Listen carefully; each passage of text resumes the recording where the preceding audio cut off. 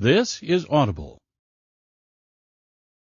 Tantor Audio, a division of Recorded Books, presents Lace and Lies by Nancy Warren, narrated by Sarah Zimmerman. Chapter 1. Teddy Lamont is coming to Cardinal Wolsey's. I was so excited I squeaked.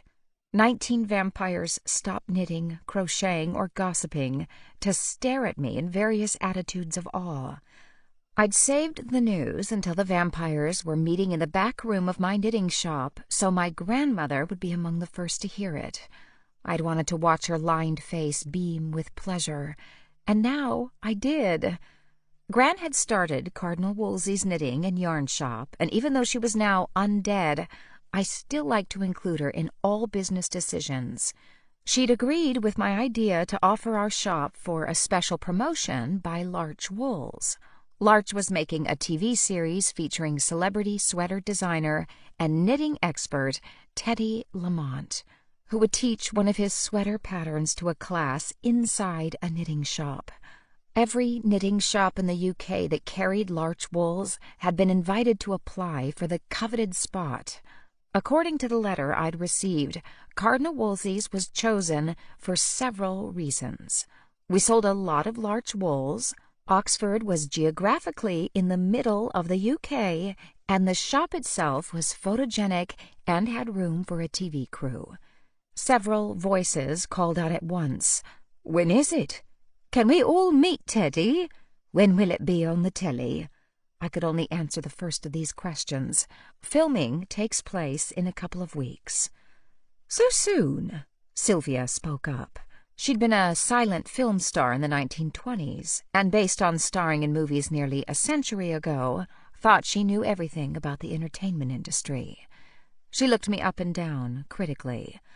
"You want to lose a few pounds, Lucy. The camera is unforgiving. And what will you wear?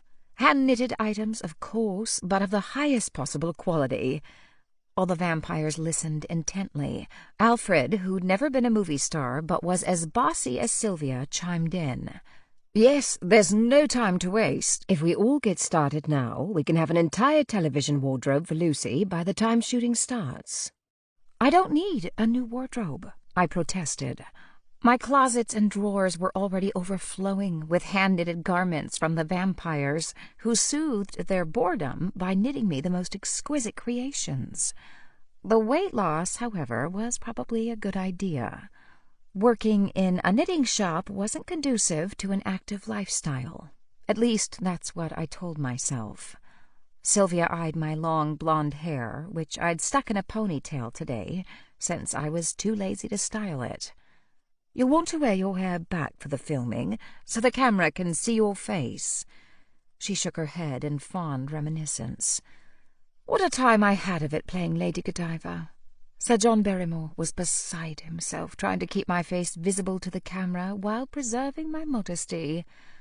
Normally I loved Sylvia's trips down her cinematic memory lane, but today I was more interested in the upcoming televised knitting show than her long-ago triumphs. "Who will be in your class, dear?"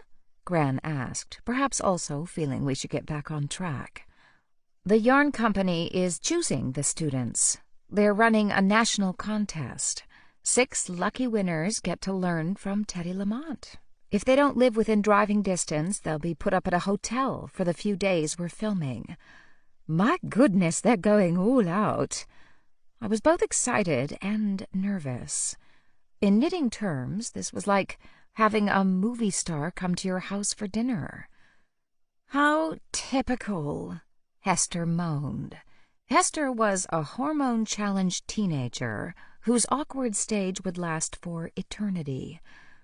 I tried to feel sympathy for her, remembering the misery of my own teenage years, but she made it difficult. "Maybe I would have liked to be in the class, but oh no, everything gets decided by the man." She sighed theatrically and tossed the black shawl sweater she was knitting into her bag. Her entire color palette was black. Sylvia laughed, and it was a bitter sound. Darling girl, if it were possible for us to be filmed, I'd have played the Dowager Countess, Lady Grantham. I'm perfect for the part. Maggie, Judy, Helen, I'd give those dames a run for their money. But we don't appear on film any more than we show up in mirrors or photographs. You can no more be a television or film star than you can sunbathe on the Riviera." Hester's scowl deepened, and she kicked at her bag. I felt so guilty. I'd never thought that my exciting news would be such a downer for the vampires who lived beneath my Oxford shop. "I'm so sorry," I said. "I didn't think. I can cancel it." "Don't even think of such a thing," Gran cried. "This is wonderful publicity for Cardinal Wolsey's, and for you."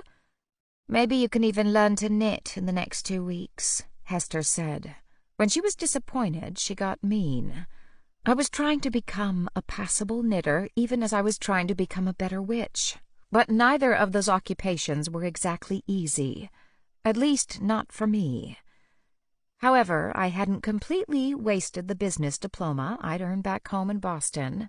I might be a fledgling witch and an inexperienced knitter, but I wasn't half bad at running a knitting shop. The proof was that Larch Wools had chosen Cardinal Wolsey's to be featured on television. I wondered who the 6 chosen knitters would be, and whether Teddy Lamont would be as much fun in person as he appeared to be in his monthly magazine. I hoped so. Even his knitting patterns had personality. I was going to spend every spare minute of the next 2 weeks practicing my craft. Both of them. I'd never had anything to do with television before, other than sitting in front of it and watching more episodes of Grey's Anatomy than were good for me. Meredith, Christina, and McDreamy got me through my breakup with Todd, and I'd be forever grateful. However, I'd never been involved with the making of a TV show, and I was a little starstruck at the very idea of a celebrity knitter coming to my shop and offering knitting lessons that would be televised. Needless to say, I was frantically trying to improve my basic knitting ability before all of the UK and wherever else the show would be broadcast noticed that the woman who owned the knitting shop couldn't knit. How embarrassing. The director and producer of the show was Molly Larson. She was 30 or so, with long, sleek black hair and the kind of big smile that makes you want to join in, even when you don't get the joke. She swept into Cardinal Wolsey's with the kind of brisk efficiency that seemed to make even the balls of wool more energetic. She shook my hand, told me it was great to meet me, and then wasted no time walking around my shop with a critical eye. I explained that I held my knitting classes in the back room and showed her, hoping quite desperately that none of the vampires were feeling sleepless in the middle of the day and likely to come up through the trap door. I'd warned them 100 times not to do that, but they didn't always follow my rules. No, she said the second we walked into the back room. "We need the ambience at the front of the shop. It's not interesting enough back here." We both walked back out, and she soon had a plan to move all the displays in the center of the shop into the back room. "We only want 1 display of all Teddy's books, some of his magazines, and a good stock of his knitting kits." She glanced around again as though measuring for a rug. "We have 6 contestants. Do you have a nice antique table somewhere? I like the idea of the knitters sitting around one table, with Teddy standing at the head of it demonstrating. Naturally, behind him we'll have a big display of Larch Wools. What do you think?" She seemed to require an answer, though I didn't really know why. Probably she just wanted my agreement. Well, I'd wanted this, hadn't I? So I was going to have to move some things around. It wouldn't kill me. "Why don't you come upstairs? That's where I live. There is a dining room table there. I think it might do." She followed me upstairs. Nix, my black cat familiar, was busily snoozing on the couch in the living room. She opened her golden eyes lazily, and then, realizing I had company, raised her head to assess our new visitor. Molly said, "Oh, a cat! How cute! So cute! Do you ever let her go into your shop?" I couldn't have kept Nix out if I tried. My cat tended to go wherever she felt like, and only a fool would try to stop her. Nix yawned so wide, I worried she'd swallow her own head. Yes, she spends a lot of time in the front window. I've put a big basket of wool there, and she likes to curl up and sleep in the sunshine. She made a note. I love it. Love it. Getting your kitten snoozing in the front window will be one of our establishing shots. It immediately invites you in, suggesting a cozy shop where a person could learn how to knit a tea cozy or a pair of warm winter gloves. I could tell from the way she was talking this woman had never knit a stitch in her life. She thought a tea cozy was easy. Gloves? I'd like to see her try.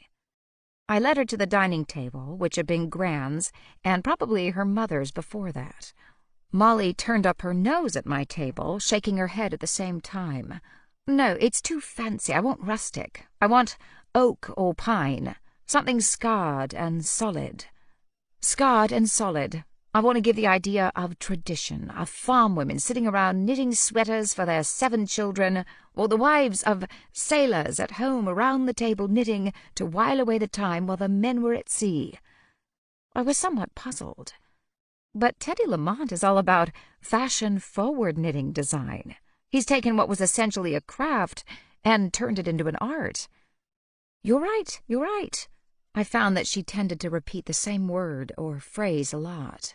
He does. But you see, what we're trying to do with this show is bring the two together. That's why we chose your shop. It's cozy and quaint, and it has a cat in the window. Then we bring Teddy and mix the old with the new. It's going to be great. Great. I loved her enthusiasm, and if that meant I had to go find a beaten-up table from somewhere, I supposed I could do it. Rafe or Theodore would know where I could find one. But Molly was already on the phone. Joseph, good. Glad I caught you. Come down to Cardinal Wolsey's shop right now. You've got to measure up and find me a table and the right chairs. Morgan will have to do something about the lighting. Molly nodded again briskly, then hung up and turned to me. I'm finished up here. If you can bring the cat down and put it in the basket, I can get the visual. I glanced at Nix, who stared right back at me. Nix wasn't one to take orders from TV producers or to be hauled around like a prop. When she'd held my gaze long enough to make sure I understood this fact, she stood up on all fours, executed a perfect yoga stretch, and then jumped nimbly down onto the floor. Tail in the air, she trotted down the stairs. When I opened the door into the shop, she wandered straight to the window, dipped her hind legs slightly, and made a graceful leap up onto my window display. She climbed into the basket and curled up, posing with just her chin resting on the edge of the basket, looking back at us. Molly was delighted. She's gorgeous, and so smart. You think she'd heard every word we said. Molly laughed heartily, and Nix and I exchanged another glance. Then, clearly feeling she'd done enough to help me for one day, Nix closed her eyes and drifted back to sleep. Good. Joseph will take care of everything, don't worry. He'll source a rustic antique table and 7 chairs. I want them all different. Different, right? Right, 7. 6 contestants and a chair for Teddy. She laughed. Wait till you meet Teddy. He never sits. Absolutely never sits. No, the 7th chair is for you. You'll take the class, but really you're there to help any of the contestants who get tangled or confused. Tangled or confused. Now I was doing the repeating. What this woman didn't know was that I was the one most likely to get tangled and confused. I thought I'd stay in the background in case. I petered out. I had no idea what I'd imagined I'd be doing, but it wasn't knitting. In fact, if I was better at the other main activity in my life, being a witch, I might have been able to put a spell on this woman so she'd realize what a terrible idea it would be to put me on camera. But I'd had a couple of spectacular mishaps in the magic department recently, so I didn't like to mess with actual humans anymore. Not if I could help it. I soon discovered there was a lot more to making a simple television show than I could have imagined. Apart from the director and producer, there was a researcher, a camera operator, a sound recordist. I'd always wondered what a gaffer was when I'd seen the word on movie credits. It turned out the gaffer was the lighting tech. There was also a harried young woman who was the producer's assistant. She emailed me a lot with messages that began, "Molly thinks," or "Molly was wondering." Still, it was exciting. After we closed on Friday, the TV crew were coming in and rearranging my shop and bringing in the table and chairs that they'd sourced. Saturday morning, very early, we'd get started and film all day.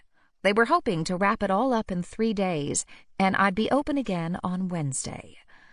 I hesitated a bit about closing the shop, but my customers were so excited at the idea of Cardinal Wolsey's being on TV that business actually went up.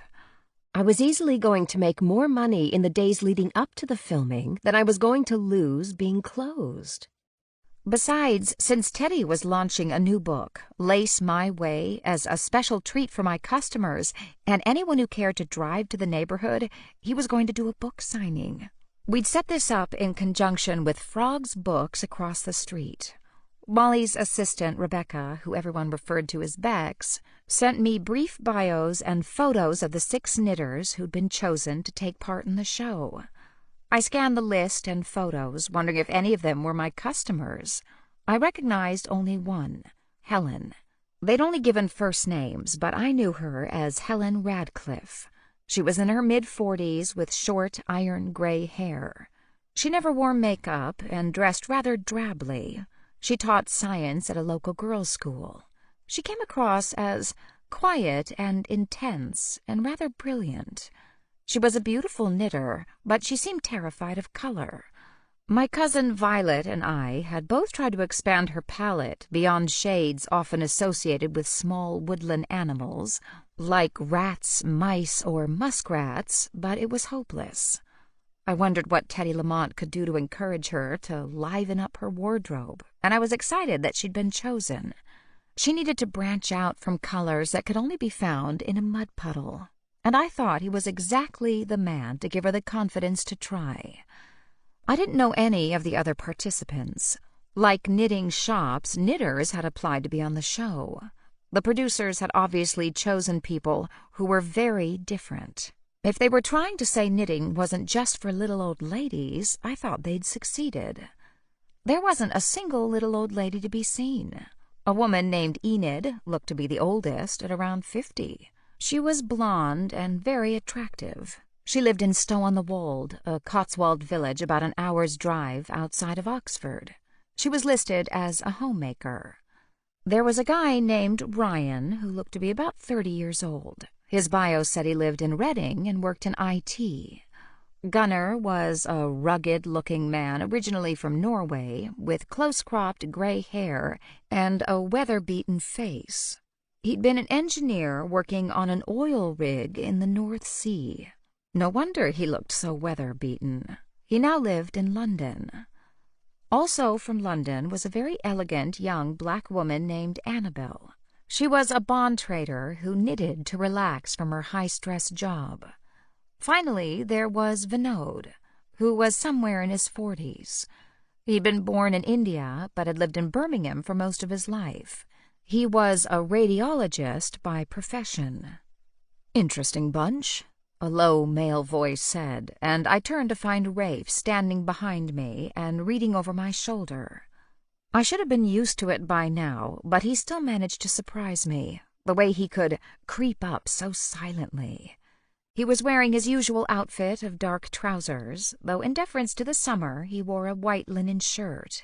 He looked more than usually pale, since I was accustomed to seeing summer tans on most people in Oxford. Yes, they've obviously chosen these knitting students to prove that all kinds of people, from all walks of life, enjoy knitting. He twinkled at me disturbingly. "Even the undead." And speaking of the basement dwellers, I reminded him again of how absolutely important it was that none of the vampires come up through the trap door and into my back room during the filming, or for a lot of hours before and after filming. There would be equipment and extra staff from the production company in there, and I didn't want to be responsible for either the heart attacks or the explanations when some poor, unsuspecting lighting technician found him or herself face to face with a vampire. Don't worry, everyone's been well warned. There are lots of other ways in and out of those tunnels, you know. We use this path most frequently as we like to check on you. That sounded kind and protective, and they were, but they were also bored and nosy, and liked to know what was going on in the shop. Especially my undead grandmother, who used to own Cardinal Wolsey's, and still liked to keep her hand in, cold as it was. Nix must have heard Rafe's voice, for she came over and twirled herself around his ankles, meowing piteously until he picked her up. She had a worse crush on him than I did. He lifted her up and hung her over his shoulder, one of her favorite places to rest, with her front paws hanging down his back and her head on his shoulder. As soon as she was settled, she began to purr loudly. "She has you wrapped around her little paw," I said. Rafe looked at me. "All the women in your family do." Chapter 2. Honestly, having a bunch of vampires living below me was like having too many older, wiser relatives living in the basement suite. They were a bunch of know-it-alls, and even though I never thought any of them would revert to savagery and drain me of blood, I was always aware that they could. Frankly, I thought they used that knowledge against me. However, they meant well, and they had been around a long time. Sylvia, Gran, and Theodore all came up after Violet and I closed the shop. It was Thursday, and some of the film crew were coming the next day to prepare the shop for filming Saturday. I was hauling out the vacuum cleaner, worried about dust bunnies, but Sylvia and her cohort had decided some redecorating was in order. "But Sylvia," I argued, "the producer said they chose Cardinal Wolsey's because it's so cute. Plus, there's an adorable cat in the window."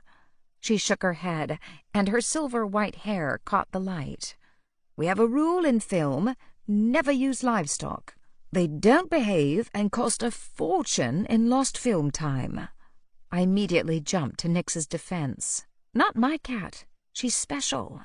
She made a noise not unlike something Nix does when she's disgusted. Then she stood back and made her two hands into a frame, thumbs joined along the bottom, and her fingers held together pointing up. She panned around the room, and we all watched her.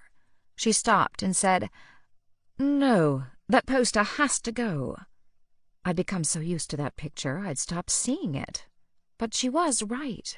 It was kind of faded and showed a field of sheep, with a hardy-looking couple in the foreground wearing identical Highland sweaters. It was the antithesis of everything Teddy Lamont taught. I didn't have time to go find another picture to put in its place. Gran pointed this fact out, but Theodore, who was very artistic and a set painter when he wasn't busy as a private investigator, said, "I could do something with these." He was inspecting a selection of antique knitting implements my grandmother had been collecting for years. They were in a display case against the back wall. We all crowded around, and he said he'd paint a background and arrange and mount the whole display for me. I had to admit it would look a lot better than an old poster, and I knew he'd do a great job. There was a short history of knitting and crochet in this cabinet, and items of sentimental value, too. I bought Gran some of the antique pieces from the States as birthday and Christmas gifts. There was a Boy Needle Company crochet hook from the early 1900s, a nice pair of No. 7 steel double-pointed knitting needles, a sterling silver needle case, and so on. They directed me and Violet to move things around until they were satisfied, then they left us to do the boring cleaning. Friday afternoon, I began moving things into the back room. I said to Violet, "Let's put everything that's really heavy on top of the trapdoor so there are no surprises during filming." Naturally, the vampires would have no trouble moving anything heavy, but I thought the slight resistance might remind them that my shop was a keep-out zone until filming was over. Molly and Bex arrived, and within minutes I felt like I was on the set of a knitting shop rather than standing in an actual shop that sold wool. They hadn't been there very long, dropping terms like gimbal and data wrangler, when Bex grabbed Molly's arm. "Look, isn't that Teddy?"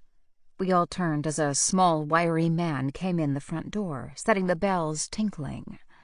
Teddy Lamont looked like a magical creature, and I knew magical creatures. He had twinkling blue eyes, an elfin face, and the most incredibly restless energy. He seemed to prance from one spot to another, as though he and gravity weren't on the best of terms. He had homes in San Francisco and in London, and his accent reflected that. He was enthusiastic about my shop and thought it was darling. I liked him immediately. His life partner and manager, Douglas Tremaine, came with him, I thought partly to balance him. If Teddy was air and fire, then Douglas was earth and water. He was the knotted string that kept the helium balloon from flying off into space. Douglas was big and bearded, with thick glasses, and had somehow managed to pick up not a smidgen of a British accent. He sounded as though he'd just got off the plane from New Jersey, not that he'd been in London part-time for 20 years. After Teddy had finished enthusing about the way I used baskets to display some of the woolens, which wasn't even my idea, Douglas said, "Don't worry, Lucy, he'll calm down." He gazed at Teddy with affection. "Eventually." "I don't mind him," Teddy said, waving his hand at the big man as though he were a bad smell. "He wishes he had my eye for color." "And you wish you had my eye for detail." Teddy shook his head, as mischievous as an imp. "I'm just glad I have you for details. It allows me to be creative, which is what I do best." Molly and Bex were also wandering around my store. Molly looked up and said, "This is new." She pointed to the display of antique knitting and crochet implements that Theodore had hung up in the spot Sylvia directed him to. He painted a wooden board a muted gray-blue and attached all of the pieces with sticky backing in case I ever wanted to clean them or move them around. She walked closer. "What are all these things?" I pointed out various knitting needles from different eras. She asked me a couple of questions, more I thought to keep me talking than that she was really interested. When I was finished, she turned to Bex. "Let's make sure and get a little snippet of Lucy talking about these antique knitting tools. We can use it as filler if we need to." I wasn't thrilled at the idea of being singled out, but Gran would be pleased. Anything that highlighted me and the shop would be good for Cardinal Wolsey's reputation and business. Naturally, we had all of Teddy Lamont's books, recent issues of his magazines, and the pattern kits that Larch put together under his name. Even though I'd created a whole display, with some help from the neighbors downstairs, he wanted me to rearrange it all in a certain way. As he reminded me, he had an eye for color. I had no pretensions to being any kind of designer, so I was only too happy to rearrange the books until he was satisfied. I could tell from the way Molly and Bex treated him that they really wanted him happy. So did I. He was a rock star in the knitting world, and it was a great honor to have him here. I hoped, if this worked out, that he might consider doing another class in the future or another book signing. I turned, and out of the corner of my eye saw a woman with silver blonde hair sweep into the front entrance like a movie star stepping onto the stage. My heart sank down to the soles of my black sandals. I was convinced it was Sylvia, who missed the limelight as much as a 1920s movie star could, whose face never showed up on film. I turned to make shooing motions at her when I realized it wasn't Sylvia. The woman didn't even look like her. It was the way she carried herself and a certain theatricality in her movements that had made me think the person coming in the front door was one of my favorite vampires. I knew I'd never seen her before, but something about her was familiar. "Can I help you?" She fluttered her hands around her face, and her gaze honed in on Teddy Lamont, too busy rearranging his books to notice. "Oh, my goodness, no. I just wanted to get an idea of the lay of the land." "I'm Enid's self, you know." The name Enid was also vaguely familiar, and then the penny dropped. "Oh, you're one of the knitters who's coming for the class tomorrow. I'm Lucy. I was in the neighborhood. I couldn't pass your darling little shop without coming in to have a peek." She wore an elegant midnight blue linen sheath, high heels, and a lot of jewelry that looked to my inexpert eye to be very expensive. Nobody got that dressed up to shop on Harrington Street. She walked right past me and up to Teddy. "I can't believe my good fortune. You're Teddy Lamont." "I am, dear lady." He took one of her hands between both of his. "And we're going to have the most wonderful time. Have you ever made lace before?" She tittered. "Oh, not for years. I'm very rusty and excited to learn from the best." He was not immune to flattery. "You've come to the right place." And then he winked so we could all think he wasn't that full of himself if we wanted to. "I hope you aren't one of those anal people who have to have everything perfect, though. The joy of my lace is that we make extra holes and boo-boos part of the beauty of the piece." Overhearing those words, I swear I nearly wept. Here was a man who understood my kind of knitting. Since all the vampires had been knitting so long, they were perfect knitters without even trying. I felt as though new vistas were opening before my eyes, vistas where I could knit for fun, without always feeling like I wasn't good enough. My tension wasn't even enough, where it wouldn't matter if I didn't quite have as many stitches on my needle at the end of one row as I'd had before. When strange and wonderful designs took shape that bore no resemblance to the pattern I was supposed to be following, were there others like me? I'd liked Teddy immediately when I met him. Now I looked at him with new and probably worshipful eyes. I would have tried to prevent Enid's self from monopolizing Teddy Lamont's attention, but just then another woman came in. I was going to have to lock the door and put the closed sign up. The students could wait until tonight's book signing with a special reception to follow so they could all meet. But I realized that I did recognize this woman. She was one of my regular customers. Her name was Margot Dodson. She was always meek and apologetic, as though her coming into my store and giving me business was somehow an inconvenience to me. I had no idea of her age. She was somewhere between mid-40s and 50s. I thought she had once been pretty, but now she wore a disappointed expression. She looked like the kind of person who would rather fade into the background than ever be noticed. "I hope I'm not interrupting," she asked, hesitating with one foot in my shop and one foot still out on the sidewalk. I smiled at her reassuringly and went forward, holding the door so she could come all the way in.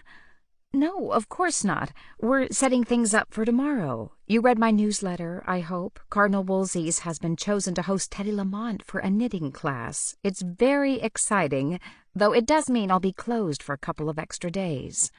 Behind me, I heard Enid's self still monopolizing Teddy Lamont.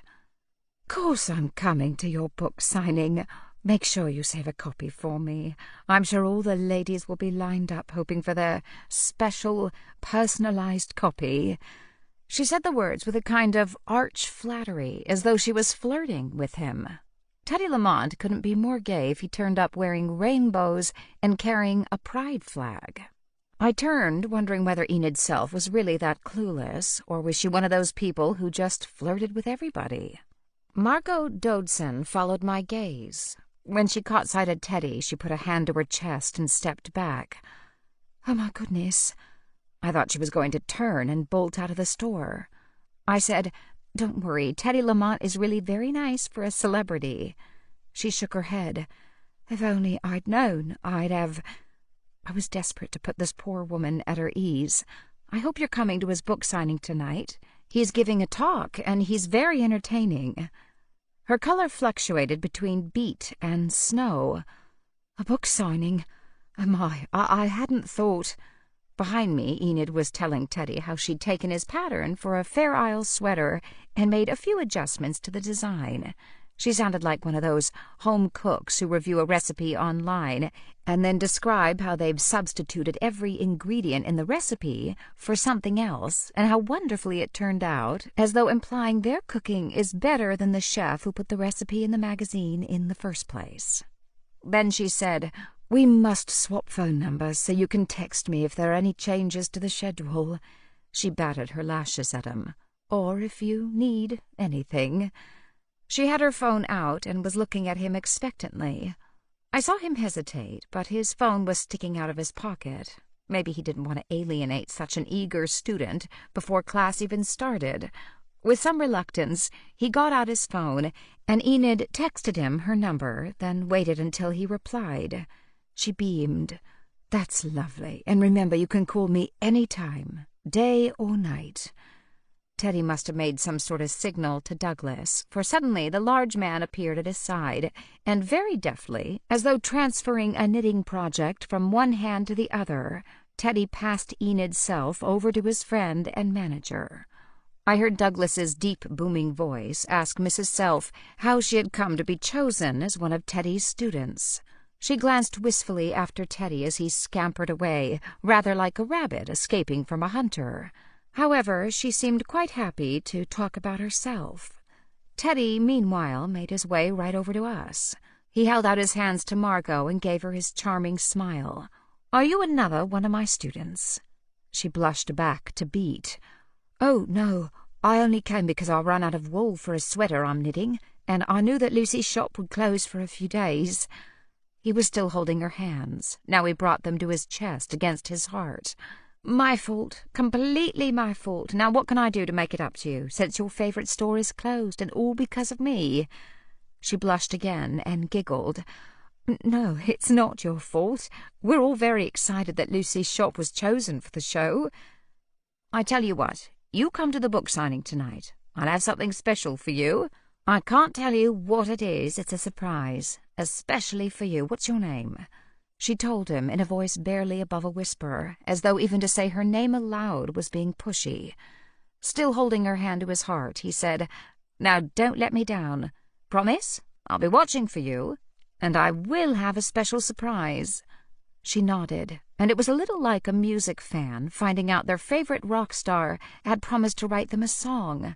With a quick glance at Enid, who was still monopolizing his partner, Teddy whispered to me that he'd meet Douglas back at the hotel and quietly left the shop. Enid was now saying, "I really needed this class. I've been so down. I'm getting divorced, you know." "I'm very sorry," Douglas muttered politely. Enid's self sighed, a loud, pathetic sound. "You'd think I'd learn, but I'm too trusting, you see. Men take advantage and then leave me broken-hearted and alone, after I've given them everything." She put a hand to his wrist and said, "And I do mean everything." "This isn't your first divorce, then?" he asked, very much a man from California. "Sadly, no, this will be my third." He made a non-committal sound and began to look longingly toward the door, where Teddy had disappeared. "I know what you're thinking. And you're right. I'm too naive, too trusting. It's my curse. However, I still believe my Prince Charming is out there." She batted her eyelashes at him. "Somewhere." Poor Margot Dodson was so flustered by Teddy's attention that she couldn't remember what wool she wanted. Luckily, I kept records in my computer, so it was easy to figure out what she needed. As she was leaving, she whispered to me, "Of course I won't come to the book signing. I'm sure he was only joking." I hadn't known Teddy Lamont for very long, but I didn't think he would ever joke about his business. No doubt he was anxious to make sure he had a good crowd. I'm sure he did mean it. You should come. It's over at Frog's Books, and it should be a good evening. I don't know. I'll have to think about it. All the TV people will be there, and the students. It would be nice for them to meet some of my regular customers. I pressed one of the brochures in her hands as a reminder and then said goodbye. Then, feeling a bit like a martyr headed for some horrible punishment, I turned to relieve Douglas from Enid Self's attentions. She was telling him how her third husband had left her after unfairly accusing her of mental cruelty. She held a lace handkerchief to the edge of her eye, as though a tear might fall, but I doubted she'd dare cry with all that makeup on her face. The damage would be enormous. I forced a pleasant smile to my face and said, "I'm so sorry to interrupt, but Douglas, Teddy asked that you meet him at the hotel. I believe he wants to go over the evening's itinerary with you." Douglas's look of gratitude was so intense I had to stifle a giggle. "Then I must go. My master awaits." And with a quick wave to both of us, he left the shop. Molly and Bex left in his wake. Enid glanced around, and seeing only me left, she ditched the helpless, wronged woman role. She put her dry handkerchief back into her handbag and said, "Well, this is a nice little shop you have here. Now, how will the sitting work for the filming?" When I told her it wasn't up to me, she tried to find out where Teddy would be sitting and where the cameras would be set up. She was so clearly angling for the best spot that I knew if I was in charge of the seating, I'd have done anything, including lying, to get her as far away from Teddy and the cameras as I could. However, it wasn't my choice, and I truthfully didn't know how Molly planned to arrange everyone. I suspected that part of tonight's meet and greet was for her to see how the students interacted with each other, and probably how they all looked together. No doubt she'd arrange us all in a way that worked best visually. Unlike Enid, I hoped to be in the most camera-unfriendly position. Chapter 3. Frog's Books was what every bookstore should be. Not too big, with staff who genuinely loved books, lots of comfy corners for settling down to read, and events with authors. Charlie Wright and Alice Robinson worked together in the shop, and they made a perfect team. Charlie was a slightly vague bibliophile who could tell a customer the proper order of the most obscure fantasy series while not being able to remember where he'd left his tea. Alice preferred Austen to Tolkien, Sophie Kinsella to George R.R. Martin, and could be relied upon to remember customers' names and where the books they'd ordered could be found. Their romance had been very one-sided, with Alice worshipping her gorgeous but emotionally clueless boss for years until he'd almost lost her. Then finally, realizing the treasure under his nose, he'd smartened up and asked her to marry him. It hadn't been the most romantic proposal, as he'd been a murder suspect at the time, but Alice hadn't let a little thing like impending criminal charges stop her from accepting. Talk about true love. Now his name was cleared, and they were as happy as a Valentine's Day card. My assistant and fellow witch Violet and I had nudged the romance along with a touch of magic that nearly went horribly wrong, so I was really happy things had worked out. Since our shops were only across the street from each other, and Alice sometimes taught knitting classes for me, we were friendly. I was pleased that Charlie was hosting an evening with Teddy Lamont. I was hoping that he'd gain some of my customers, knitters who liked to read, and I'd gain some of his, readers who liked to knit and crochet. Even if there wasn't much crossover business, it was nice for me not to be responsible for this event, or to have to arrange the catering, book orders, and the cleaning up once the evening was over. Naturally, I arrived early for the book signing. I'd left Bex supervising a team of people who were moving in a table and chairs, taping down cables on the floor, and pretty much taking over every square inch of Cardinal Wolsey's. Nix had given the whole operation one disgusted look and bolted. Recalling what Sylvia had said about working with animals, I hoped she'd be back tomorrow for her close-up. I found Charlie settled in the chair behind the cash desk with his nose buried in a book. When I greeted him, he looked up and said, "Lucy, wonderful to see you. This is a fascinating book." He held up Teddy's newest, Lace My Way. I never knew there was so much that went into knitting lace, or knitting anything else, for that matter. He was nothing if not an eclectic reader.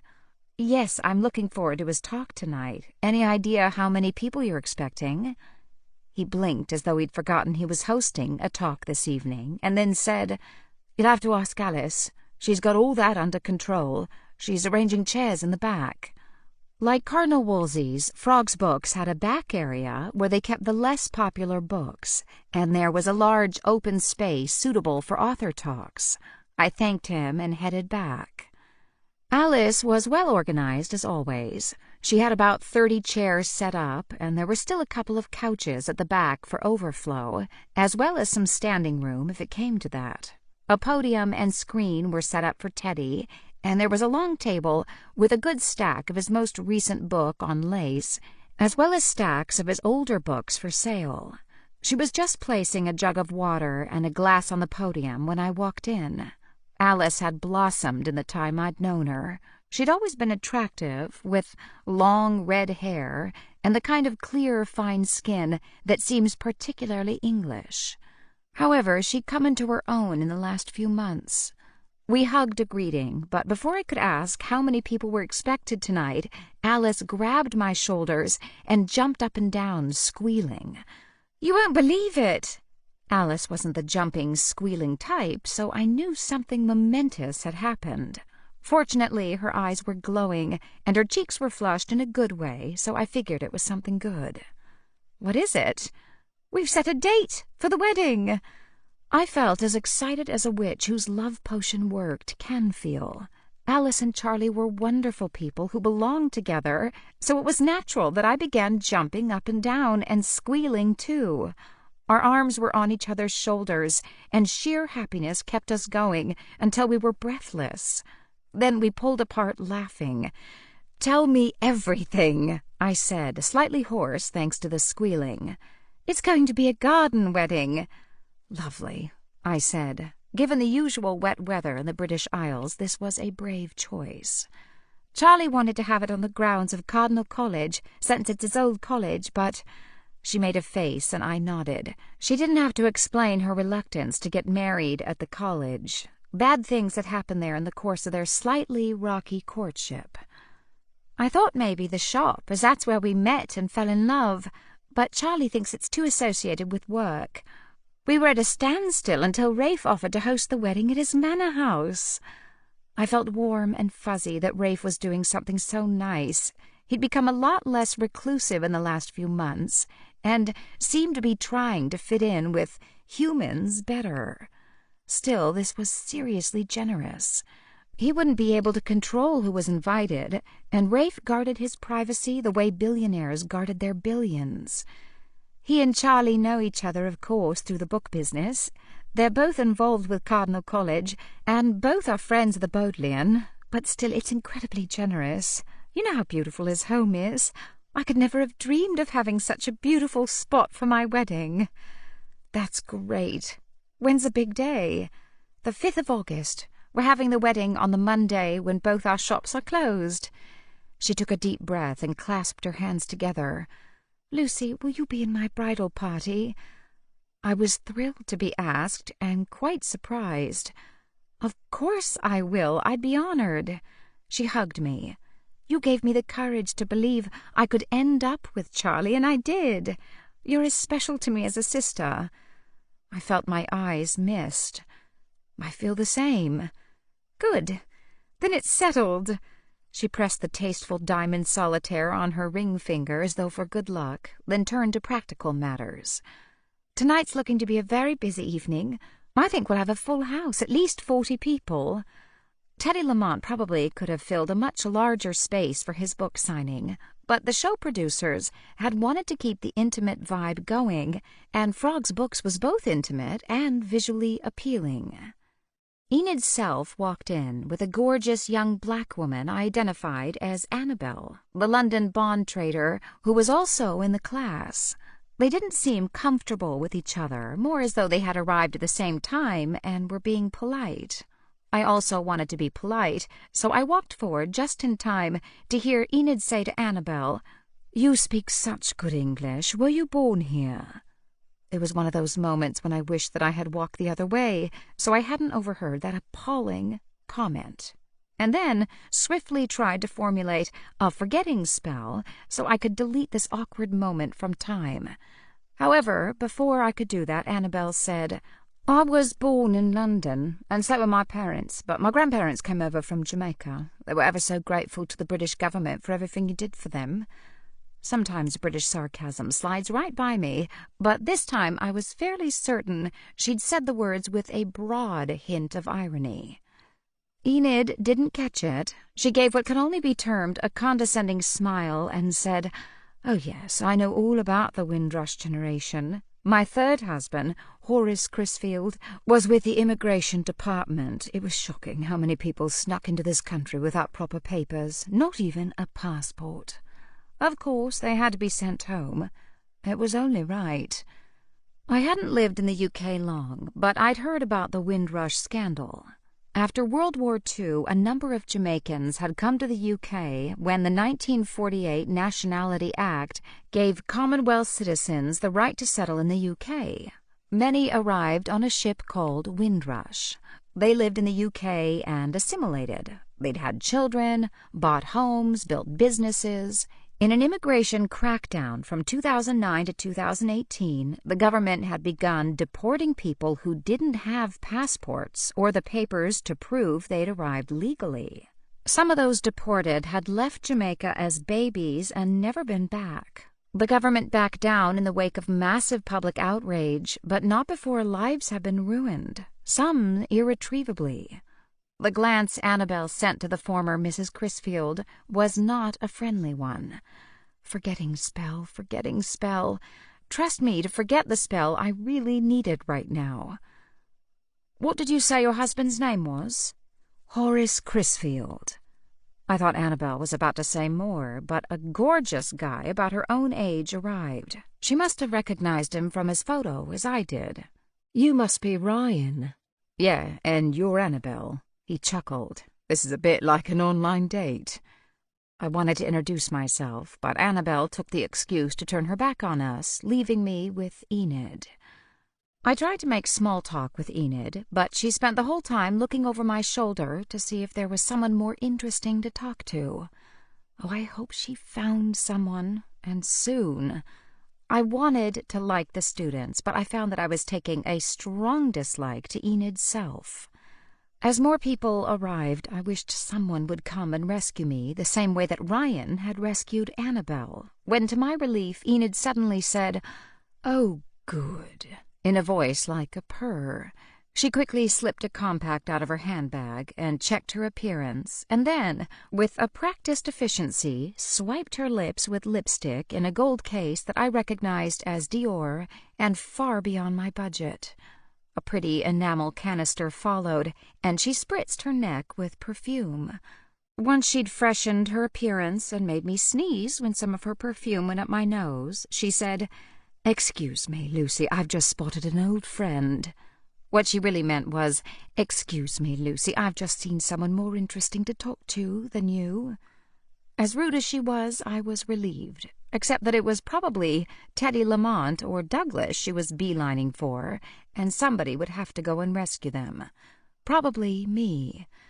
I followed her progress and then realized it wasn't Teddy Lamont or Douglas who had caused the very female reaction. In fact, I was having the same reaction myself. Rafe Crozier had just entered the room. He was tall, dark, and commanding. As a vampire, he naturally had the reputation of being cold, blood-sucking, and predatory, but from the determined way Enid's self was threading her way toward him, I thought he had some competition. He was taller than nearly everyone there, and his eyes scanned the room as though looking for someone. Then his gaze met mine, and I had the pleasant thrill of realizing it had been me he'd been looking for.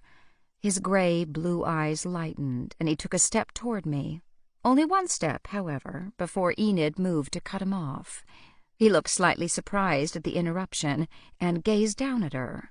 It was fascinating to watch the way that woman, who'd looked bored and barely present when I was speaking to her, was suddenly transformed into a woman of charm and wit. I heard a tinkle of silvery laughter, and to my surprise, instead of finding an excuse to slip away from her, Rafe actually seemed to find her conversation interesting. To my shock, I saw her raise her perfectly manicured hand and touch his chest, as though to emphasize whatever fascinating thing she'd just said. Rafe's chuckle was low and deep, and it took a long time for her to move her hand off his chest. Not wanting to be caught staring, I turned to find Margot Dodson standing at my elbow. She was also looking over at Rafe. He did draw the eye. I pulled my gaze away with an effort. "Margot, I'm so glad you came. I wasn't sure, but he did specially invite me." She glanced over at Teddy, who'd just come in and was already surrounded. "Maybe it was a bad idea." "No, he'll be so pleased." She nodded, looking unsure. Fortunately, Charlie came up. She must shop here as well. "Margot, pleasure to see you. I know this is meant to be a knitting evening, but there's a new historical novelist you might like. She's a cross between Hilary Mantel and Margaret Atwood." Wow, I thought, that was some cross. Margot looked thrilled that Charlie knew her and obviously knew her reading tastes. He led her away to the front part of the shop. "Don't be late for the talk," I warned them. Charlie would forget they were hosting an author evening if he got caught up with literary chit-chat. Margot said, "Don't worry, I'll come back." Rafe wandered up, and I said, "You seem to have made a new friend." He glanced back at Enid, who was now talking to a prosperous-looking older gentleman whose wife was perusing Teddy's latest. "Reacquainted with an old friend, in fact. She's a friend of the Bodleian." "Ha, I don't think it's the Bodleian she's interested in befriending." "I beg your pardon?" "Rafe, she was hitting on you." He looked down his long nose at me. "It does happen, you know." "But she's so much older than you are." "Actually, I'm several 100 years older than she." "But do you like her?" "I find her quite charming, and she knows a great deal about Egyptian history, which is one of my interests." No wonder the woman had married so many times. She obviously had something she could turn on for men, or, I thought unkindly, maybe only rich, eligible men, and Rafe was certainly one of those, if you discounted his eating disorder and the whole undead thing. I needed to get my head around this. "But do you like her? When he was teasing me, he had a way of looking very serious, but there was always a disturbing twinkle in his eye. He had it now. "Currently, my romantic interest lies elsewhere." Naturally, that made me blush, and realize, not for the first time, that he had several 100 more years' experience at flirtation, relationships, and love than I did. I said, "Well, I don't like her." He looked over at Enid, who was now talking to Teddy, and then back at me. "I suspect she may be one of those people who doesn't waste her charm or attention unless she believes it will bring her some return." I was thankful that he could see through the woman. I didn't own the man, and in spite of our attraction, I was nervous about getting involved with a vampire. Still, I didn't want him getting caught up with someone like Enid. Before I could say more, Rafe said softly, "Bubble, bubble, toil and trouble." I followed his gaze, but his words had already telegraphed who would be coming in. Sure enough, while it wasn't the Twisted Sisters of Macbeth, it was 3 witches, my cousin Violet, my great-aunt Lavinia, and the head of our coven, Margaret Twigg. Violet was my shop assistant, and probably believed she was my mentor, but in truth, she was more likely to drag me into trouble than help me learn my magic. She was a superb knitter, though, and for that reason alone, I was happy to have her working at Cardinal Wolsey's. Also, it was nice to have someone working in the shop who wouldn't freak out if flames accidentally started shooting out of my fingertips. Not that that happened so much anymore. I was learning control, but since my magic was more innate than learned, I still screwed up. Margaret Twigg was probably more of a classic mentor. She was a very powerful witch, and she had helped me in the past, but she could be very sarcastic. I didn't think she liked me, and frankly, I was pretty wary around her. All 3 women were rather exotic, both in appearance and clothing choices. Violet had long black hair with ribbons of pink and purple dyed at the front, framing her face. Margaret Twigg had a head full of corkscrew curls, piercing blue eyes, and red lips that seemed permanently curved in a knowing smile. She looked a bit like Vivian Leigh in Gone with the Wind if Vivian had lived to be very old and was a witch. They greeted me with nods, but I could tell they were more interested in making new friends. The 2 older witches went straight up to the crowd that was hanging on Teddy Lamont's every word, while Violet headed toward Alice. From the corner of my eye, I could see that Alice was also sharing her good news with Violet. They didn't do quite as much squealing and jumping up and down, but it was pretty clear that Violet was very happy to see this love story enjoy a happy ending. As she should, since the love potion she'd initiated had nearly had disastrous effects. I was sorry that my grandmother couldn't be here, especially seeing my great-aunt Lavinia, her sister, mingle with the other guests. But Gran was too new a vampire. It would be decades before she could show her face again in Oxford without freaking people out. Still, I knew she'd be waiting anxiously to hear all about the evening when I got home. Violet and Alice were still chattering away. I turned back to Rafe. "That's so kind of you to let Alice and Charlie have their wedding at your home." "I think so, too." Chapter 4.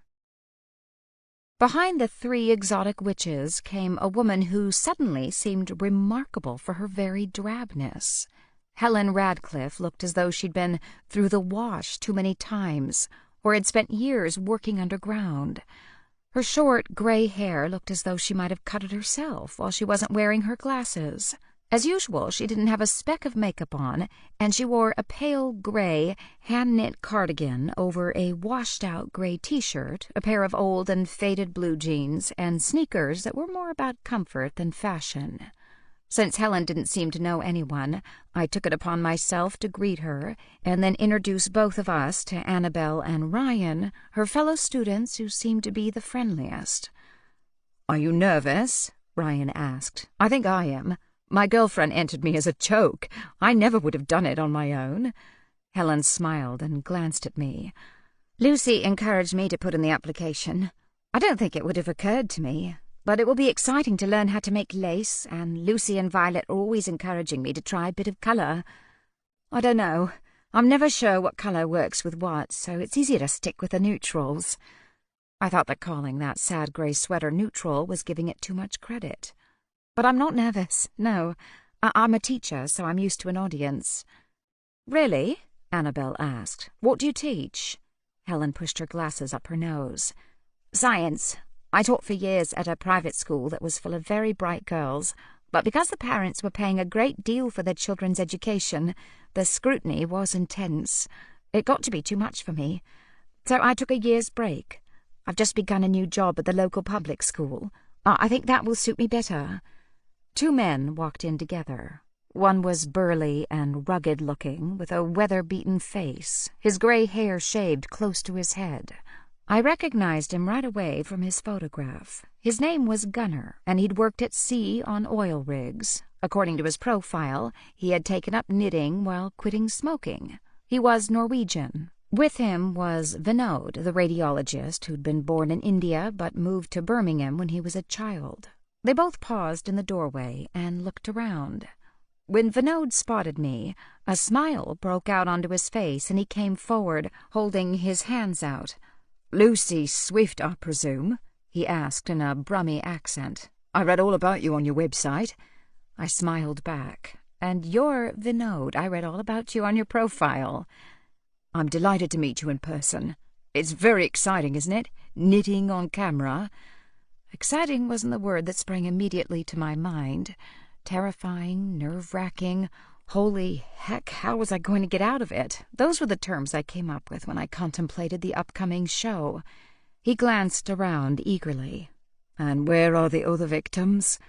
Now he and I were talking the same language, but he said it with a wink, as though he weren't serious. I pointed out Annabelle and Ryan, who were chatting together like old friends, including Helen in their conversation, though she seemed quite happy to just stand there and listen to them. Helen seemed more than usually nervous. She kept glancing over her shoulder, and her hands were shaking.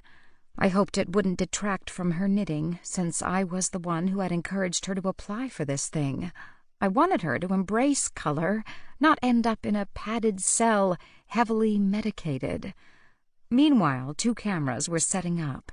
Vinod went to join Ryan, Annabelle, and Helen, motioning Gunnar to join them. Rafe came over to me and said softly, "I didn't realize this evening was going to be televised. I'll slip out." I nodded, completely understanding that he didn't want to show up as an empty seat when the camera panned over the audience. "I'll catch up with you later." It was nearly time to begin, and Teddy Lamont gracefully extracted himself from the eager group around him and began making his way to the podium. He stopped and cried out, "Dear lady, there you are!" I glanced around, and I think everyone else did, to see who had elicited this cry of delight. It was Margot Dodson. She was holding a Frog's Books bag, so obviously she'd taken Charlie's advice and decided to give the new historical author a try. She blushed and backed away, even as Teddy rushed toward her. "I'm so glad you came. I've been looking for you. I told you I'd a special gift, and I do." "Oh, you didn't have to." She glanced around as though checking for escape routes. "I was just happy to be invited." But he grabbed her hand and dragged her toward the podium. "You come this way." Naturally, the camera was recording all of this. I almost wondered if he had chosen Margot because she was so shy and unused to being the center of attention. There was nothing rehearsed about this. From a canvas bag with one of his designs on it, he withdrew what looked like a paperback version of his latest book. "Do you know what this is?" he asked her. She looked worried, as though this might be a trick question. "It's your book?" "Yes, but it's a proof copy of my book. It's got mistakes and boo-boos in it. One day this'll be a collector's item. Well, you can hawk it tomorrow on eBay and make a few bucks, but I hope you won't." We all laughed, and she shook her head, blushing furiously. "I would never." And he wrote something in the flyleaf with a flourish and handed her the book. She backed away, looking equal parts mortified and thrilled. Teddy was not a man who hid behind a podium. He used it to put things on while he moved around, gesturing to the slides he put up on the screen, asking questions of people in the audience, always active. I had watched him before, as he had some video segments of himself teaching on his website, so I knew what to expect. He was engaging, funny, and he made lace knitting sound exciting and approachable. But more than anything else, he talked about color. At heart and by training, Teddy Lamont was an artist. He'd begun as a painter, but then began to marry visual arts with crafts such as quilting, needlepoint, and knitting. He'd done more than anyone I could think of in the recent past to make these ancient crafts fashionable. I didn't think that someone like Annabelle, a fashion-forward London-based bond trader, would have taken up knitting if it weren't for designers like Teddy. I felt strangely proud, as though just by hosting this televised class in my shop, I was doing my bit to bring these beautiful and relaxing handcrafts into a mass-produced, over-scheduled world. When he finished, there was resounding applause and a nice long line-up formed to get signed copies of his book.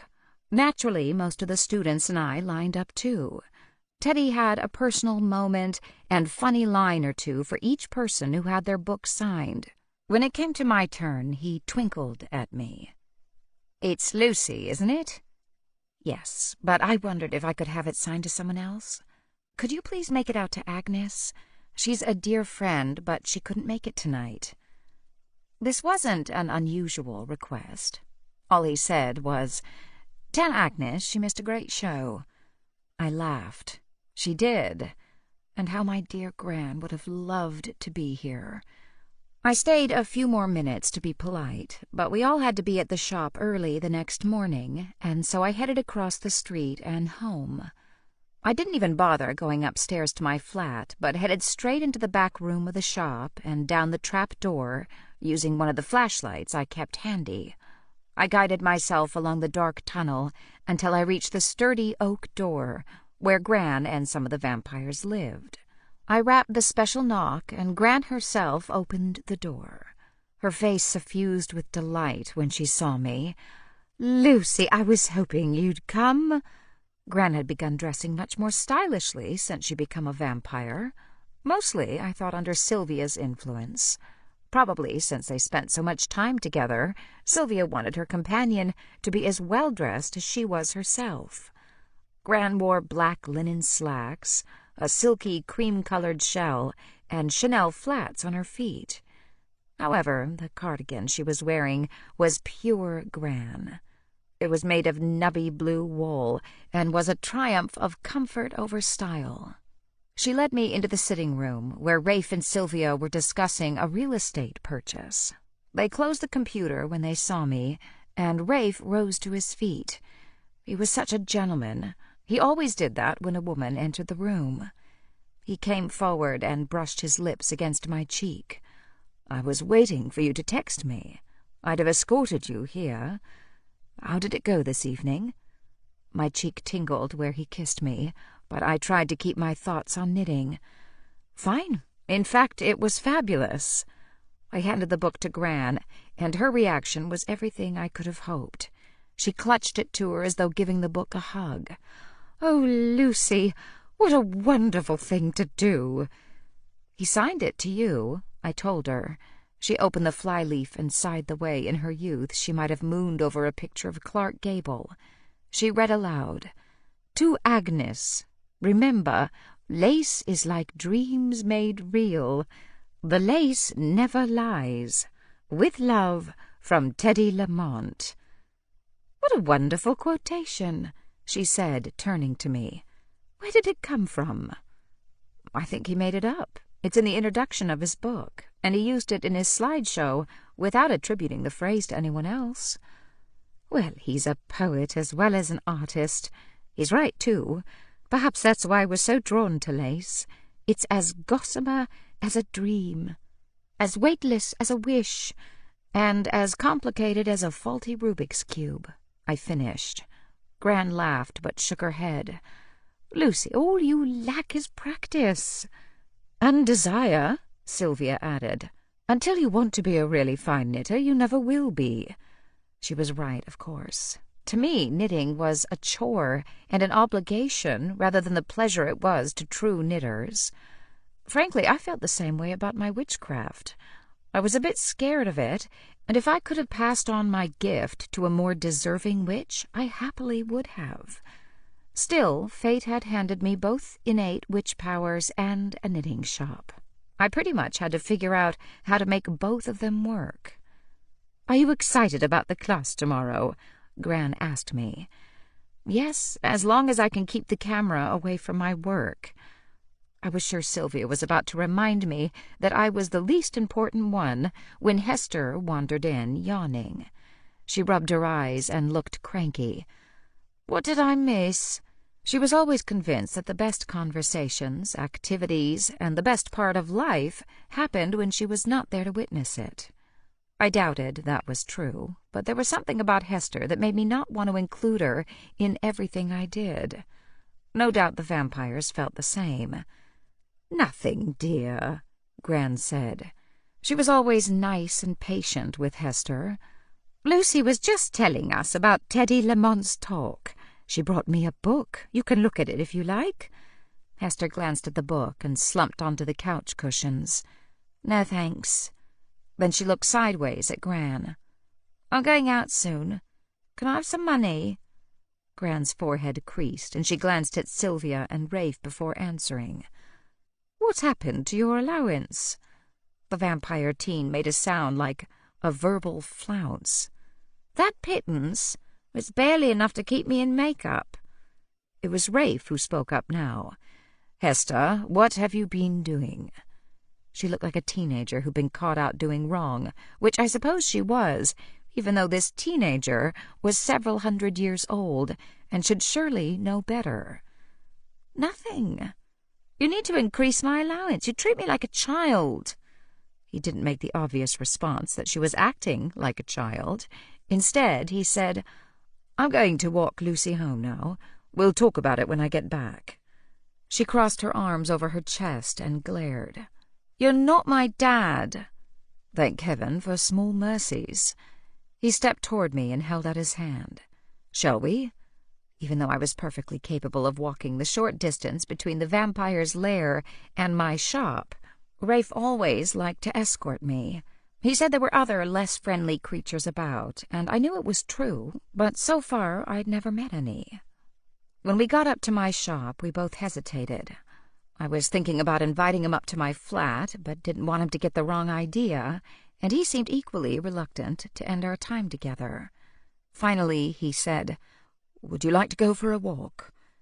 It was getting late, but I knew for him this was like morning, and he was always more comfortable after dark. "Yes, I would," I said. It was July, and the day had been very warm, but I knew the night could get cool, so I grabbed a sweater and we headed out into the night. He clicked open his car, and I laughed. "You invited me for a walk." "I did, but I don't want to walk around Oxford. Let's get out into the country and look at the stars." "All right." We didn't have to drive far out of Oxford to get into the country, and I imagine no one knew the area better than Rafe, who'd been intimate with the hills and valleys for half a millennium. It was peaceful driving along in the silent Tesla. I told him about Teddy's talk, and soon he was pulling off down a country road. To my surprise, he reached into the back seat and lifted out a picnic basket, a beautiful wicker one with leather straps that looked like it had come from a fancy shop. "You planned this?" "I thought you could use some relaxation before you start the busyness tomorrow. We won't stay long, don't worry. You'll get your rest." I didn't feel a bit tired, but thrillingly alive, being out here in the dark with a man who was never more alive than when the rest of the world was sleeping. He led the way along a narrow trail that wound through old trees and then out into an open clearing. We were up on a hill, and it was such a clear night. As I looked up, I saw countless stars and the beautiful silver crescent of a first-quarter moon. Rafe opened the basket and removed a red and black plaid blanket, which he shook out and laid on the grass at my feet. I was charmed and slipped off my shoes before settling myself on the warm blanket. He brought out a bottle of red wine, a plate of cheese and bread, some smoked salmon and grapes. There were little pots of dip and gourmet crackers. "This looks amazing," I said, popping a grape into my mouth.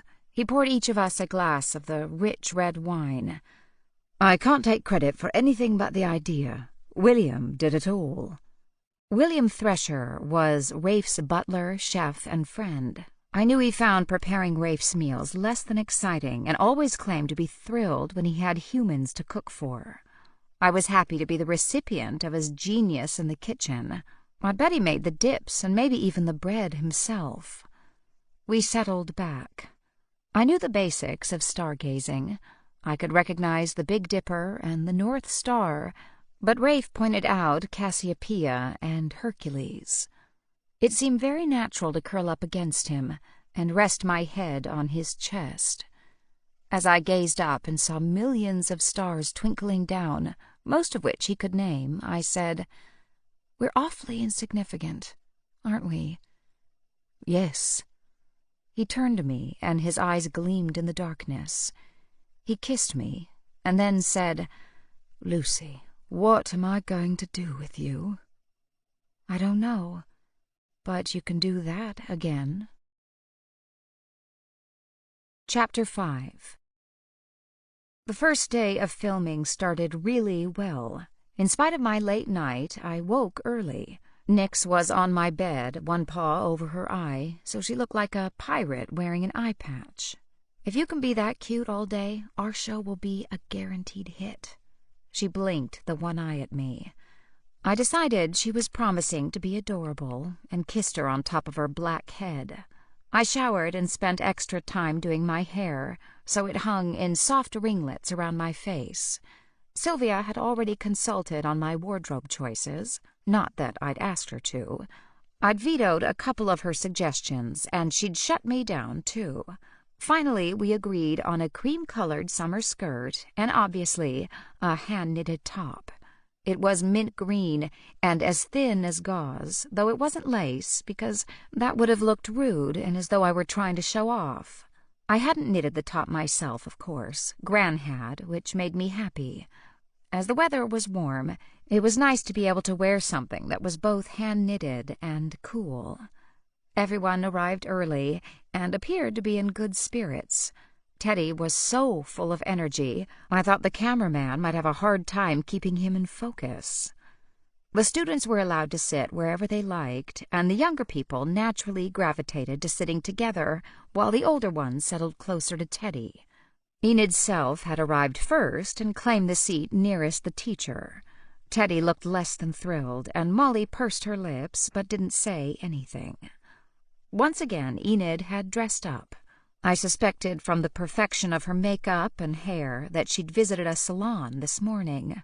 Her dress today was red, very eye and camera catching, and over it she'd wrapped a hand-knitted shawl in black. A lace shawl.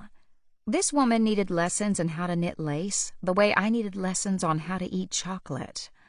Helen arrived next, and I was so happy to see a familiar face and a woman I knew well.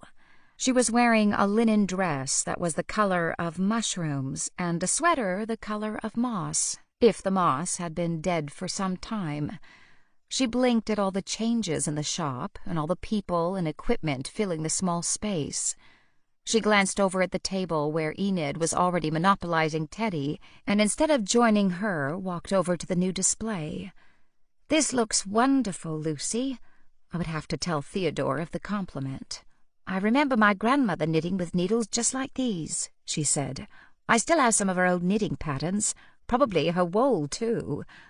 I suspected she did, and was still knitting sweaters with the old, faded wool from decades ago. This woman seriously needed a knitting intervention. Then Ryan and Annabelle arrived, and I went to greet them. Even as everyone greeted each other with friendliness and goodwill, I experienced the first sniggle of dread. I, naturally, as the teacher's helper, gulp, sat at the foot of the table, while Teddy stood at its head. Behind him was a brag wall of larch wools, his kits, and his books.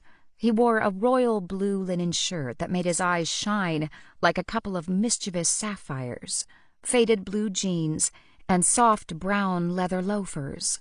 He had one of his own hand-knitted sweaters tied around his neck, as though it was giving him a hug. Molly let everyone sit where they liked. In front of every student was a larch wool's bag, and everyone had been told not to peek. This provided a birthday party atmosphere, presents. Whatever was inside the bags was a surprise. Molly came forward and instructed us not to look at the cameras or they'd have to edit that out, and it was a lot of work to do so.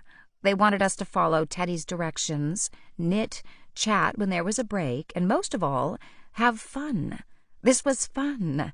I only hoped the cameras stayed far from my handiwork. When I'd moaned of my fears to Sylvia, she'd assured me the cameras weren't going to follow my knitting. This was about the students learning from Teddy. "You'll be there almost like the furniture. You own the shop, you're young and pretty, and you're part of the story that knitting isn't for old ladies. But you're not part of the lesson, so if you don't draw attention to yourself, they won't waste a lot of film on you." She sounded so confident that I felt immediately reassured, even though the last time she'd been on film, her co-star had been Rudolph Valentino. Molly handed the floor to Teddy, and he immediately beamed at all of us students, as though being here was the greatest delight he could imagine. Before he could say a word, Enid said, chiding, "Teddy, you naughty man, you didn't call me. I was all ready to make you lunch. I'm a very good cook." His good mood dimmed as though his battery was running low. Helen looked hurt. "You gave Enid your private number." He wrestled with himself for a second, then said, "Yes, and we should all have each other's numbers. This shooting schedule is intense, and you need to keep knitting when the cameras are off. If you're really stuck on something, you can text me." "That's so kind of you," Helen said, immediately looking happier, especially since Enid was now scowling. She wasn't so special anymore. Everyone's belongings were in the back room, so Teddy went and retrieved his phone. He tapped away, then said, "I've made a group. Add your name and mobile number. I'll delete the group when this is over." He glanced at Enid as he said it. Once that was done, he returned his phone to the back room and came out again. He looked at Molly, who said, "Remember, class, you keep your eyes on Teddy, each other, and your knitting. And 1, 2, 3, action." "Good morning, class," Teddy said, smiling and opening his arms wide as though giving us a collective hug. It was hard not to smile back with so much impish goodwill coming at us. He talked briefly about lace knitting and, naturally, referenced his new book. Then he said, "You could open your surprise packages now." Honestly, a bunch of kids at Christmas couldn't have ripped into the bags any faster than this group of adult knitters. Annabelle gave a cry of delight as a rainbow of wool spilled out onto the table in front of her. Teddy chuckled. Every bag contained a range of colors, but each was different. "Look at those colors!" He went up on his heels and down a few times, not jumping exactly, but not far off. "I don't want any of you to be afraid to experiment. Lace is traditional, knitting is traditional, but we don't have to be. We're going to push the boundaries." Enid spoke up sharply. "I don't believe lace is meant to have its boundaries pushed." There was a tiny pause, and then Teddy continued. "When you think of lace, what do you think of?" Before Enid could voice an opinion, he pointed at Annabelle. She said, "Weddings?" He nodded, pointed at Ryan. "My gran used to edge fancy pillows with lace." "Right, we think of lace as staid and stodgy." Teddy shot a glance at Enid's black lace shawl, and Helen giggled softly. Hopefully too softly to be picked up on microphone. "Lace is also the last refuge of the perfectionist," Teddy continued. He waved his hand in the air. "I say to heck with perfectionism. It holds us back. Let it go. Get in touch with your creative side, the part of you that's bold and wants to experiment with color and form and shape and texture. Be kids again. Crayon outside the lines." Enid might be hating every second of this, and from her pursed lips and sour expression she was. But oh, he was speaking my language. Someone who believed in color over perfectionism? Finally, I'd found my knitting guru. "I've been knitting for years. Love it. But here's a secret. Nothing I do is perfect. Nothing." He lifted an item that had been on a lower table behind him. It was a gorgeous lace square. "This is a cushion cover. Isn't it gorgeous?" It was. It was Moroccan-looking, with reds and oranges and yellows and threads of gold. He waited for the coos of admiration to die down, and then turned the piece over. "Now look at the back." Seriously, in that moment, I fell in love with Teddy Lamont. The back of his work looked familiar. It looked a lot like mine. I loved that he'd made all his boo-boos and messes part of the creation. I felt myself relax as I looked at all the colors on the table in front of me, the blues and violets and reds and one yellow.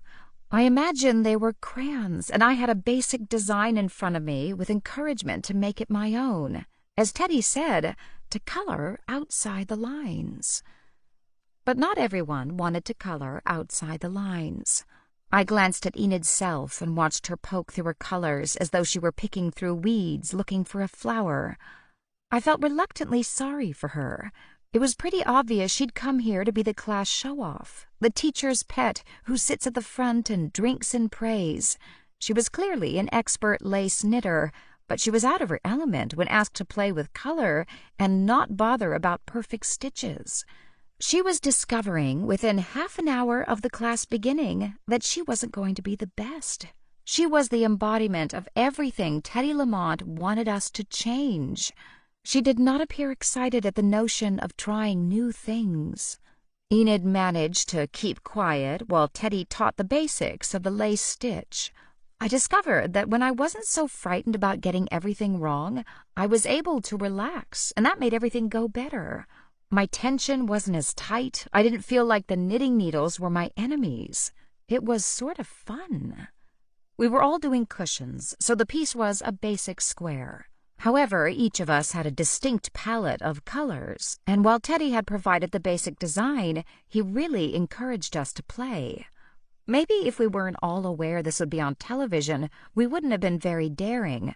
But knowing that knitters across England would be watching spurred us all on to try harder.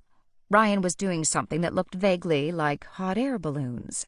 He'd sketched out a simple idea with his palette of primary colors, and I was instantly jealous that he'd thought of something so wonderful. I thought I'd honor my witch heritage by doing a version of a pentagram. I had an idea that I could make it with all these different colors, and it would be silky and soft and lacy. But the hot air balloons looked much more sensible. After an hour, Teddy announced that he needed a coffee break. Everyone began to put down their knitting, and Molly rushed up and said, No, you have to keep knitting. We'll come back when you've got an inch or two knitted and talk about how you're doing and your design ideas. And Teddy will come around individually to each of you, but you have to keep going." That seemed fair, and I thought poor Teddy needed a break. I told Molly and Bex about Elderflower next door and warned the sisters who ran it to expect a lot of TV people coming in to grab coffees and sandwiches. Once he left, we began to chat amongst ourselves. "I want to make my daughter a little lace sweater to wear when she starts university next year," Enid said to us all. "She's going to Oxford, of course, or Cambridge. We haven't decided yet." She smiled at us all condescendingly. "She's clever enough and well-rounded enough that she can get in anywhere. I made sure of it." Helen glanced at the woman with dislike and muttered, "She'll look a fine sight wearing a cushion to Oxford." I tried not to laugh, but Vinod looked at Helen and grinned. "Poor Oxford," he whispered.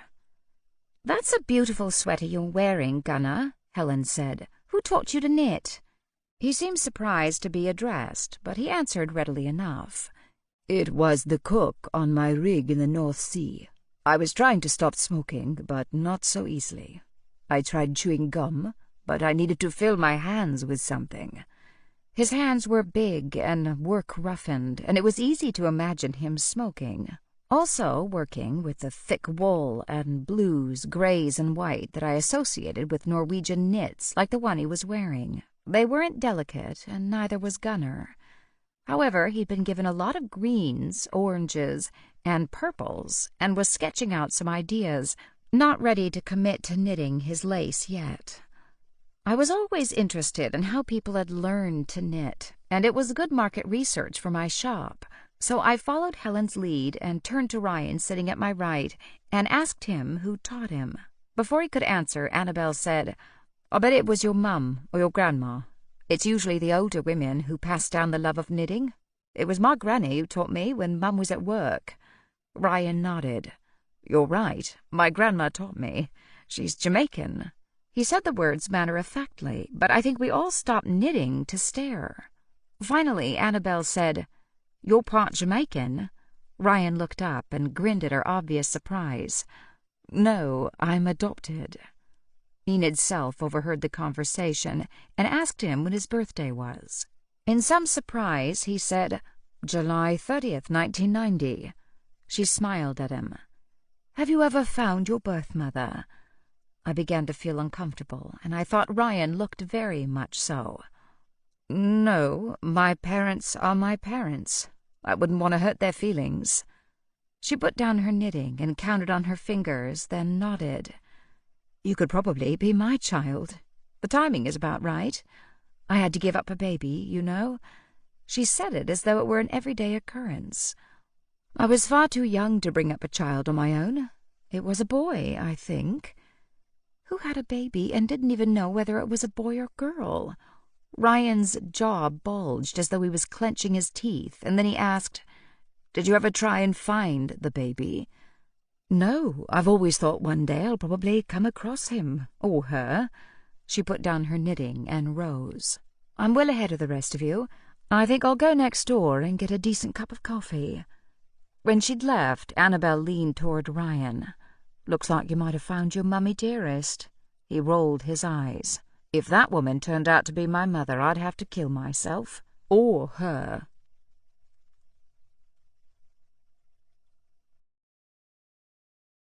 Chapter 6.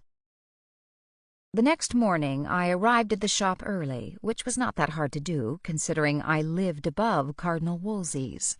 I wanted to make sure everything was tidy and all the chairs arranged properly before the film crew arrived, before the students arrived, and most definitely before Teddy Lamont arrived. After getting off to such a bad start yesterday, I hoped he was still going to show up. Things had started to such great promise. How had one woman derailed our class so thoroughly and so effectively? I felt guilty, as though this was somehow my fault, when all I'd done was provide the venue. I hadn't chosen the class participants. Still, I didn't like the fact that my knitting shop was even vaguely associated with someone as unpleasant as Enid's self. She'd made yesterday a nightmare. She'd argued with him, called his work substandard.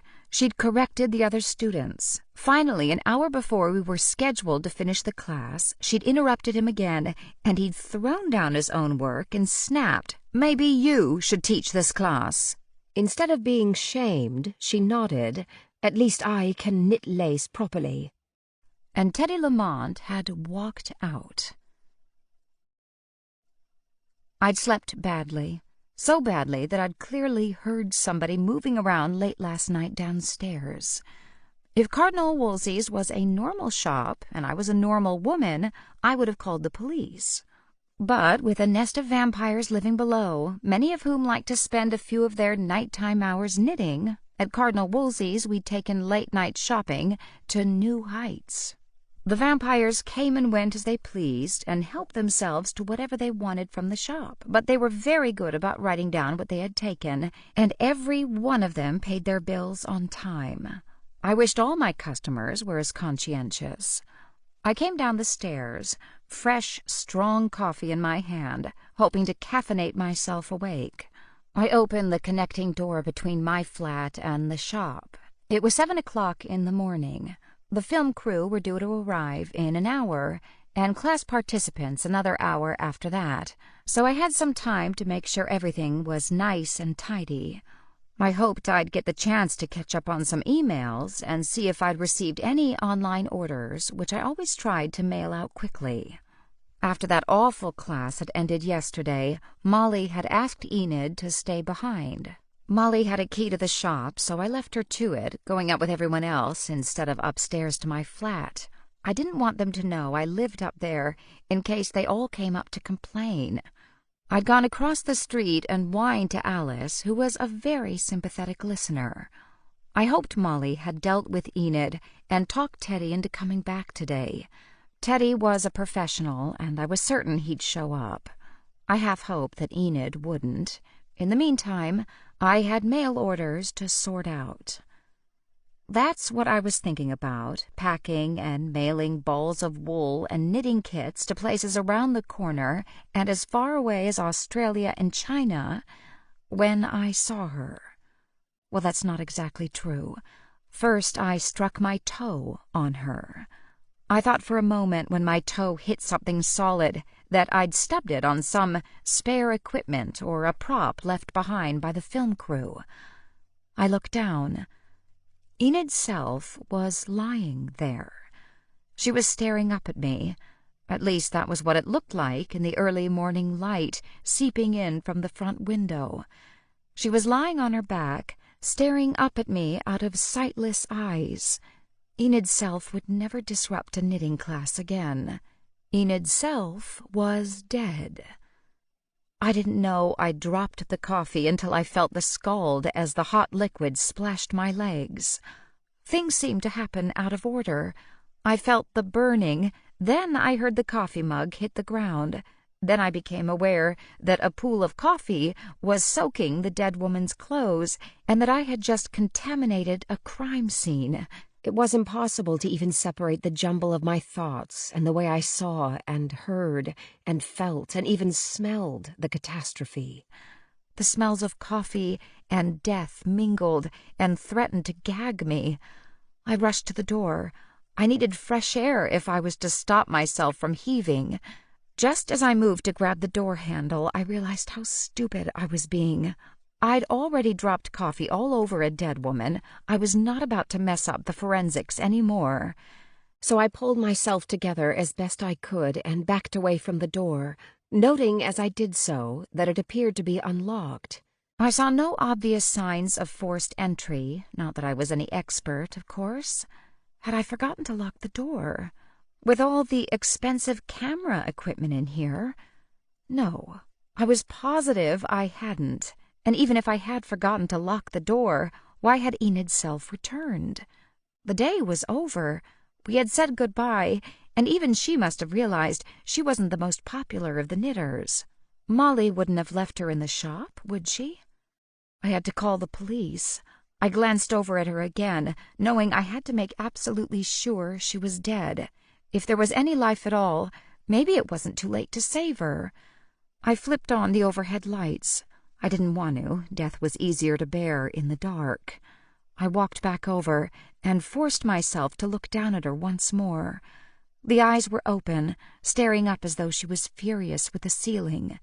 She had an angry look on her face, and her lips were pursed as though she was about to argue.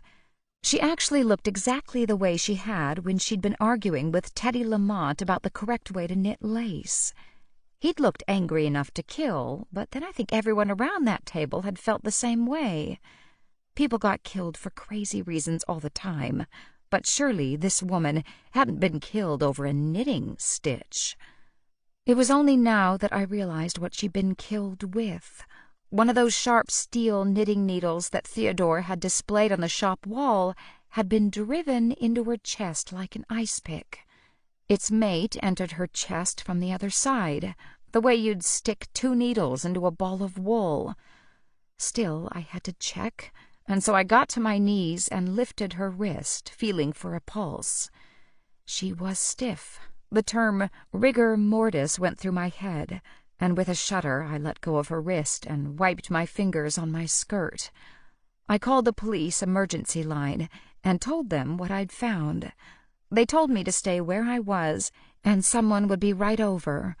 It was a good thing the 999 operator told me to stay with the body, because I seriously wanted to run very far and very fast away from here. I was going to have to open the door anyway in order to let the police in. That was my justification for opening the front door. I knew that if I didn't get some air, I might seriously embarrass myself by throwing up. I'd already tossed my coffee all over the poor woman. I didn't want to toss my cookies as well. I found an old tea towel that I use sometimes to dust the shelves. It was a souvenir from the Tower of London, but so old the tower had faded to pale gray in places, and there was a hole in one corner. Carefully, I used it to open the door. I screamed when something black flew past me and jumped a mile in the air. That's how rattled I was. I didn't even recognize my own cat. "Nix, you shouldn't be in here," I scolded, though I'd never been so happy to see anything or anyone in all of my life.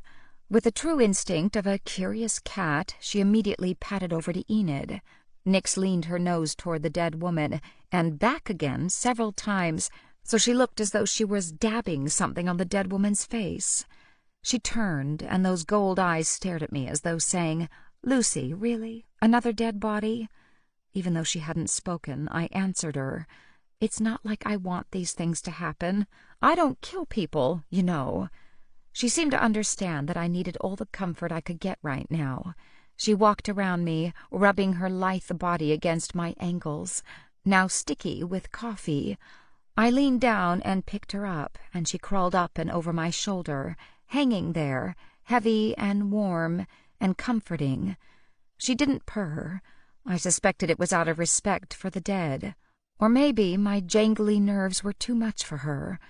While I waited for the police, I started to call Molly, the producer. She needed to know what was going on, and hopefully she could stop the film crew from arriving. I hoped she could also prevent the people who were supposed to be in the classroom from showing up. But then I thought maybe the police would want everyone to show up, to see if someone didn't, someone who might have blood on their hands. So I put my phone away. I couldn't think clearly anyway. I'd wait for the police, and they could take over from here.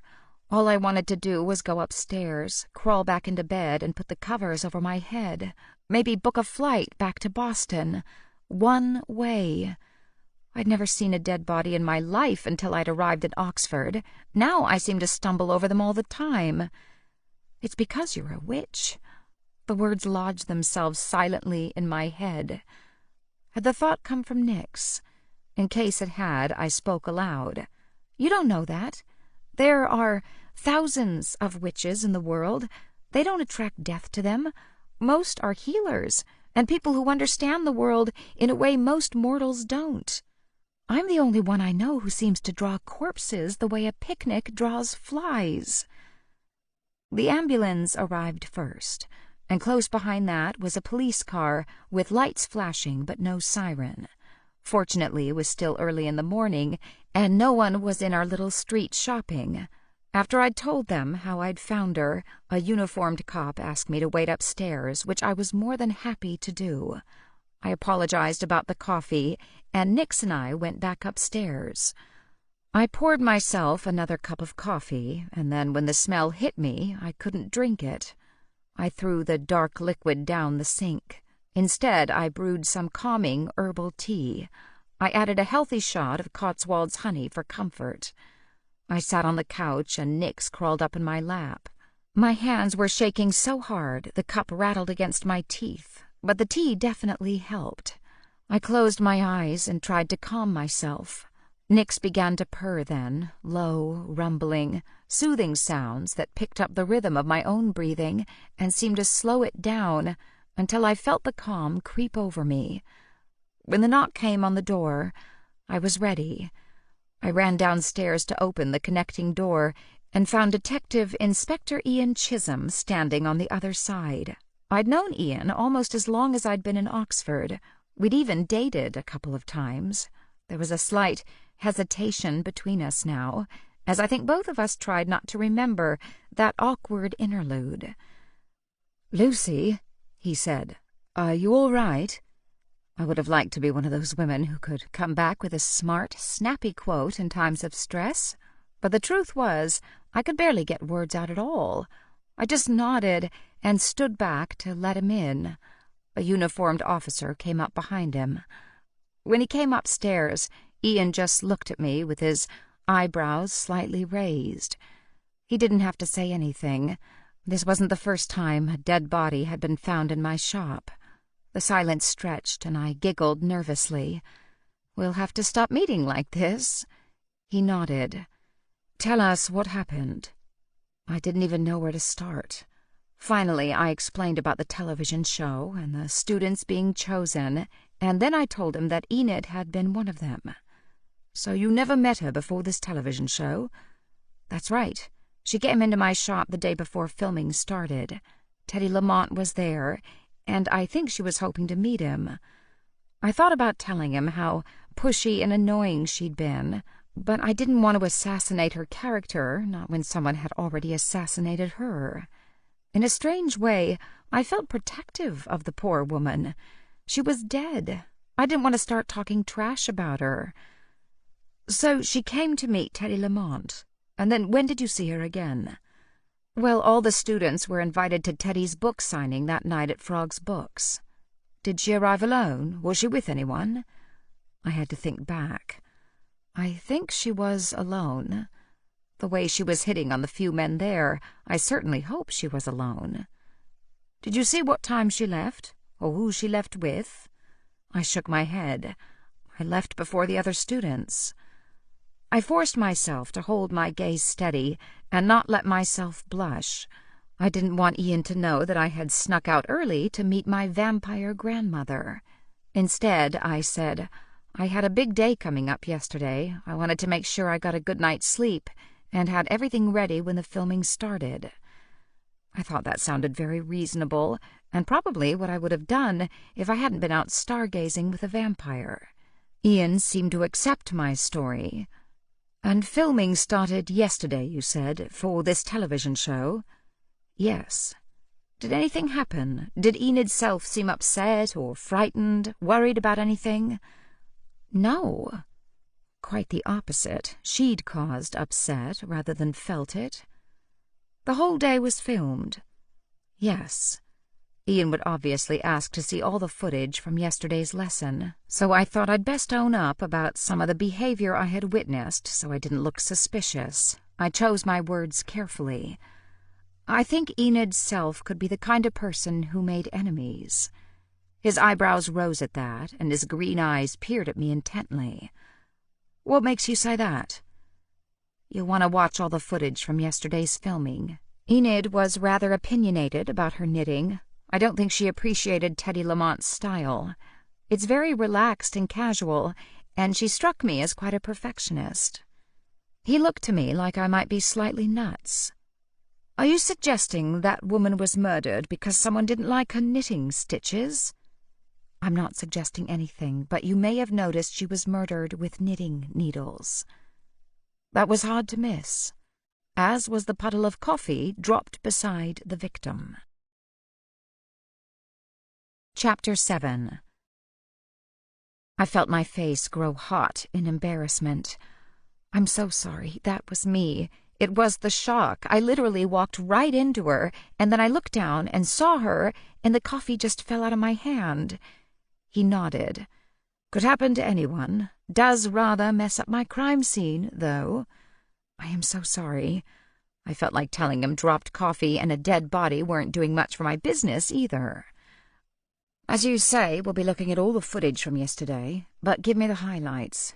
Tell me about the other students. Did any of them seem particularly antagonistic towards the victim? It would be easier to say which of them weren't antagonistic toward Enid's self.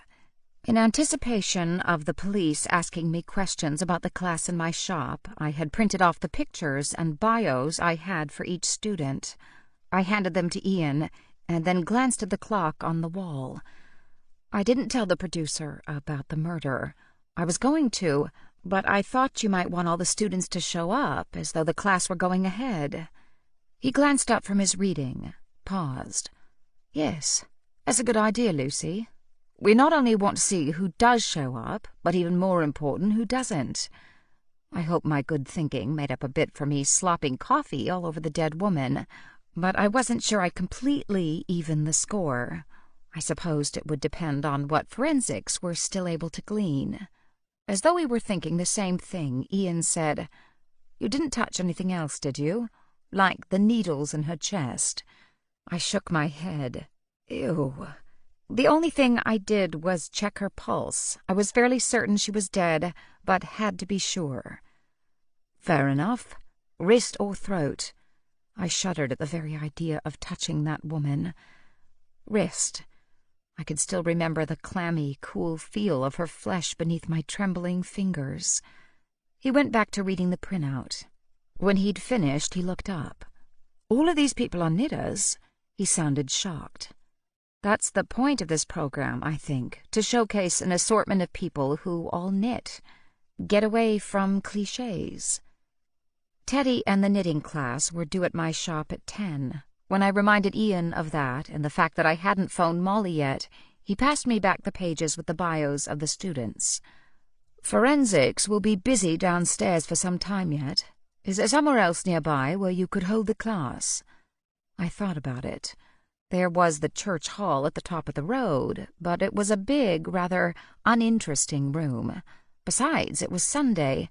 There would likely be activities going on. I walked to my window as though looking out on Harrington Street might give me inspiration. And of course it did. There, right across the road, was Frog's Books. Charlie didn't open Sundays during the summer.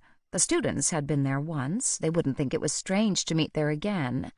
I suggested this to Ian, and he agreed it was a good idea.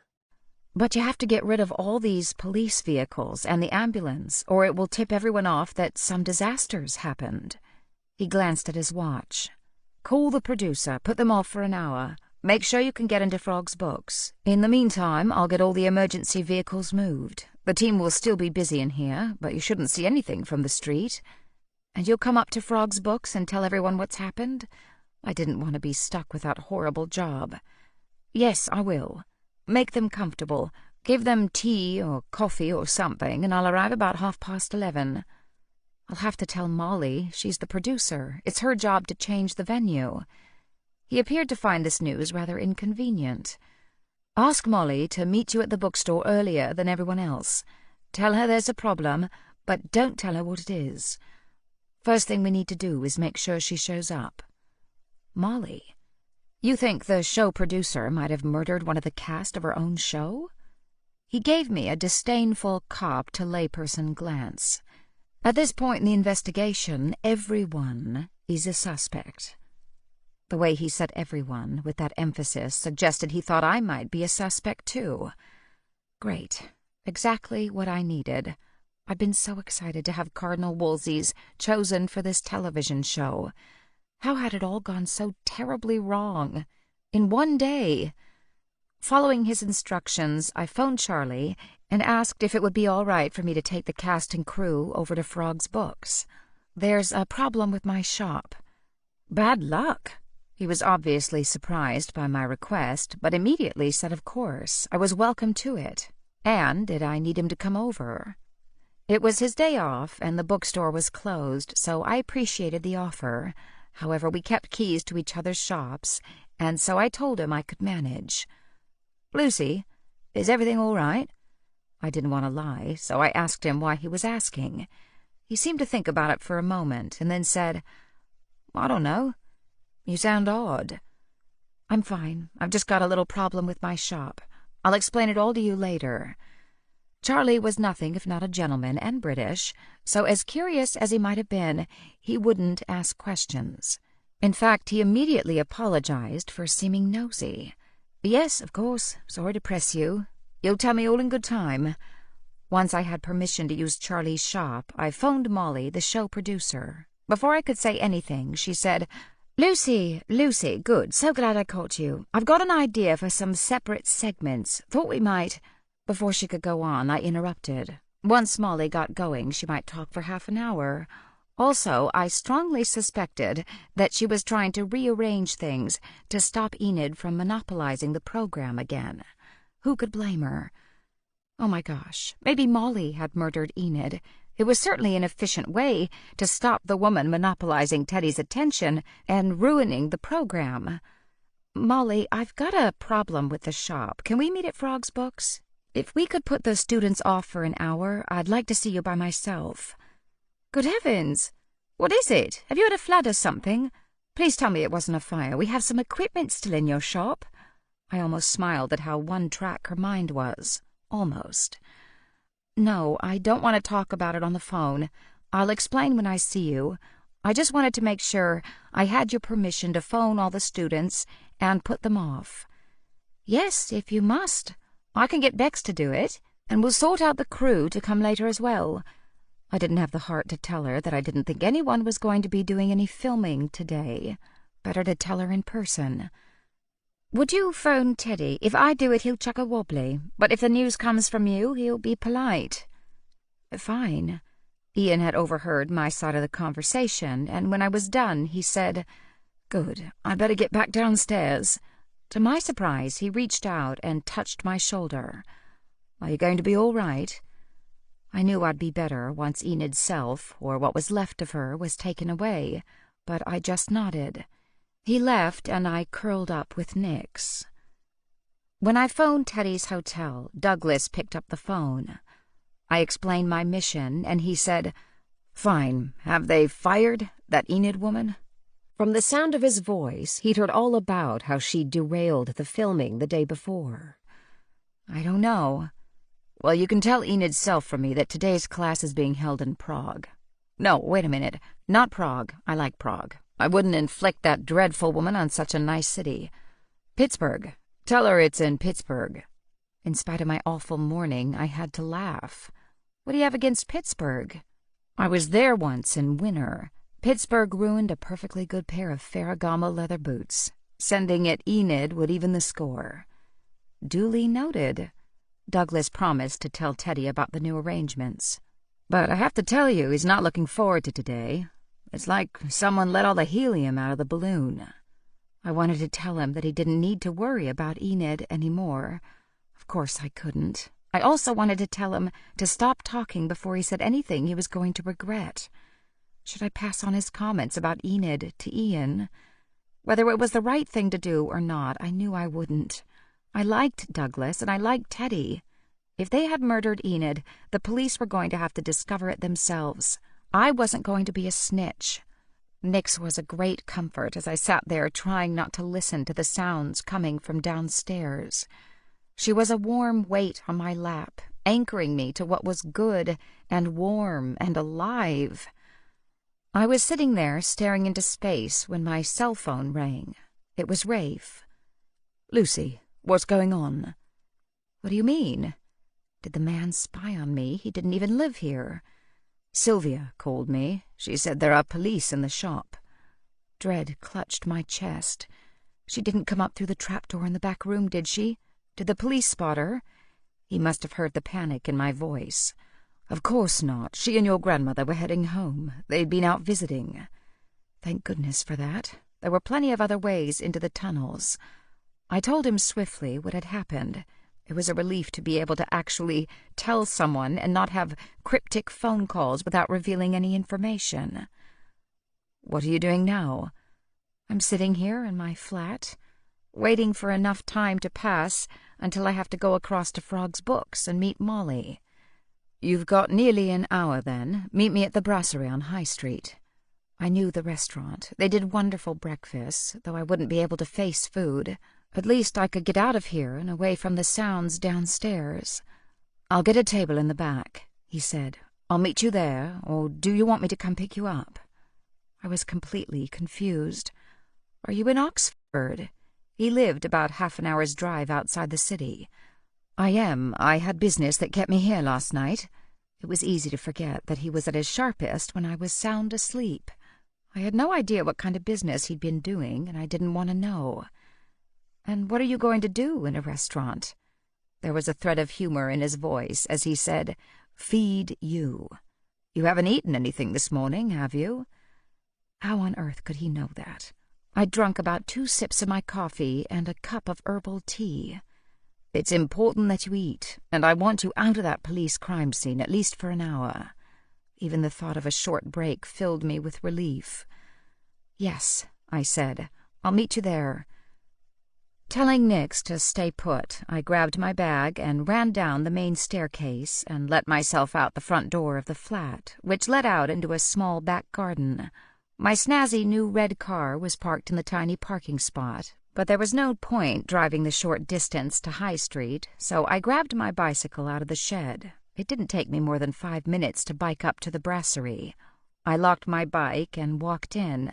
The place was about half full.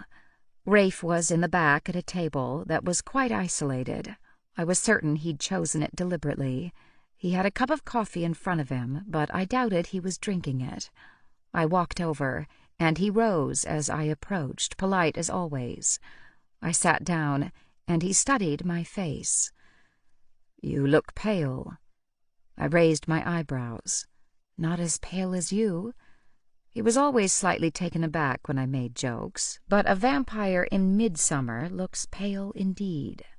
I was about to tell him that I couldn't manage any food when the waitress arrived.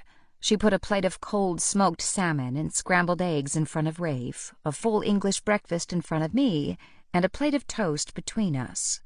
Without even asking, she filled my cup with coffee. Rafe had ordered for me. Typical high-handed behavior. I was going to push my plate away when the scent of the food hit me, and I realized how hungry I was. Maybe just a piece of toast. I reached for a slice of toast and nibbled on it. I want to tell you about an idea I've had, Rafe said.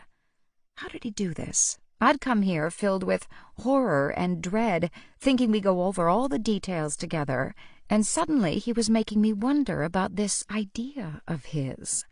I didn't care if it was the worst idea in the world. Anything that kept my mind off the horror in my shop was a good thing. I asked, What's your idea? Dublin. Dublin? Yes, I want to take you there. I took a sip of coffee. You want to take me to Dublin? Yes. Why? Have you been there? No, never. It's a beautiful city. I've got some work to do at Trinity University. It would do you good to get away for a few days. Violet can watch the shop, and you can get those college girls in to help her. I'd always wanted to go to Dublin, and he was right. It would be good to get away. But how could Violet or Scarlet or anyone work in a store where someone had been murdered? As though he'd read my thoughts, he said, I have to go in a couple of weeks. Plenty of time to decide if you want to come with me or not. There's a little shop for sale that I think would make a perfect wool and knitting shop. My egg was perfectly cooked, the yolk slightly runny. I forked it up with bacon and beans. While my mouth was too full to speak, he continued, It would be an excellent opportunity for your grandmother to get out of Oxford. Sylvia and I have talked about this a great deal. When I'd swallowed, I said, But I'm not ready to franchise. Sylvia would fund the entire enterprise. There'd be no cost to you. But we'd like you to take charge of the shop, let your grandmother work in it part-time, and hire some extra help. I would miss having Gran so close to me, and Rafe knew that. Gently, he said, "She finds it very hard, you know, not being able to be seen in Oxford. But she won't leave because of you." And I didn't want her to leave.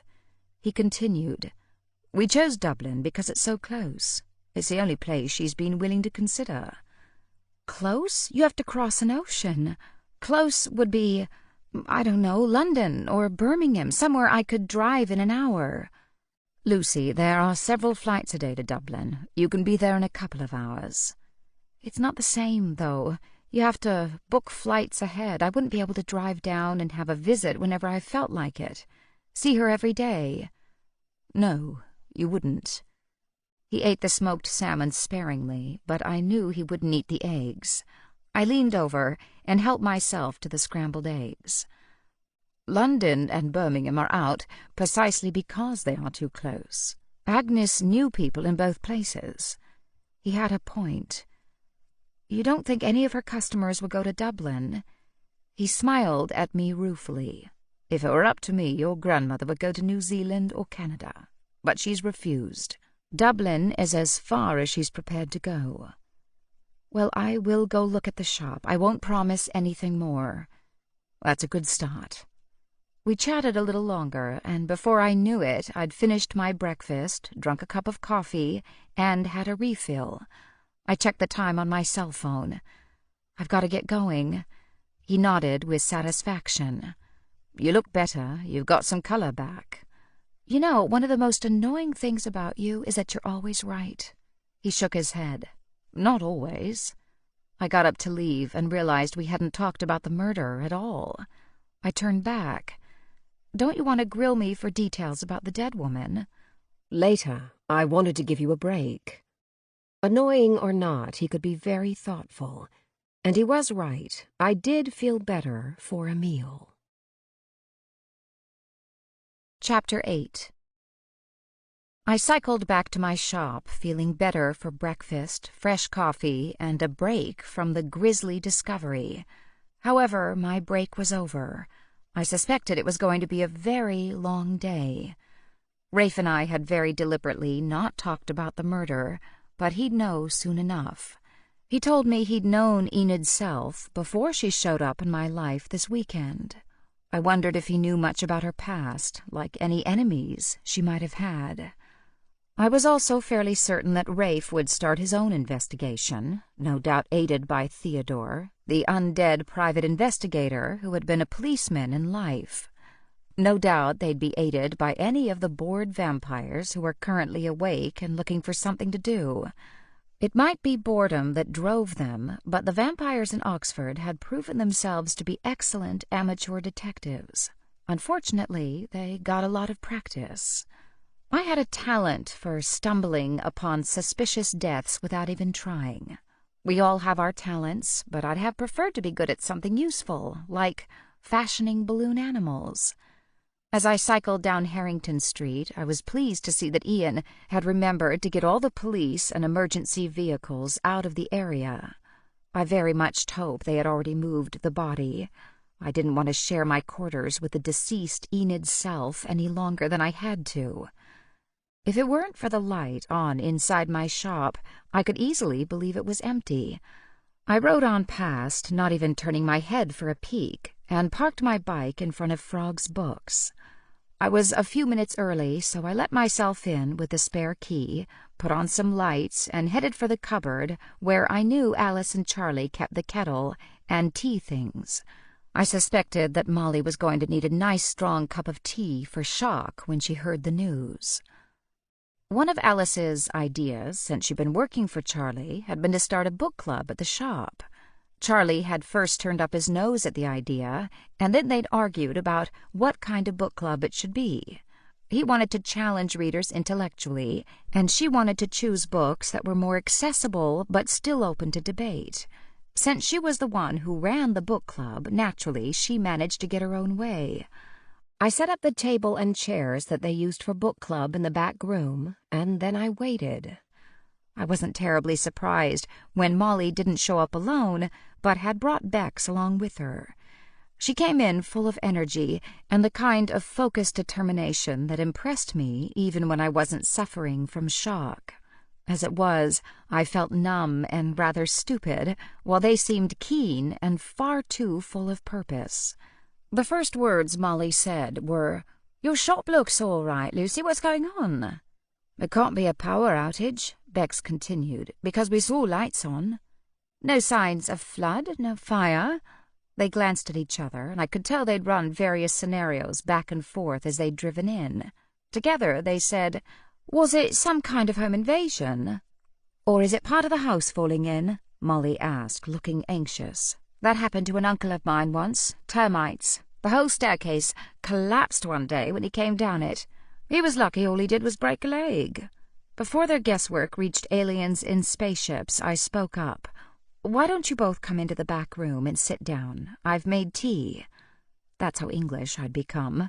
Before even giving bad news, I felt they should have tea in front of them. It wasn't so much a barrier against bad news as a cure-all.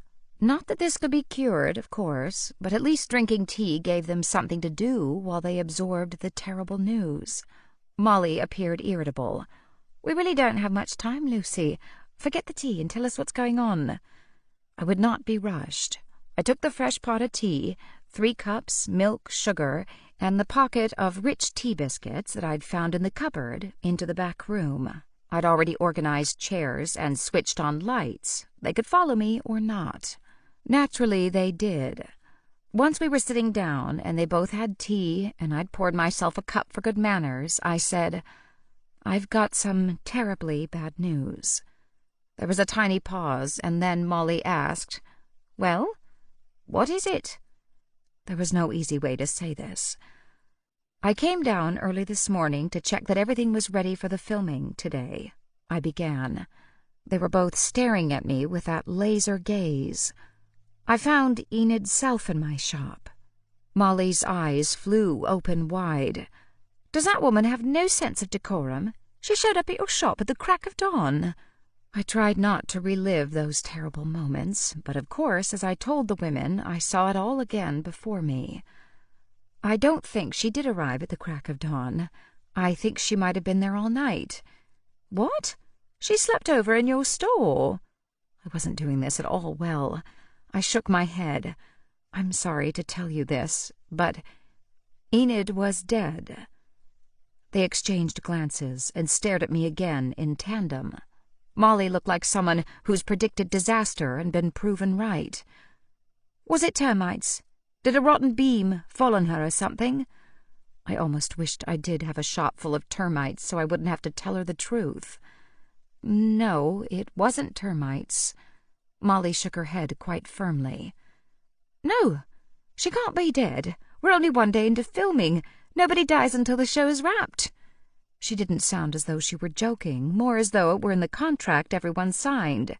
Show up on time, follow Teddy's instructions, oh, and don't drop dead. Bex seemed slightly more human. "Lucy, how awful for you. You found her? Dead?" "I did." "I'm so sorry. Was it a heart attack, do you think?" "Or a stroke," Molly suggested. "Maybe an aneurysm. She didn't look sick yesterday." Then she clutched her chest. "Tell me it wasn't anything infectious." Here we went again with the guessing game. Where was Ian?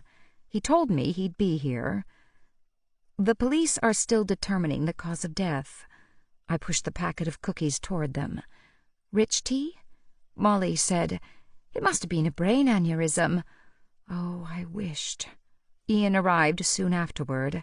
I told him in an undertone that I'd already spilled the beans, as he was late and I couldn't hold them off. I told him she was dead, but not how. He didn't seem too perturbed. How did they take the news? Like it was an inconvenience to filming. But they seemed surprised. Yes. Still, they are in films. I suppose they could be acting. I didn't bother telling him they were producers, not actors. He'd find out for himself soon enough. 2 uniformed officers came in behind Ian. He said, As the knitting students arrive, keep them in the back room. We'll interview each of them separately. We can do one in the front room." He raised his eyes to the ceiling. "Is Charlie up there?" "No, I think he's with Alice." Alice lived in a little house that was much nicer than Charlie's rather ramshackle flat above the shop. He seemed to spend a lot of his time there these days. Ian said, "Good, you've got the keys for upstairs?" I did. I hadn't checked with Charlie first, but I doubted he'd mind if his flat was used as an interview room to trap possible murderers. Would he? "Let me run up and make sure it's tidy." I'd also quickly phone Charlie and make sure he was okay with his plan.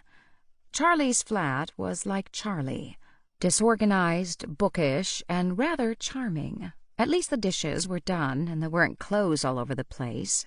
He picked up the phone right away. "Lucy, did you get in all right?" "I did, thank you. Look, Charlie, the reason I needed your shop is that one of the students in the televised knitting class was murdered last night in my shop." It was a relief to be able to tell him the truth. "Good Lord! Was it Enid itself?" My jaw literally dropped. "How did you know?" I didn't want to add Charlie Wright to the list of suspects. "Because she was uniformly unpleasant, self-absorbed, and irritating. I'm a peaceful man and I felt like doing her in myself." I thought of Ian downstairs and decided not to encourage Charlie in that line of conversation. Hurriedly, I told him that Ian wanted to use his flat as well as the shop to conduct interviews. He said it was fine and just to make sure to lock up after they all left. After all, if one of them is a murderer, they might also be a thief. Chapter 9. We didn't have long to wait before the first arrivals. Annabelle and Ryan came in together, chatting and laughing. They looked as though they'd grown quite close in the short time they'd known each other. They must have picked up on the dark atmosphere, for when they got to the back room, where Molly asked him to sit down, Ryan asked, "What's going on? Why all the long faces?" They glanced at Ian and probably thought he had something to do with the production company, so they didn't pay much attention. Molly said, "Let's wait until everyone is here." They exchanged glances and then both sat down and took out their lacework and began to knit. Naturally, I hadn't even thought to bring mine with me. The knitting shop owner was the one who forgot her knitting, figured. Still, in fairness to me, I was also the only one who knew about the murder. Frankly, it would be a while before I looked at knitting needles as anything other than a murder weapon.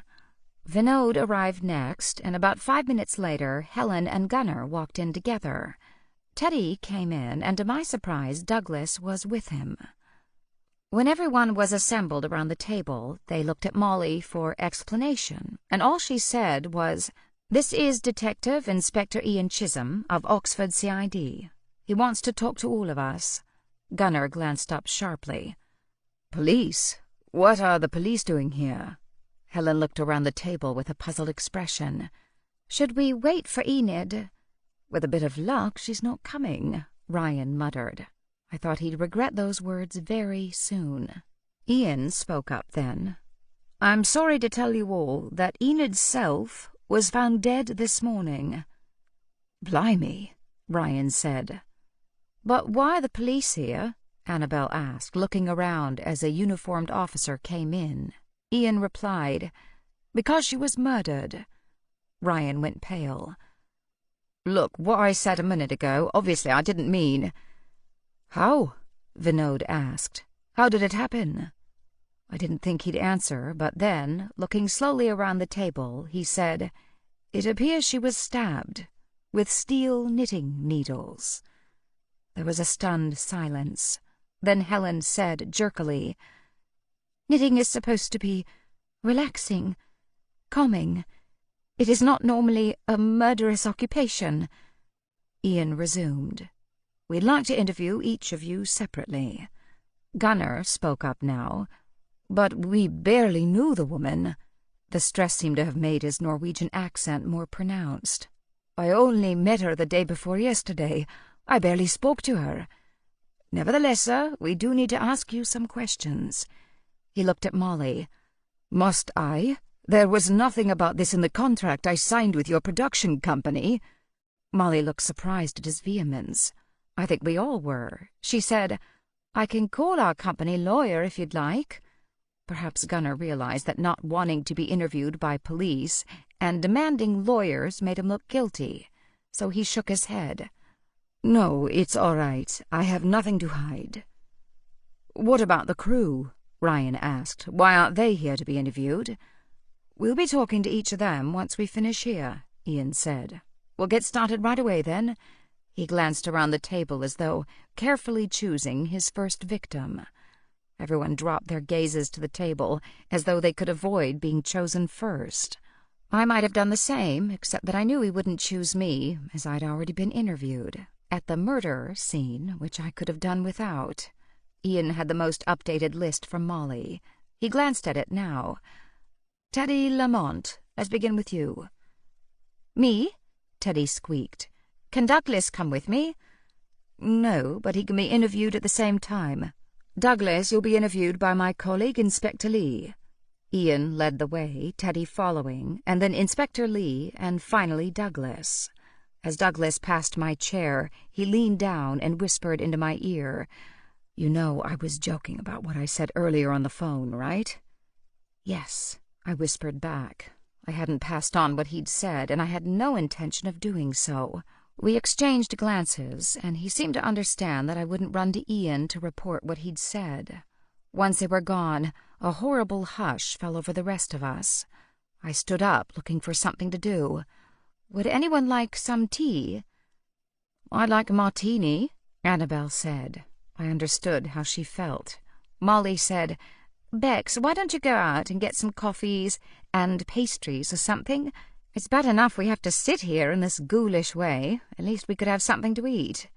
Bex seemed only too happy to leave, but she came back in a few moments looking frazzled. "There's a police officer at the back door. He says no one can leave without D.R. Chisholm's permission." "But that's ridiculous." "They're just doing their job," I said. "I can phone Elderflower Cafe next door to my shop. I'm sure they'll deliver whatever we want." Molly nodded, still looking upset. "Nothing like this has ever happened to me before. I had a job offer, you know, on Antiques Roadshow. I should have taken it. Nobody ever gets murdered on Antiques Roadshow." Helen said, "I wouldn't have thought knitting was a particularly murderous occupation." She seemed obsessed with this notion. I barely suppressed a bitter laugh. She had no idea. While Bex collected food orders, the knitters all took up their knitting. However, it all looked rather half-hearted. Finally, Ryan threw down his knitting. "I can't believe I said that about wishing she wouldn't show up today." He glanced up.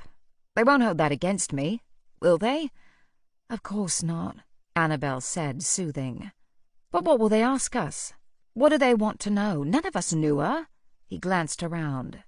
"Did we?" "Of course not," Gunnar said. "I come from Norway. I live in London, very far from this toad-in-the-hole place where she lived." I bit back a smile. I completely understood how complicated he found English place names. "I think it was Stow-on-the-Wold." He shook his head. "Incomprehensible English naming." Helen looked at him. "That depends quite a bit on language, surely. Not everyone would find Prakestuan simple to say."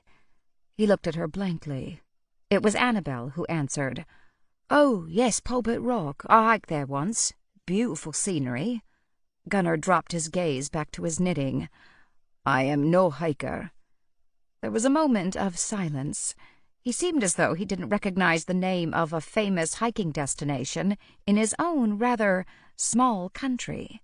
Helen looked as though she was going to say more, but shook her head slightly and went back to her knitting. I'd found that when murder entered a room, everyone suddenly looked suspicious. Making a food order gave us something to do. Since I knew the Watts sisters who ran Elderflower, I offered to phone them with our order.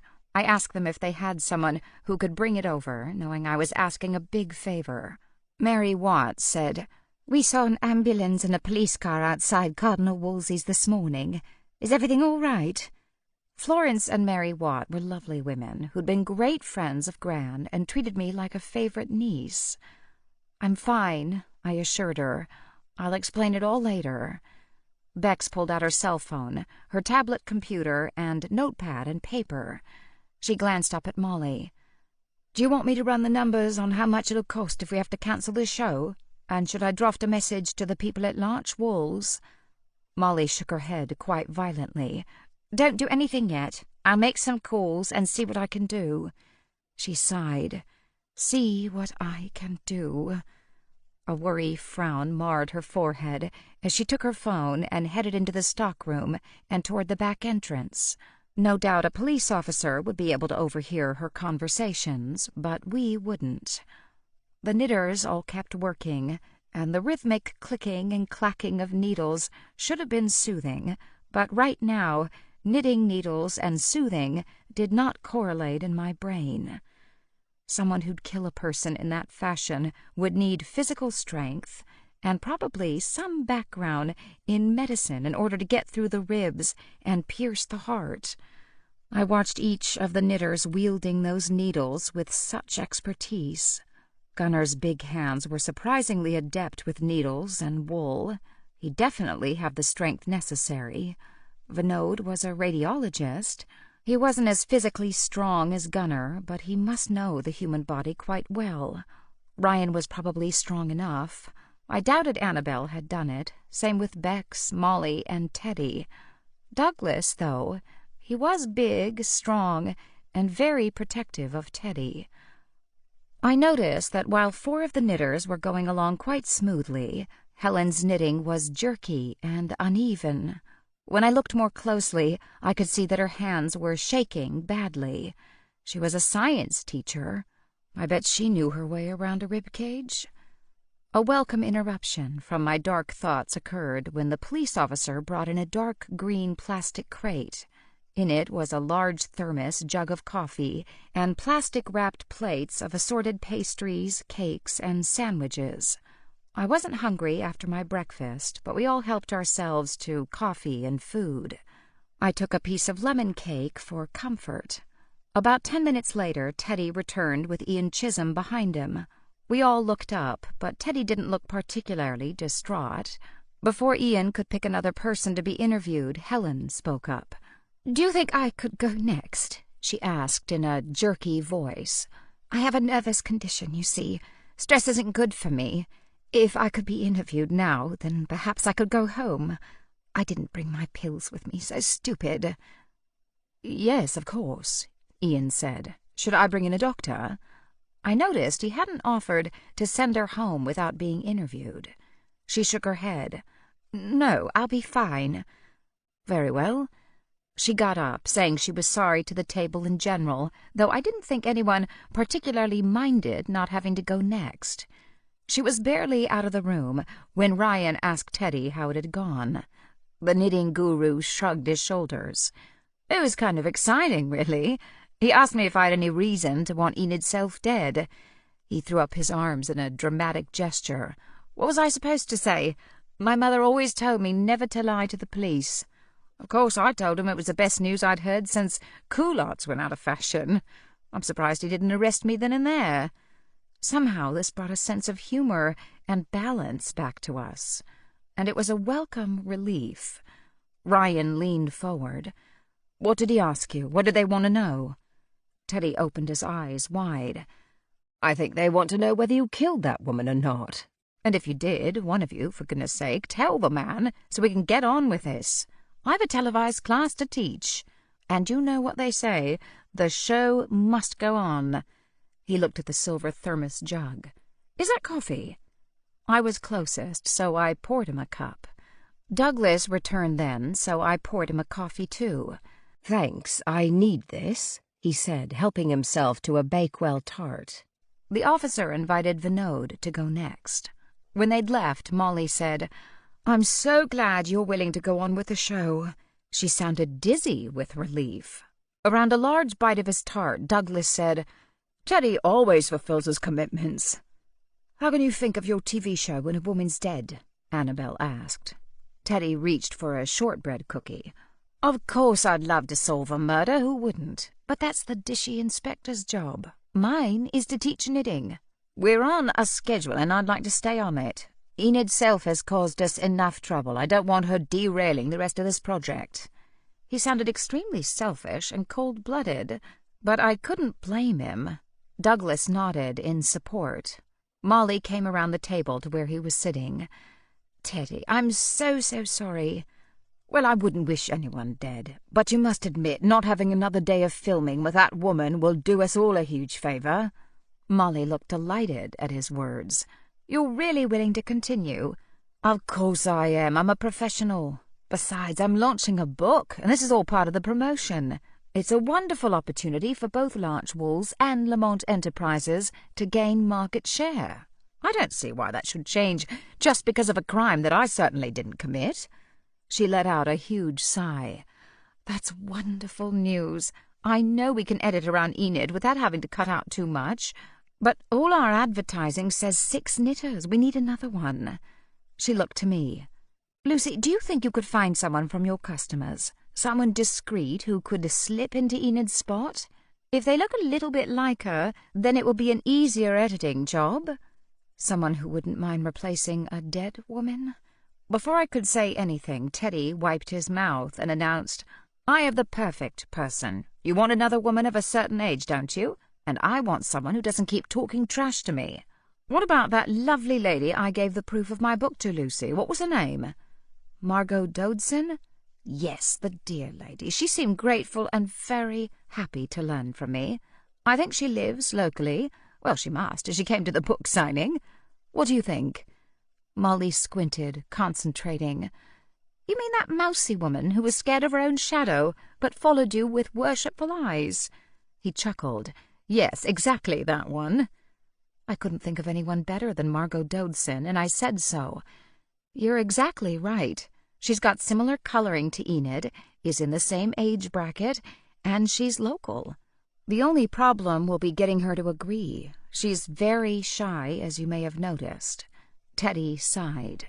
"Believe me, after the ordeal of yesterday, shy is good. Shy is very good." I glanced around the table and then to Molly. "But are you absolutely certain you're going to continue?" "Absolutely." Then she smiled, a very confident producer's smile at the assembled knitters. "As soon as we wrap this up, we'll get back to filming. I don't suppose we'll even go a minute beyond the time you've all agreed to in your contracts." Oh, that was smooth, the way she edged in that they'd all signed contracts. There was some nervous shuffling, and Ryan looked as though he might say something, but it was Annabelle who spoke up.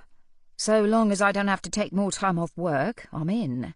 It seemed that once she had spoken, everyone was in agreement.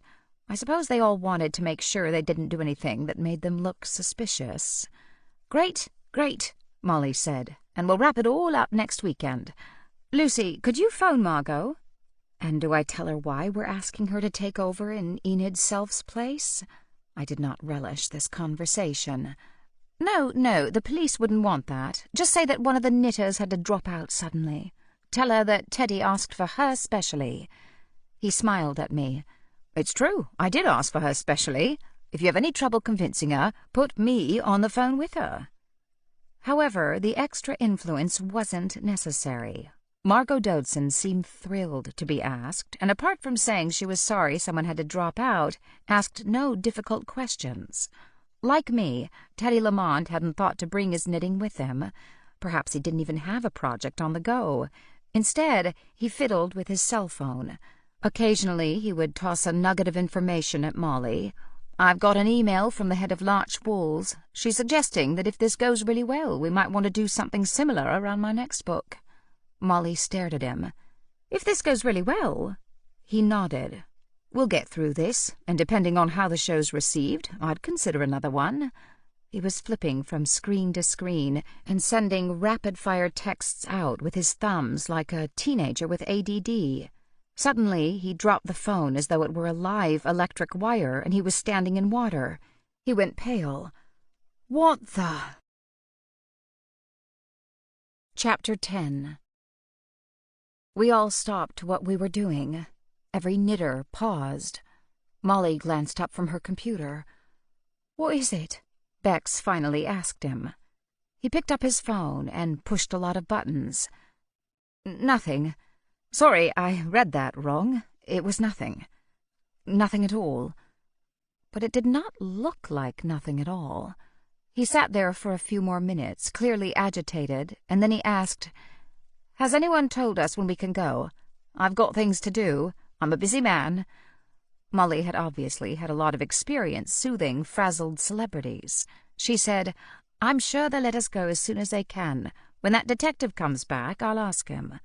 Teddy nodded, and he said, "Douglas, I need to talk to you privately." He glanced toward the back door. "Are the cops still guarding the back door? Why are they treating us like criminals? It's ridiculous. I teach knitting. I don't go around murdering people." I tried to think of somewhere private, but there were interviews going on in the bookstore and in Charlie's flat upstairs. The stock room contained the back door, where an officer was stationed. Teddy was right. They were treating us, if not like criminals, at least with suspicion. Douglas looked concerned by Teddy's agitation. He turned to Molly. "Is there somewhere in this godforsaken bookshop that we could have some privacy?" This was obviously a very new situation to her, as it was to all of us. She said, "I'll talk to the police officer at the back door. I'm sure he'll let you stand a little way away, out of earshot. That's probably the best I can do for privacy." He didn't look happy, but he agreed. The three went out. I'd never seen Teddy look so serious. That sprightly, energetic man seemed subdued, and when he walked out of the room, it was as though his shoes were made of cement. When they were gone, we all looked at one another. "What was that about?" Ryan asked Annabelle. She shook her head. "I don't know, but Teddy Lamont looked frightened." Molly came back and sat down again, but she kept looking toward the back as though hoping Teddy would return. Douglas and Teddy weren't gone for long. When they came back, Teddy did not look relieved. If anything, he looked more troubled.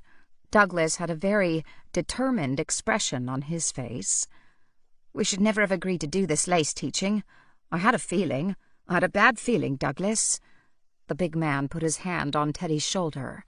"You didn't do anything wrong, but you do have to tell them." "Tell us what?"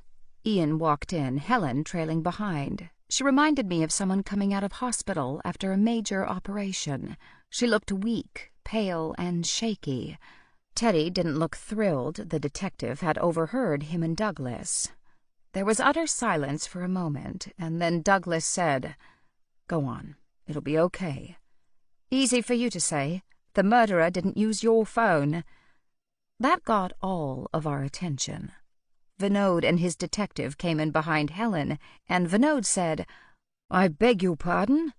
Ian asked, "Did I hear you correctly?" Teddy obviously enjoyed being the center of attention, but I thought in this instance he'd have been happier without the audience. His tone was curt. "Yes, you did. I wouldn't make that up. The murderer used my phone." He flicked back to his text, and I could see that his hands were unsteady. He read aloud, "This is Teddy. Meet me at Cardinal Wolsey's at midnight. The door will be unlocked. I want to speak with you privately." He glanced up. "First, I never would have sent that woman a text. Second, she is the last person I would want to meet in the middle of the night." He glared at Ian as though he might get an argument. "And who announces themselves, 'This is Teddy'?" He shook his head. "I did not send that text." Ian nodded, but only said, "We'll have to take that into evidence, sir." It was pretty obvious to all of us that there wouldn't be any forensics evidence left. If there'd been any fingerprints left on the phone, Teddy had wiped them away long ago with his restless fingers. He handed it over reluctantly. "Okay, but that's my lifeline. I'll need it back as soon as possible." "We'll do everything we can, sir." Then, somewhat surprisingly, Ian pulled up a chair and sat around the table with the rest of us. Ryan and Annabelle, who'd been waiting to be led away, glanced at each other. To Teddy, he asked, "Did you leave your phone anywhere yesterday? Did you lend it to anyone?" "No, I didn't lend my phone to anyone. I told you, it's my lifeline. It goes with me everywhere." "Did you ever let it out of your sight?" Teddy was less sure about this one. Helen said, "We were all told we couldn't have our personal belongings visible, and Molly stressed that we had to turn phones off." Teddy nodded. "That's right. She read the riot act to me, too." Helen continued. I remember seeing your phone in your jacket pocket. It was true. Teddy had been wearing an oatmeal linen jacket when he'd arrived. He'd taken it off and tied the sweater around his neck as though putting on a costume. The producer had made us put our coats and bags in the back room with the extra furniture. Molly explained all this to Ian, who asked, So anyone who was in the shop yesterday could have gone into the back and used Teddy's phone? Teddy shrugged. I suppose so. Vinod stared at him. Isn't your phone password protected? Douglas shook his head, looking disgusted. How many times have I told you to make your password less obvious? Teddy immediately went as sulky as a toddler who's been told off. It's not that easy to figure out. It's easy for you because you already know it. Douglas looked around at us and opened his arms. Any guesses? Teddy was a nice guy, but pretty full of himself, and he'd want something easy to remember. I said, T-E-D-D? My second guess would be T-E-D-L. Teddy looked horrified. Lucy, was it you? Of course it wasn't me. And now I wished I hadn't been so quick to guess his password. I looked around at the table. Who else guessed Ted? Helen put up her hand. Vinod put up his hand. Gunnar shook his head. I did not guess. Annabelle said, My first guess was Lace, but if it wasn't right, I'd have tried Ted. Ryan said, I figured it was Ted. Okay. Teddy threw up his hands. Okay, as soon as I get that phone back, I'm changing the password. And then the pout slid back down over his face. And Douglas, you'll have to remember it for me. No doubt his next password would be something like Doug. Ian looked like a detective who had detected that his main suspects were a bunch of idiots. He stared down at the phone as though it might speak to him. The case was a Teddy Lamont design. How easy it would be to spot which smartphone was his. Right, we know the killer sent a text from Teddy's phone. That's progress. He looked around the table. That means it could have been any one of you. And, Molly, I'll need a list of every person on the crew who came in that day, not just the ones working there.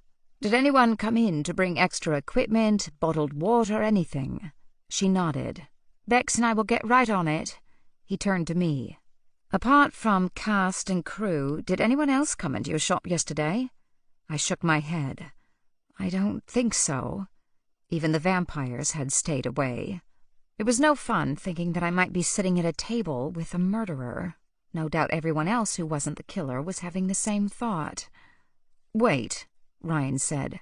You took your phone when you went out to get coffee, right? Immediately I recalled how frustrated Teddy had been with Enid and how he'd snapped that he needed a coffee break. Yes, Teddy said. Where did you go? Ian asked. And what time was this? I told you when you interviewed me. I left the class about 11. I was back about half an hour later. Ian looked around. Is that correct? Before Teddy could protest, he said soothingly, It's easy to mistake time. We all looked at one another. Molly said, That sounds right. I can check with the text to be certain. Ian nodded. And when you left the class, you took your phone with you? Obviously. Right.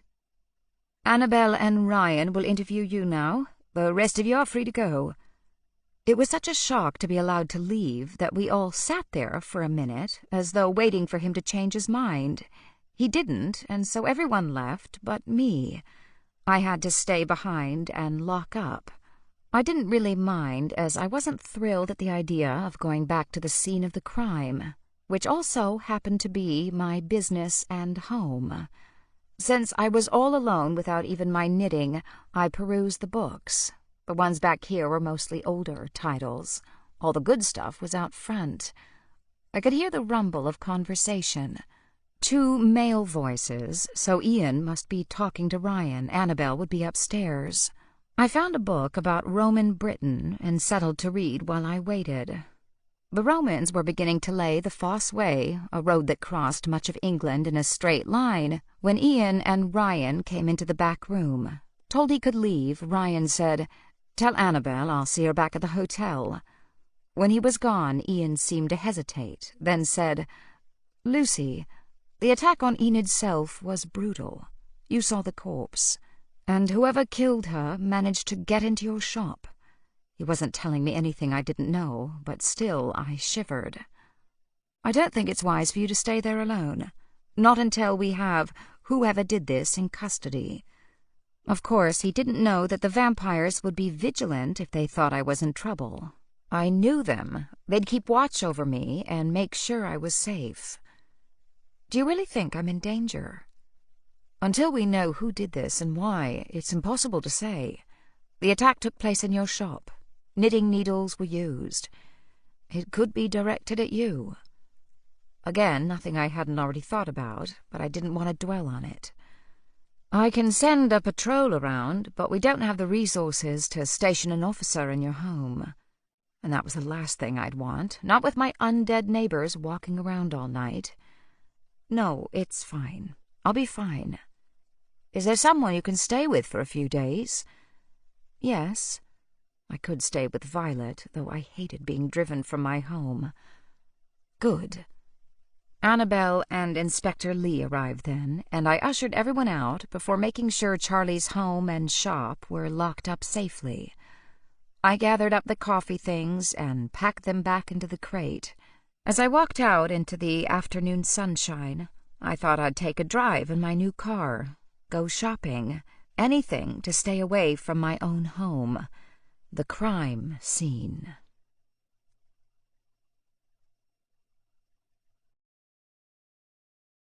Chapter 11. When I got to Elderflower Tea Shop, I could tell that the Miss Watts had been watching for me. Both of them met me at the door. It was fairly busy with afternoon tea customers, but the owners gave me all their attention. "Come and sit down, Lucy," Florence said, taking the crate from my hands and putting it down in a corner. A busboy spotted it and immediately came to whisk the crate away. Cool. They had hired efficient staff this summer. "Come and have a cup of tea and tell us all about it." They took me to a quiet table, far from the popular window tables, so we wouldn't be overheard. "We were so worried that something might have happened to you. Agnes would never forgive us. Ever since she passed, we felt responsible for you, dear." I shook my head, feeling warm inside that they cared. "I'm fine, but someone died in Cardinal Wolsey's." Mary put a hand to her chest. "Oh, no. Some of your customers are quite old." "But there was so much police activity," Florence continued. "These two might be old, but they were sharp. I'm sorry to say someone was murdered in my shop last night." "Oh, no. Oh, and you've got that filming going on," Florence said. I turned down the offer of cakes and sandwiches, but I accepted the offer of tea. We sat over a big pot, the three of us, while I told them what little I knew. I trusted these women, and so I shared the grisly discovery I'd found this morning. "You must come and stay with us," Florence said firmly. "I appreciate the offer so much, but I've already asked my cousin Violet." I hadn't yet, but I thought I'd be more comfortable staying with someone who knew about my secret gift. "The nice girl with the odd hair who helps in your shop?" "That's her." "All right, dear. But you know you're always welcome. We've got the guest room all ready for you." I thanked them again. I even accepted more tea, as I was in no hurry to get back to the shop. "Did you happen to see whether, "The body was taken away more than an hour ago," Florence said, correctly guessing my unspoken question. "Oh, good. I believe there are still forensics people there, but most of the activity is finished," Mary continued. I imagined they'd been busy peeking out their windows all day, in between serving customers. As I got up to leave, Mary said, "Oh, Rafe was here earlier. He said he'd meet you at your place. Give him a ring." "Thanks." I was relieved not to go home alone. I expect he'd known I would be. I texted to let him know I was on my way, and when I walked around back to the lane where the entrance to the flat was located, I saw a familiar black Tesla. I was too glad to see him to accuse him of hovering.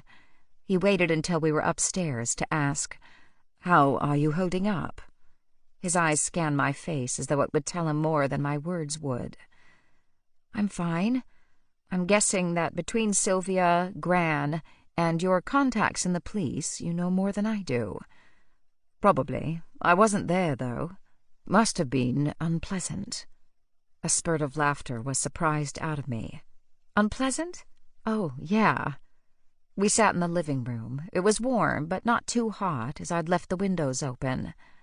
"Initial results are in from the coroner." "Already?"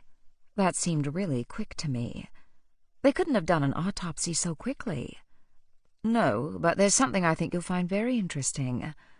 I knew him. When he said interesting, he usually meant jaw-dropping. So I prepared myself. "What is it?" "Your knitting friend, Enid Self."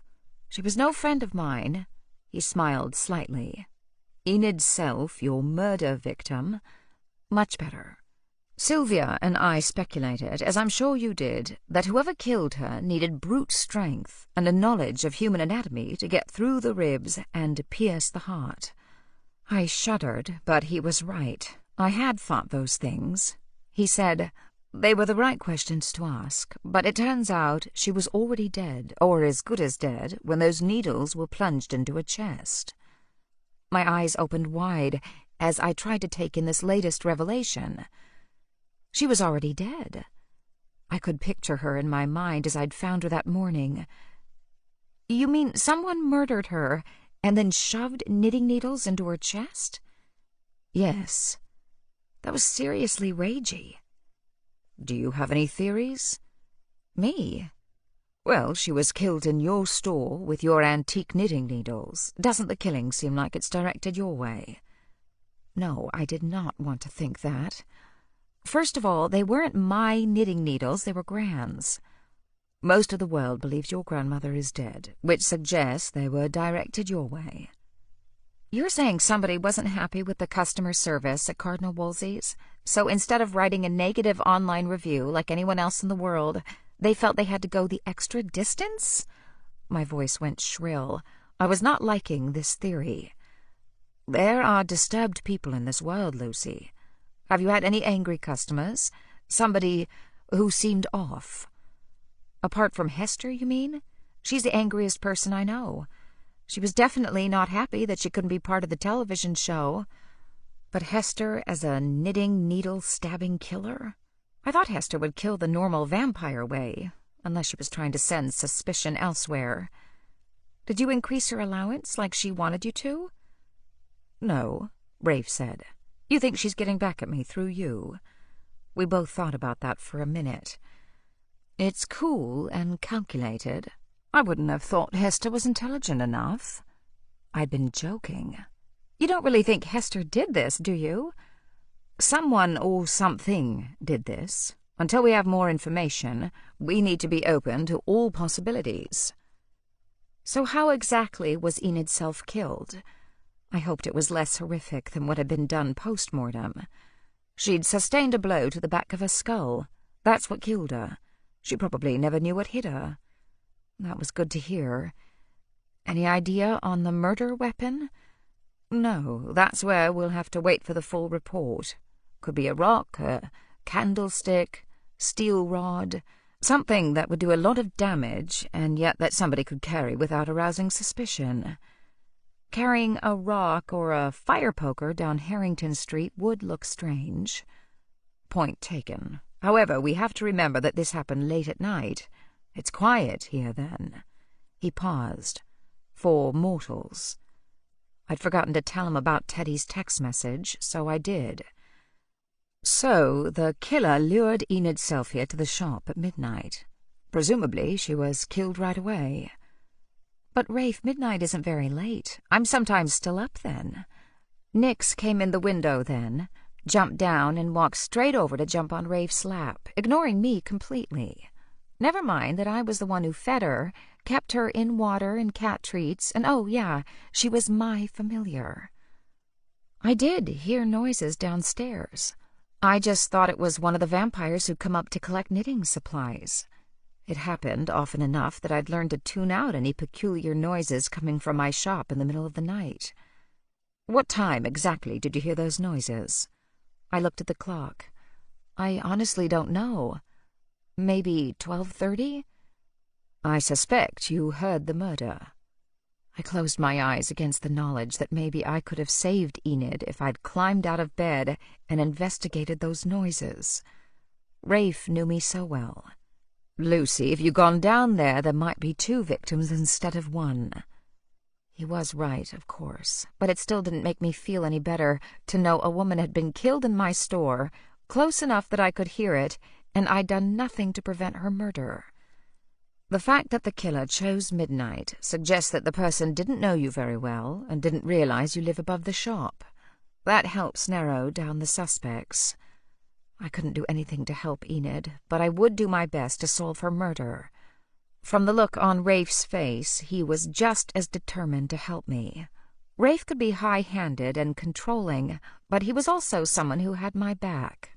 If anyone did anything that hurt me, he wouldn't rest until justice was done. I also knew that he was modern enough and perhaps civilized enough that his way of administering justice wouldn't involve a lifeless body sucked of all its blood. At least, I hope not. For while he was tame and civilized, there was always a hint of the animal. I wish it didn't attract me so much, but it did. I thought of that woman lying there in my shop, dead. Rafe, you've been around a long time. Why do people kill each other? He took my questions seriously, which was one of the nicest things about Rafe. He always took my questions seriously. I have been around a long time. I don't suppose there's much I haven't seen. Men kill in wartime, obviously. When I was a young man, it was fashionable to fight for honor, though that seems to have gone out of fashion. I was obviously not getting what I wanted, so he paused to think. Then he began to enumerate on the long white fingers of one hand. A person kills to protect those he loves, to guard a secret, for revenge, to right a wrong, to stop the victim from doing something or telling something. He looked uncomfortable and wouldn't meet my eye. Some people kill for sport or to assuage boredom, and others kill for the pleasure of it. I swallowed hard. Pleasure. It's a twisted sickness, taking pleasure in having the ultimate power over another, that of life and death. Do you think that's why Enid Self was killed? Why would I grab onto that motive of all others? Maybe because it sounded random, like a crazed maniac had got hold of her, so her death was completely unrelated to Cardinal Wolsey's or the televised knitting lessons. But I'd barely got the question out, hopefully, when Rafe shook his head. I suspect this latest murder victim was killed for one of the classic reasons. Is being really annoying one of the classics? I admit to being tempted to violence myself. Tempted and acting are worlds apart, Lucy. Whoever took that woman's life was more than irked.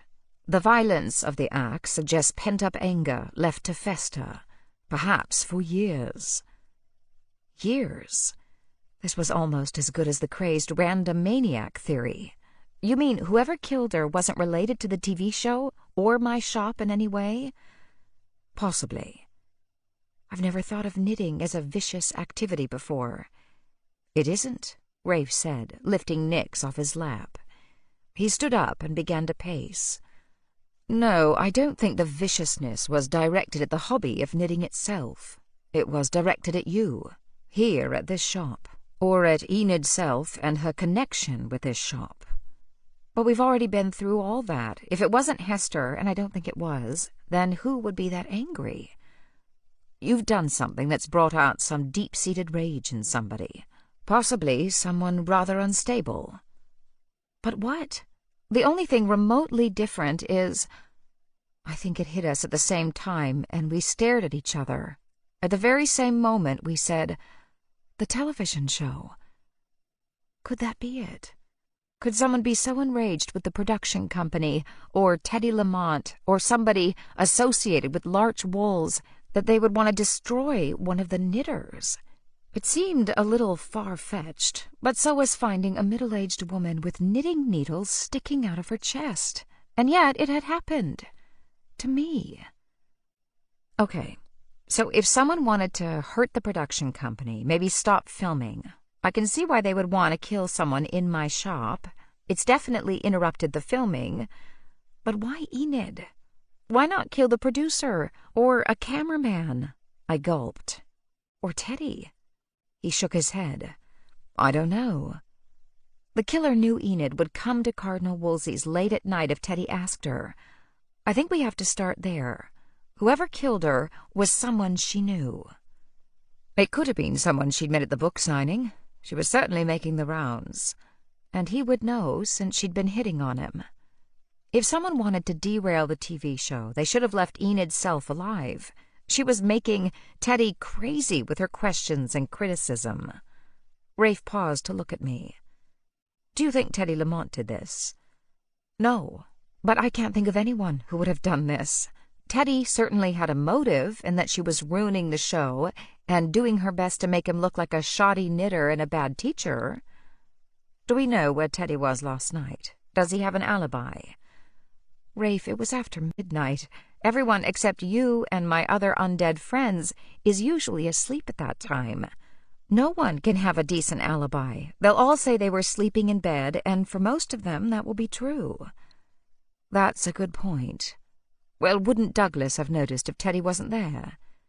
He could be a deep sleeper. He might not have noticed. Or he could be in on it. Maybe one of them lured the woman here and distracted her while the other one clubbed her over the head. In fact, if Teddy had anything to do with it, I was pretty sure that would have been how it went down. Teddy didn't look like the murdering type to me. But Douglas? I thought that Douglas was to Teddy the way Rafe was to me. He could be civilized and mild-mannered, but anybody who hurt the person he loved was going to pay. Douglas, I suspected, could be ruthless. Rafe seemed to ponder this theory for a minute, and then asked, "But how would they have gotten in?" Oh, he was not going to like what I had to tell him next. I cringed as I said, "I gave Teddy a key." I didn't have to wait long for his blast of angry words. "You gave a virtual stranger a key to your shop, which connects to your home?" His voice rose a little, and it continued to rise as he finished his thought. "Where you live alone?" By the time he got to alone, the words seemed to echo around the flat like a squash ball bouncing off the walls of an enclosed court. "He's not a stranger. I carry his magazines. I've seen him on YouTube. He's nice." Rafe let out a slow breath. "You'd better tell me who else had keys." "Molly, Bex, the cameraman because he had to set up early. Molly assured me they are all bonded and she personally vouched for them." When he raised his brows, I said, "Molly is the producer, and Bex, her real name is Rebecca, is her assistant." It just made sense, since they were going to be in and out of here all the time. I think Molly might have had a key cut for the lighting and props guy. At his horrified expression, I said, "I'm not here all the time. It was much easier since they were coming at the crack of dawn and leaving whenever they felt like it just to give them a key rather than me having to keep running downstairs to let them in." "Anybody else?" I tried to think. "No, I think that's it." "You didn't give out keys to all the participants in the knitting show. I'm sure they all seem nice." "Okay, you don't have to be sarcastic." "I did not give out keys to the participants because I knew I'd be there at the same time so I could let them in." He shook his head. "Still, how hard would it be for somebody to pocket one of those keys and have another one made? There are so many floating around, you'd never know." I felt kind of grumpy. "You should put Alice and Charlie on the list, too." "We have each other's keys in case one of us needs to use the other's space, which turned out to be a good thing today when I had to move the whole enterprise over to Frogs. The Miss Watts next door also had my key, but if Rafe didn't remember that, I wasn't going to tell him. Harrington Street was a friendly place, and most of the retailers had been here a long time. We knew each other. We trusted each other. I didn't want to start being the kind of person who thought one of the most popular knitting gurus in the world might be a murderer. At least not until it was proven. I could tell Rafe was holding himself back from blasting me for my over-trusting nature, but it was an effort. He paced a bit quicker, and when he had himself under control, asked me for the printout of all the students, and he asked for a crew list as well. I printed out 2 fresh copies, one for each of us. He said, Theodore could be a big help here. Maybe he can check into the backgrounds of some of the people on these lists.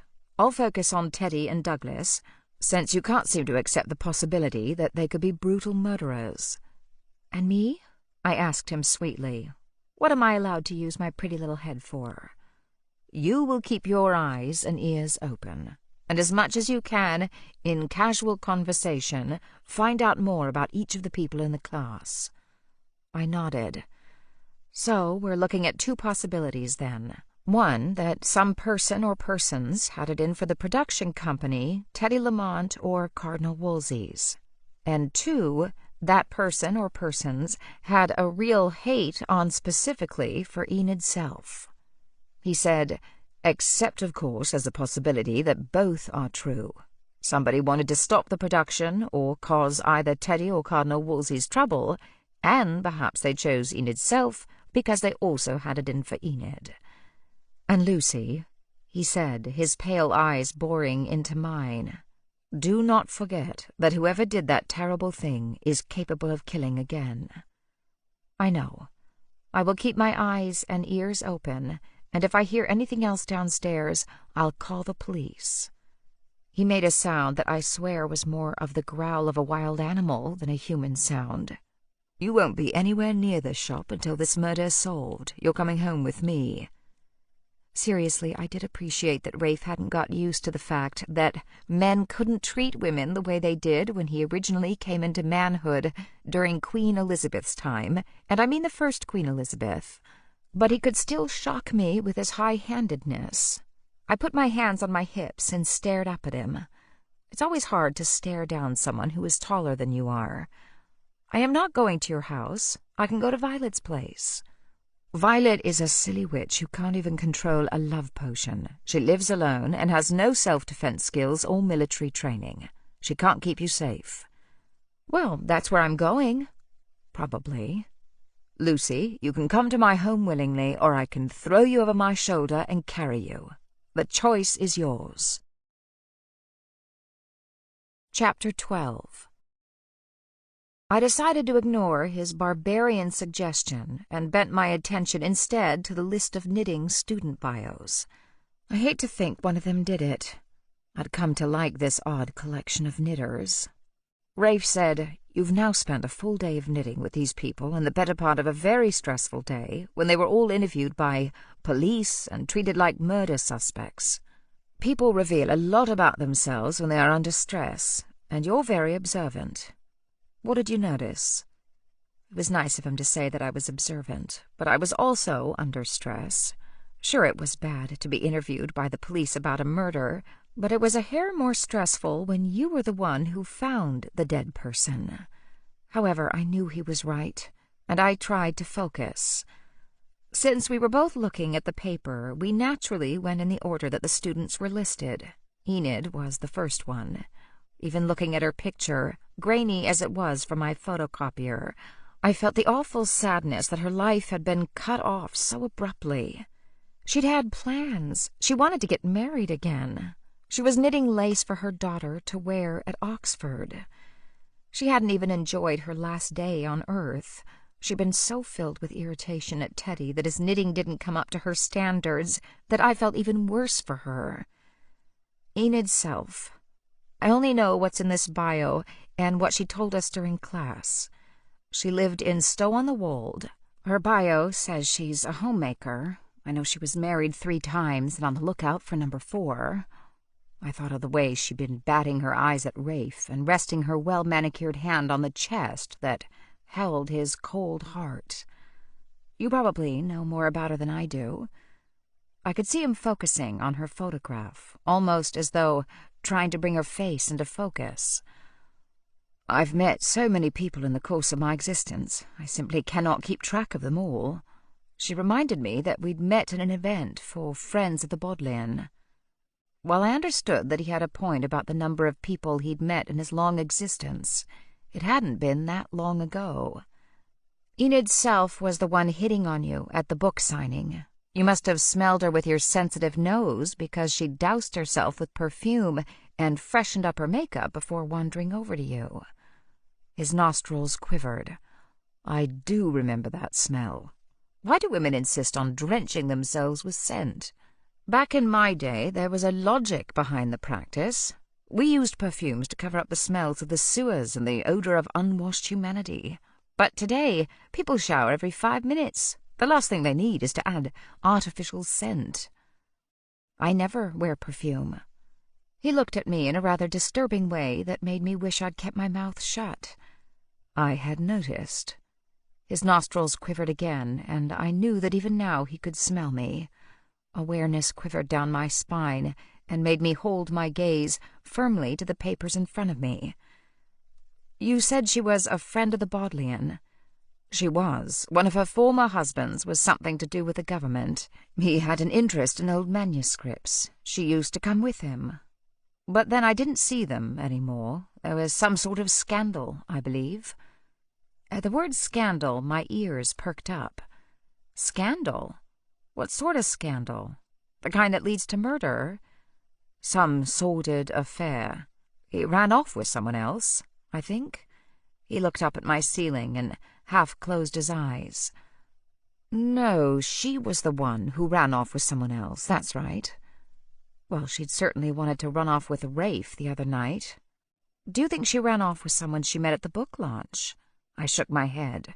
Knowing Enid, she'd have wanted to see bank balances first. He looked at me. "You really didn't like that woman, did you?" "No one liked that woman, but I'm not just being catty." I looked over at Nix. "No offense, Nix. But I think she really did collect rich men, or maybe all men, I don't know." What else did I know about Enid? I thought back to the general conversation we'd exchanged over our knitting. It wasn't very consequential, not the kind of thing I really paid that much attention to. If I'd known she was going to be murdered, I'd have listened more closely.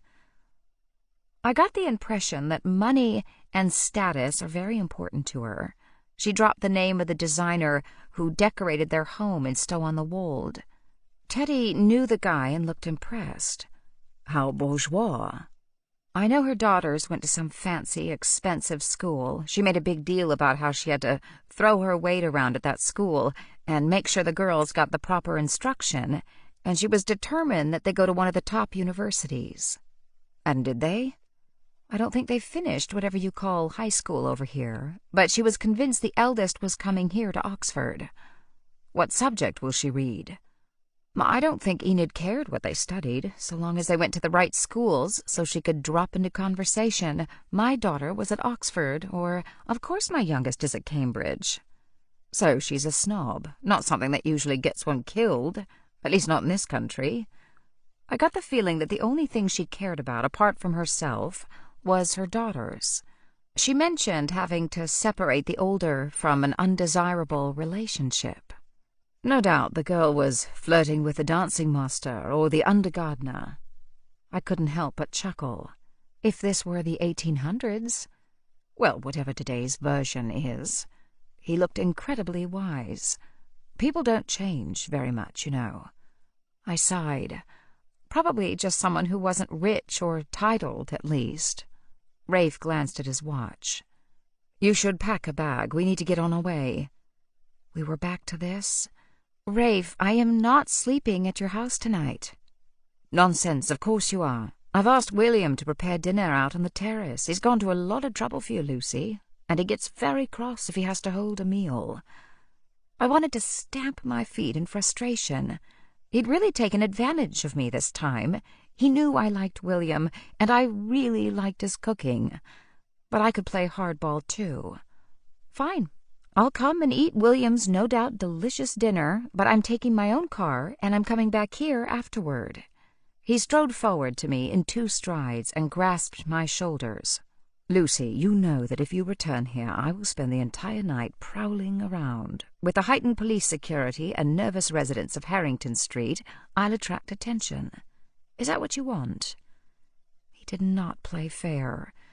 "You just said there will be heightened police security. You don't need to prowl around." His eyes were steady on my face and oh so serious. "May I remind you that there is a deranged murderer on the loose and about 35 keys to your shop door floating around? Do you really think that anything would keep me away?" He held my shoulders even tighter. "I have to protect you. I must." I suppose it was that almost desperate-sounding appeal in his voice, as though there had been women in the past that he hadn't been able to save. It annoyed me to give in, but I did at last. "Fine," I said, letting him know how cross I was. "But I'm only staying tonight." Instead of arguing with me further, he simply said, "Thank you." And I felt how much he cared. I knew it was concern and affection driving him, but we were going to talk about this controlling behavior very soon. Nix yawned and stretched. I said, "Is she invited too?" "You don't even have to ask." It didn't take me long to pack. I pulled out an overnight bag and threw in a couple of summer dresses, 2 cardigans, some loungewear and underwear. I kept a toiletry bag in my bathroom for the odd time when I traveled. "Do you have a hair dryer?" I yelled from the bathroom. "Of course," he said, sounding offended that I would even ask. I rolled my eyes at myself in the mirror in the bathroom. No doubt this was going to be like staying in a 7-star hotel, which perversely annoyed me even more. If I was sleeping on the couch so he could look after me, that would be one thing. But to stay in an elegant manor house, no doubt in a luxurious guest bedroom, seemed less like escaping danger than a retreat at the spa. Not that I had any objection to a retreat at the spa. I just didn't want Rafe to be providing it. I like to choose my own spas. I didn't really like driving, even though I did have the beautiful new car that Rafe and the other vampires had given me for my 26th birthday, so it wasn't very difficult for Rafe to persuade me that I should drive with him. He said we could continue talking about all the other students while we were driving. Also, he claimed that he had business in Oxford the next morning, so he was going to be driving back anyway. It might even have been true. Once we were purring along in the black Tesla, he said, "Ryan's next, I think." I looked at the bios, though I had to maneuver around my cat. Nix wasn't the type to travel in a crate. She was sitting on my lap. Her tail twitched back and forth, so I felt as though I were being dusted. That's right. Ryan is in his 30s. His grandmother taught him to knit. I think he said she's Jamaican, which gives him a connection with Annabelle, who's also Jamaican. Rafe glanced over at me. "Ryan's Jamaican? He looked Caucasian to me." "Right, you're right. He was adopted by a mixed-race couple. I think he said his mother's Jamaican and his father's Irish." I nearly jumped up and down on the seat. And when we were talking, Enid asked him when his birthday was. It turned out she gave up a baby for adoption who would have been about the same age as Ryan. "And does Ryan know his biological mother?" I looked at his classically chiseled profile. "No. When Annabelle joked that Enid could be his mother, he said if she was, he'd have to kill himself. Or her." Rafe glanced over at me and then turned his gaze back to the road ahead. "Do you think she was Ryan's birth mother?" Isn't it possible? Maybe he'd always wondered, made up stories about the woman who really wanted him but had to give him up, and then he found out the true story and snapped. Maybe he killed Enid. "We'll get Theodore to do some digging. If Ryan is her child, he had a very personal motive for killing her." He swerved the car to avoid a fox that ran in front of the car. "However, I still favor the theory that the killer was trying to stop the production for some reason." I was thinking, there must be easier ways to stop a show being produced than murdering someone. And it didn't work anyway. They're going ahead with the production. "Really?" "Yes. I was surprised myself. But Teddy is determined to complete the project, and Molly seems equally keen. This show's a big part of promoting his new book, and Molly seems like the kind of person who finishes what she starts. They've got next weekend already booked to finish shooting." He looked confused. "But what about Enid?" "Nobody outside the production will ever know that Enid was originally part of the show." "They're replacing her?" Yes, Teddy chose the replacement. Her name is Margot Dodson. She's a rather timid woman, and Teddy took a shine to her. It was his idea that they ask her to replace Enid. She's another one of my customers, an excellent knitter already, and best of all for Teddy, she's not the type of person who keeps interrupting the class. He glanced at me significantly. What a stroke of good luck for Teddy. I understood his meaning, but immediately dismissed it. I can't believe Teddy would resort to murder just to get a different person in his class. What about Margot Dodson? If she was enamored of Teddy, perhaps she killed Enid's self in order to take her place. It wasn't a bad thought. But how could she possibly have known she'd be chosen? Perhaps Teddy whispered in her ear and said, "Oh, Margot Dodson, how I wish that you were in my class instead of Enid's self." And then she made it happen. Margot had definitely seemed starstruck by Teddy, but when I'd spoken to her earlier today, she hadn't seemed as though she were expecting the call. Still, Rafe was right. It was too early to dismiss any theories, no matter how outlandish, until we explored them. We motored along for a few more miles. The early evening sun drizzled between the trees that met overhead, throwing patterns of shadow on the road ahead. Idly, I thought how pretty the shadows would look translated into lace. I was thinking about knitting outside of shop hours. This had to be progress. Rafe broke the silence. This won't do your shop any good, having a murder victim found there. I know, but the police aren't releasing much about the murder, including the exact location of where it happened. Well, that's good news for you, and the television production. Poor Enid, she so wanted to be a star. Now she's been written right out of the show. Don't waste your sympathy. I suspect that Enid was the author of her own misfortune. She certainly did seem to leave a trail of unhappy people behind her. One of them was unhappy enough to kill her. Chapter 13. The call of a peacock is not nearly as pretty as the peacock itself. It sounds like a combination between a crow, a seagull, and a honking goose. Long and wailing and weirdly nasal, considering peacocks don't have nostrils. I could hear their cries as we drew into the drive that led up to Rafe's manor house. It was beautiful. A gardener was training an unruly climbing rose onto a trellis against the ancient wall that edged the gardens that bordered the drive. On one side, 3 peahens were picking away at the velvet green lawn, taking absolutely no interest in the 2 peacocks on the other side of the drive, their tails fanned out, the feathers glowing iridescent emerald and sapphire in the sunlight. The peahens might not be impressed by the sight, but I certainly was. Rafe pulled into a modern garage hidden behind a stone wall, and as we emerged, my old friend Henri came waddling up looking for tidbits. "Henri, if you get much fatter, you'll end up on someone's table," Rafe scolded the peacock, who was eyeing him looking for a treat. Nix took one look at the bird and stalked down toward the front entrance of the manor. Nix wasn't the kind of cat to use the back door. "You'd eat a peacock?" I asked in horror. "It was quite a delicacy in my day. Henri would have been the centerpiece of the feast." Perhaps Henri knew he was safe, for he seemed to take little interest in Rafe's warning. He regarded me with his black, glistening eyes and fanned his tail out for me. "If I were a peahen, I would marry you in a minute," I told him, delighted as he began to turn in a slow circle, letting me see his full magnificence. I held up my hand, showing him the pellet of bird food I'd taken from the bag Rafe kept in the car.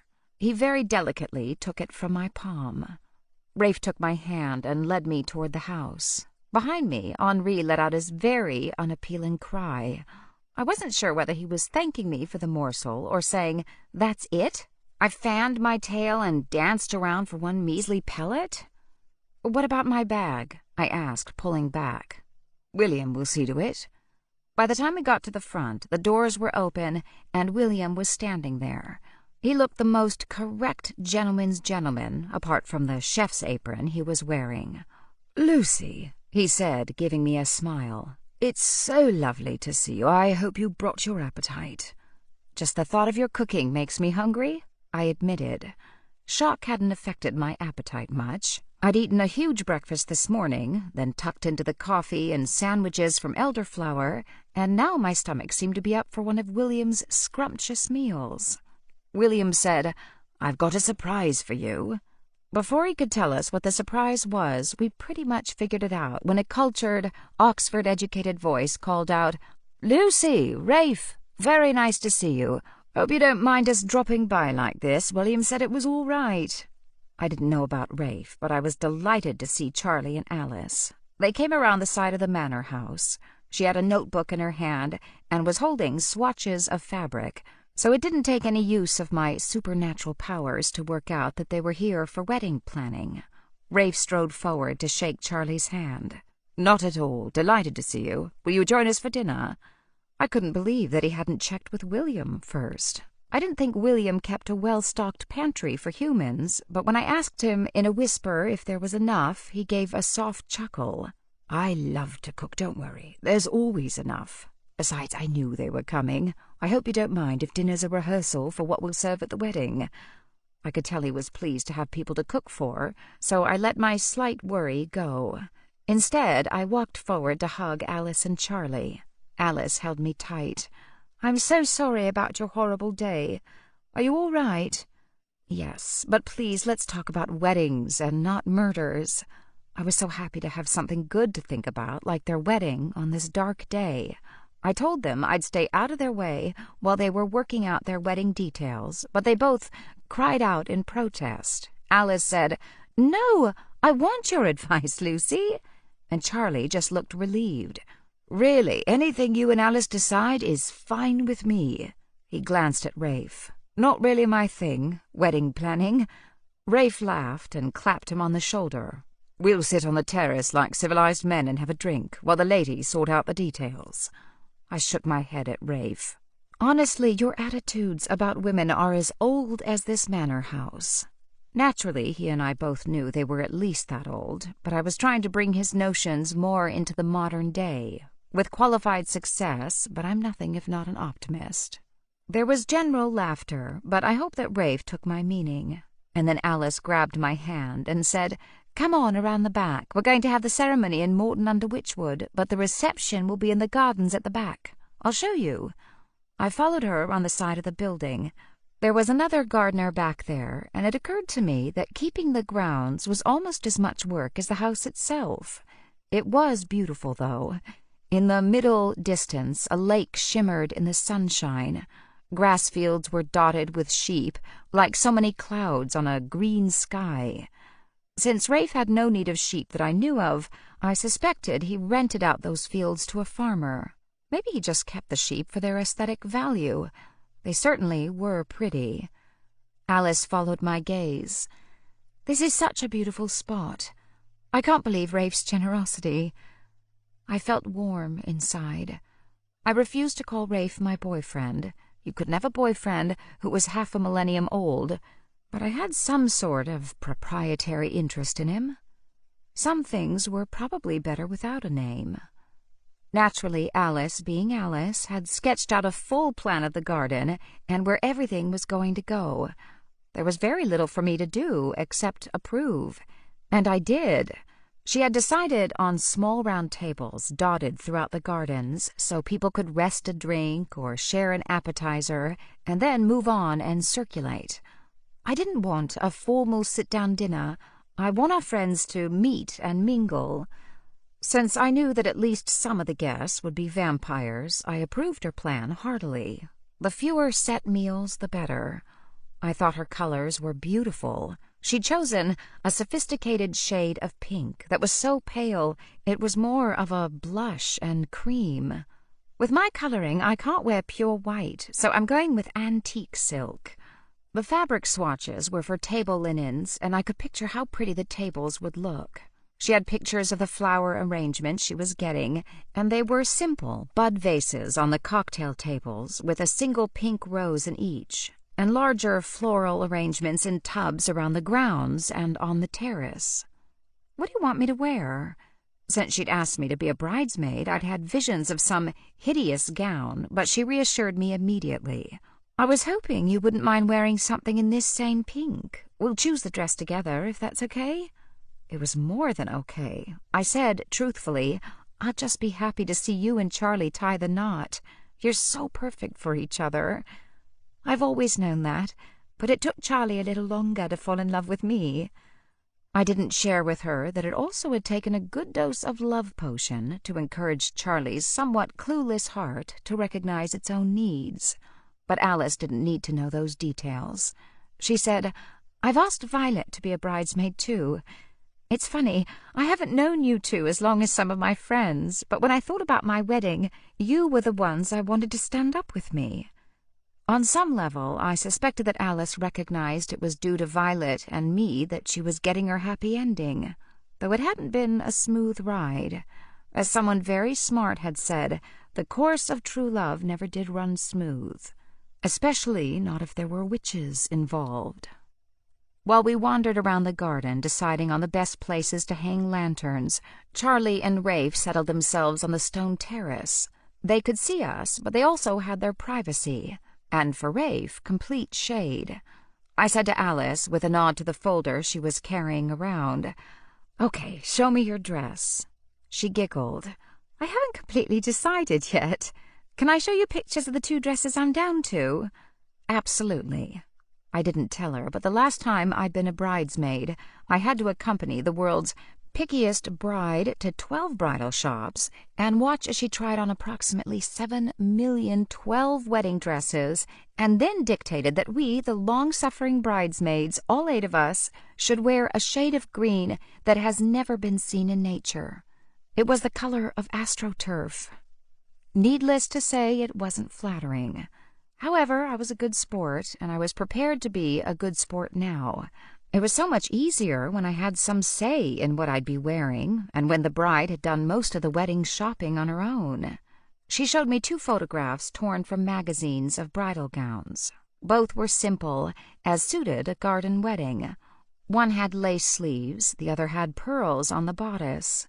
No wonder she was torn. They'd both look amazing on her, and I told her so. I tried them both on, but I couldn't decide. "Okay, you and I and Violet are all going shopping together. We'll help you choose your dress and get bridesmaid dresses at the same time." "Are you sure you have time?" For anything that made me think of happy occasions and not a woman being murdered in my shop, I had nothing but time. "Also, I'm looking forward to a new experience." I tried a wicked grin. "The hen party." Okay, we had something similar back home, a bachelorette party, but for some reason in the UK, they called them hen parties. I was pretty familiar with them in Oxford. Groups of young women would totter around from pub to pub in high heels and short dresses, one invariably in a plastic tiara, a sash that said bride, and sometimes a bit of lace curtains simulating a veil. Alice looked horrified at the idea. "Oh, please no." She swallowed. "I don't want to be humiliated and hung over for my wedding." I laughed aloud, then promised we wouldn't humiliate her. However, a woman getting married deserved a send-off from her female friends. She promised to give me a list of women coming to the wedding, and I promised no plastic tiaras. Once we were both satisfied with the arrangement, we went to join the men. Charlie was enjoying an amber pale ale in a glass beaded with condensation. Rafe was sipping red wine. When we arrived and settled ourselves on the terrace, William came out with a cold silver ice bucket containing a bottle of champagne. "Ladies, champagne." I began to laugh. I do love wedding planning. And if I knew Rafe, that was going to be a very special bottle of champagne. William popped the cork and poured 4 icy glasses of champagne. Even the glasses looked like palace treasures. Once we all had the cold, bubbling drinks in our hands, Rafe rose and said, "May I propose a toast to a couple who found true love in spite of all the many bumps along the way." Here he shot a glance at me and raised one eyebrow, so slightly that only I could see the ironic implication. Okay, so Violet and I had caused a few of those bumps along the way. We'd also helped create that happy ending. He continued, I wish you a long and happy marriage. Charles and Alice, happiness always. I echoed, Charles and Alice, happiness always. We sipped the champagne, cold, crisp, and bubbly. I thought I could spend my whole life drinking nothing but this beautiful, bubbly perfection in a glass that probably cost more than my parents' house. The attention span of Charlie and Rafe for wedding chat was quite a bit less than that of Alice and mine, so the conversation soon turned to the recent drama. While the news hadn't been shared publicly, everyone on Harrington Street knew about the dead body found in my shop. Charlie looked at me with concern. How are you holding up, Lucy? Rotten bad luck you had this morning? I never got tired of British understatement. Finding a murdered woman on the floor of my shop was rotten bad luck indeed. I tried not to shudder as I said, It was horrible, but luckily the police were very quick to come and take care of it all. Do they have any leads on who did it? The million-dollar question. I don't think so. Alice said, If you want a place to stay for a few days until Cardinal Wolsey's isn't a crime scene anymore, you're welcome to stay with me. It was so kind of her. I thanked her and then, trying not to blush, said that I would be staying with Rafe for a day or two. They both looked relieved. Alice said, You'll be safe here. I thought I'd be safe in my own bed as well, but I probably wouldn't sleep. Charlie said, We met her, of course, the woman who was killed, at the book signing. She was hard to miss, one of those people who draw attention. It was an interesting way to describe a person, but I understood what he meant. It was as though Enid's self sucked in more than her fair share of oxygen in her room. Sadly, the attention she got wasn't always positive. Still, she was very excited about being on TV. Charlie said, I never understand why people want to be on television, especially those reality shows where they all share the same house or go on dates with a cameraman coming along to record the entire ordeal. I couldn't think of anything worse. I think Enid Self loved the idea of being on television. She was an excellent knitter, and she thought she was going to be the star of the class, but that turned out not to be true. Teddy Lamont has a very different style, one I personally love. He's not all about perfection of stitches, but has a more organic, joyous approach to color and technique. He's not one to get on a fuss if a person makes a few mistakes. Enid was horrified. Her idea of knitting was perfect stitches following a pattern. Rafe said, I think I'm with Enid Self on this one. If you're going to do a craft, it's nice to do it properly. Then you can worry about your color and your style. I said, somewhat snappishly, well, we haven't all had as much time to practice as other people. Like hundreds of years of practice. Naturally, we couldn't debate this particular topic in front of Alice and Charlie, so he merely said, You know what they say, Lucy, 10,000 hours of practice should give you mastery in most things. The thought of spending 10,000 hours knitting made my eye twitch. I preferred Teddy Lamont's way. Alice asked, How are the other class members taking the news of the murder? Surprisingly well. It was so nice of you to let us use Frog's books today. We all sat around in shock, and then, of course, the police were there interviewing all of the cast and crew one at a time. Obviously, everyone was shocked, but no one really liked Enid Self, so it wasn't as sad as it might have been. I think deep down, we're all secretly relieved that the show can go on without her. Charlie seemed quite surprised. They're going ahead? That's rather cold-hearted, isn't it? I shrugged. You know what they say, the show must go on, especially when Teddy Lamont has a new book to promote and the production company has already sunk a lot of money into making this show. I suppose, so long as no one knows the details, the television-viewing public won't be any the wiser. Charlie was right, though. We were practically going to be knitting over that woman's dead body, or at least over the spot where she died. Alice glared at Charlie. It will be good for you to have the shop full of people and life again, Lucy. Yes, I was going to have to do something about a new display on the wall. I didn't think I could stand to look at those antique knitting needles any more, especially now that there was a gaping hole in the arrangement. Chapter 14. Charlie sipped champagne, but he looked longingly at his beer. He said, "I was surprised at how different knitters are. I should be used to it by now, I suppose. Alice and you and Violet aren't exactly the typical grandmotherly knitters. Your gran was that, of course, but the people they chose for the show were all ages. That rugged-looking Norwegian bloke surprised me the most. He looked as though he ought to be working in a butcher shop or driving massive machinery, not sitting knitting socks." I smiled at his description of Gunnar. I'm sure that's why the producers chose him. I remembered his short bio without any trouble. And you're not far off. Gunnar used to work on oil rigs in the North Sea. According to his bio, he took up knitting to help him quit smoking. It's fun to watch him knit with those big work-roughened hands, and his work is excellent. I pictured him knitting away and then had to chuckle. He's a bit of a perfectionist, though, and every time he makes a mistake, he says, "Lort," and then he apologizes, says it means excrement. Charlie looked at me in surprise. "Don't you mean drit?" "I don't think so." The words didn't even sound similar. Charlie shrugged. "That's odd." "Lort is Danish for, excrement." "I know, because I used to have a Danish girlfriend. Like your friend Gunnar, although her English was excellent. She cursed in Danish. Drit is the Norwegian term." Alice looked at him in a slightly offended way. "And did you learn that from your Norwegian girlfriend?" When Charlie turned on his charming grin, he could take your breath away. "You weren't my first, darling Alice, but I promise you'll be my last." Then he got up and went over to kiss his fiancée while I puzzled over what he'd said.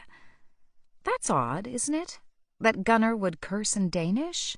Rafe said, "One tends to curse in one's native language." Since somebody involved with the production was a murderer, anything out of the ordinary was worth noting. "You mean Gunnar might not be Norwegian? Who lies about being Norwegian?" "I've no idea. Gunnar's certainly a Norwegian name." But now that we were doubting Gunnar, I remembered something else. When Annabelle mentioned that she had hiked Prekkestuen in Norway, I swear Gunnar didn't know what she was talking about. And then he covered it up by saying he wasn't a hiker. It just seemed odd, that's all. Charlie was a man who lived more in books than anywhere, but he also had a practical streak. He didn't know Prekkestuen? "Lucy, I think you should tell the police about Gunnar." "I suppose you're right. I just hate feeling like I'm tattling on people in school, getting them in trouble. Well, if you can stop a murderer, it's probably worth being a bit of a telltale." Maybe he did lie about being Norwegian, but why on earth would an oil rig worker from Norway, or possibly Denmark, kill Enid Self? "That's a question for the police," Charlie said. "But any time someone is murdered in my shop, I also think it's a question for me. Besides, 4 brains were better than 1. You can't tell anyone else, but I want you to know exactly how she died." They glanced at each other and both leaned forward. I imagine they'd been very curious about the details and too polite to pry. Charlie said, "Of course, we'll be discreet." I told them how I'd gone downstairs this morning and found her with the knitting needles stabbed into her chest. Knitters really are a tougher bunch than I'd imagined. And this Gunnar character would have the brute force to kill a woman with steel knitting needles. But that's not what killed her. I swallowed, and watching me, Rafe took over the narration. "She was killed by a blow to the head. The back of her skull was bashed in." Alice went a bit green and sipped more champagne, but Charlie squinted as though picturing the scene. "With the right weapon, anyone of reasonable strength could kill her, or at least knock her senseless and then finish the job." "Exactly," Rafe said. "But why do it in my shop? That makes it feel somehow personal. The killer had to arrange to meet her there. It wasn't like they grabbed her on the street or in her house. This was premeditated, and they premeditated on Cardinal Wolsey's." Rafe pushed his champagne aside and went back to his red wine. Seeing this, Charlie did the same and reached for his beer. Alice and I were most happy with our champagne, and both of us held out our glasses for a refill when William came out with hors d'oeuvres. He said, "I've been experimenting with a few things that I thought might be nice for your wedding. I've got a whole list of ideas that we can go over, Alice, when it's convenient." Alice nearly choked on her champagne. "William, you don't have to cater our wedding. I'm hiring caterers." William shook his head. "I've discussed it with Rafe. It's part of our wedding gift to you, if you'll accept it. Of course, I quite understand if you'd rather have another caterer, but I don't get much chance to use my talents. I'd be very grateful for the opportunity." Poor man, he really looked like he wanted to do this. Alice smiled at him in gratitude. "Thank you, William. I have to admit it seems such a daunting task to find the right caterer. You'd be perfect." William also looked pleased. "Wait until you've eaten, then you can decide." I looked at what was on that tray and thought that if I ever got married, William was going to be my go-to caterer. He offered the tray around, starting with Alice. "These are traditional potato latkes with smoked salmon. The Italian mayonnaise is my own recipe. Beside that are tiny Yorkshire puddings with rare roast beef. There's a selection of fresh shellfish, each with its own sauce. The crepes are vegan, as are the gazpacho and chilled pea soups." The soups were in shot glasses, and his presentation was gorgeous. There were tiny shepherd's pies, a personal favorite of mine, and mini savory scones. He brought out a plate of cheeses, charcuterie, and breads to round it all out. After we'd happily pigged out, Alice formally accepted his and Rafe's generous offer. "Good, that's settled then. I've got lots more ideas and recipes. We can get together when you're ready and make up a proper menu." While we nibbled on wedding delicacies, Rafe said, "I've asked Theodore to drop by later." Charlie glanced up. "Theodore, the scenery painter?" Of course, that's how he'd know Theodore. The multi-talented vampire helped paint sets when the Cardinal College Drama Department put on its theatrical performances. But Theodore was also a private investigator. In life, he'd been a policeman long before the invention of computers, forensics, or CSI. He was old school, and he was excellent at what he did. If he hadn't been sleeping all day, he might even have some new information for us. It was a lovely evening. When William brought out tiny cupcakes with C and A piped on them in icing, Charlie took one and before he bit into it said, "We've determined that Gunner might not be quite the man he'd have us believe. Tell us about the rest of the knitters. Alice and I met them all the night before that woman was murdered, so perhaps we saw something, or will remember something." I glanced at Rafe, who nodded. Nix came padding up from the garden, looking pleased with herself. She sniffed all the corners of the terrace, and woe betide any mice who might be hiding there. But she appeared satisfied that we were in a mouse-free zone. With the satisfied yawn of a cat who's been busy on secret feline business, she jumped up into my lap, circled a few times, and settled herself for sleep. I managed to reach into my bag without disturbing Nix and pulled out the sheet of bios. I had them nearly memorized by now, but I didn't want to overlook the tiniest fact. I recapped what we knew of Enid and Ryan. Vinod is next on the list. Alice said, "I spoke to him at the book signing. Vinod seemed very nice. I can't imagine he has anything to do with all of this." "You wouldn't think so. I would say he had the least to do with Enid. He's mostly kept to himself." "What do we know about him?" Charlie was obviously becoming interested in this amateur sleuthing business. I suspected in his wide range of reading he'd consumed many a murder mystery. As though he'd read my mind, he chuckled. "Well, it's rather like one of those classic mysteries, isn't it?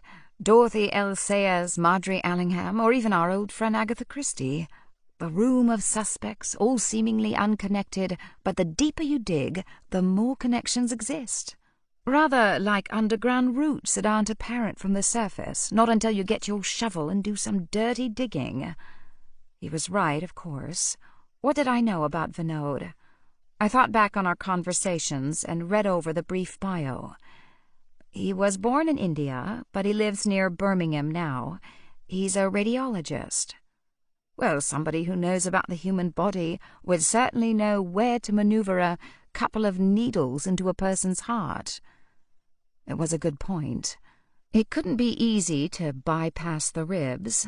Perhaps a medical background would have helped. But again, where's the connection? Was Enid self-hitting on him?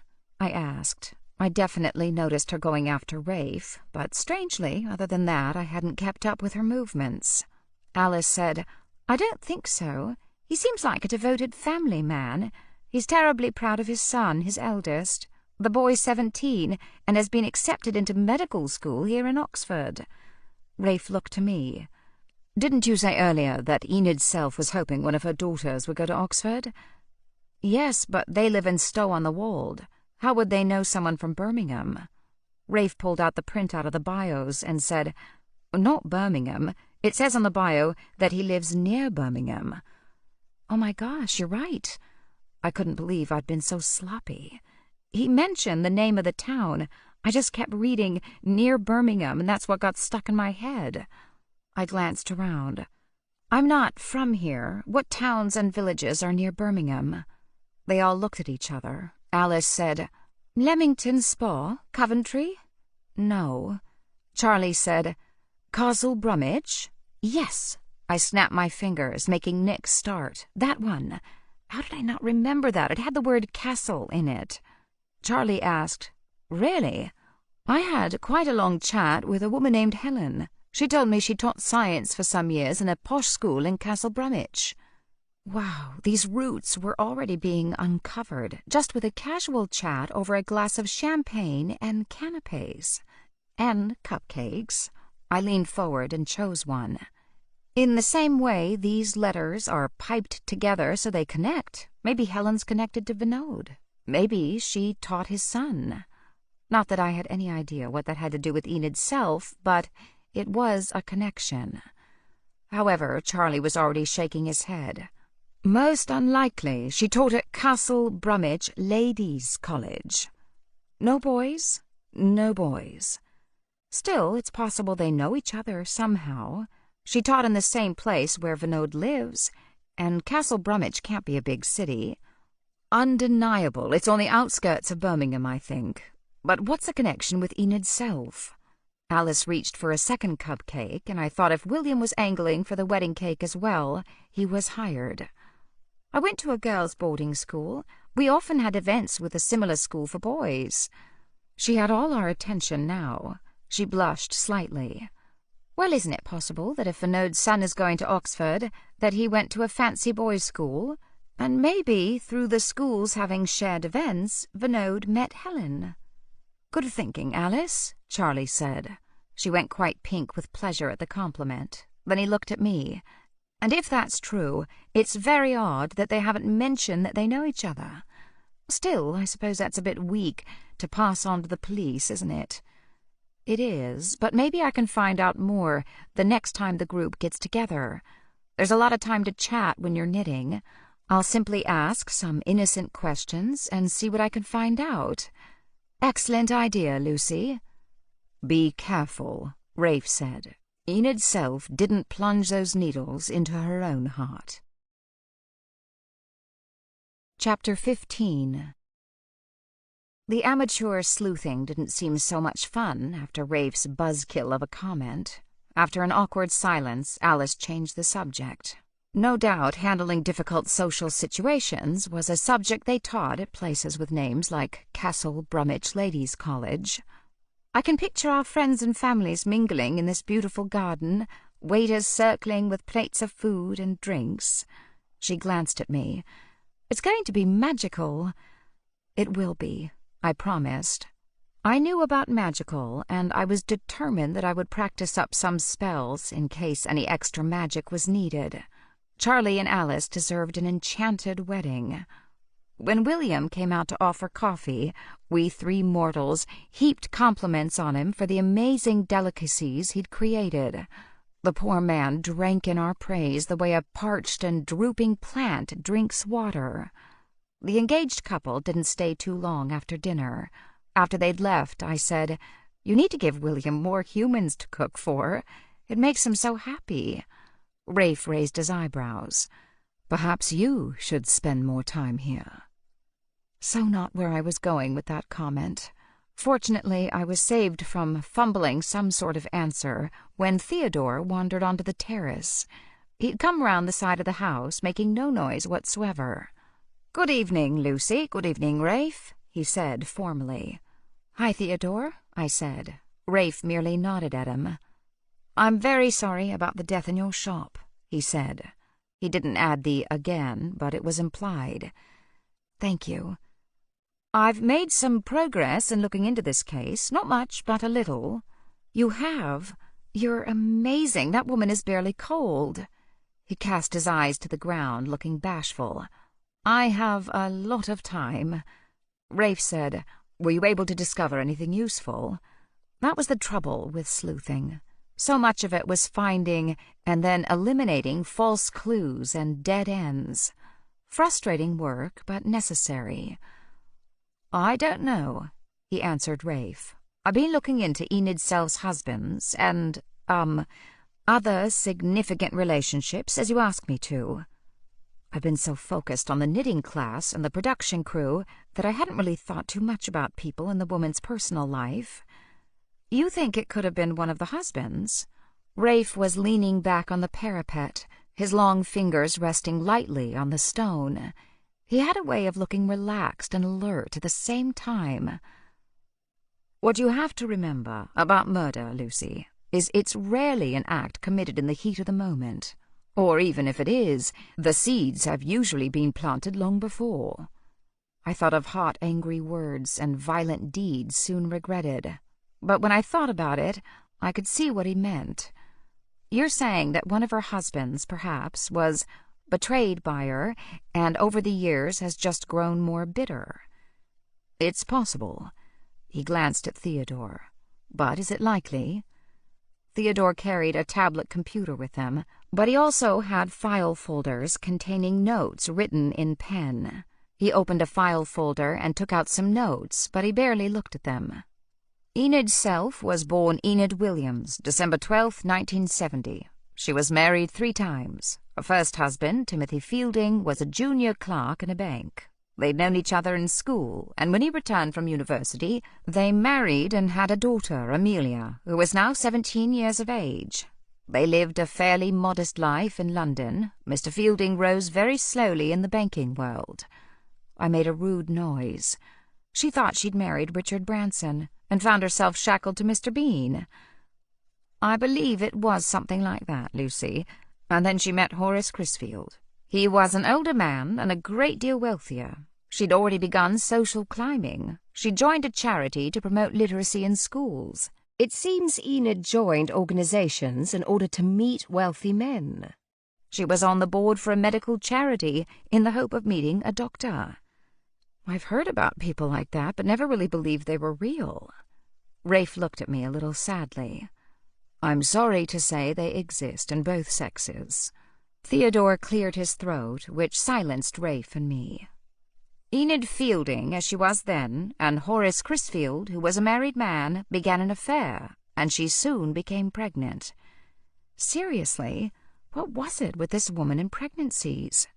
"It was a bit of a scandal at the time, as he was a rising man in the government. But he did the right thing, or so he told his colleagues, and he left his wife and married the now-divorced Enid Fielding." "You said she was pregnant?" "Yes, she had another daughter, Guinevere, now 12 years old. The family moved to Stow-on-the-Wold. She sent both girls to boarding school as soon as they were old enough.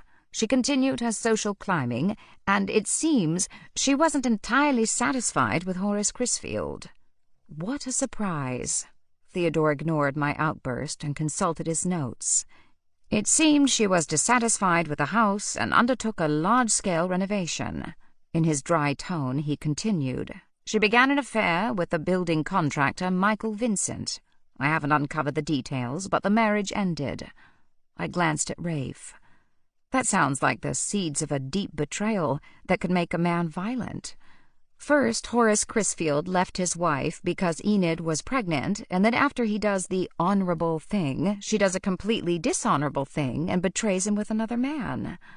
I glanced at Theodore, feeling like we might have cracked the case already. Does Horace Crisfield have an alibi for last night? The best alibi a man can have. He's dead. Darn it. And why was his name so familiar? What did he do in the government? He was a senior bureaucrat in the immigration department. I snapped my fingers. That's it, of course.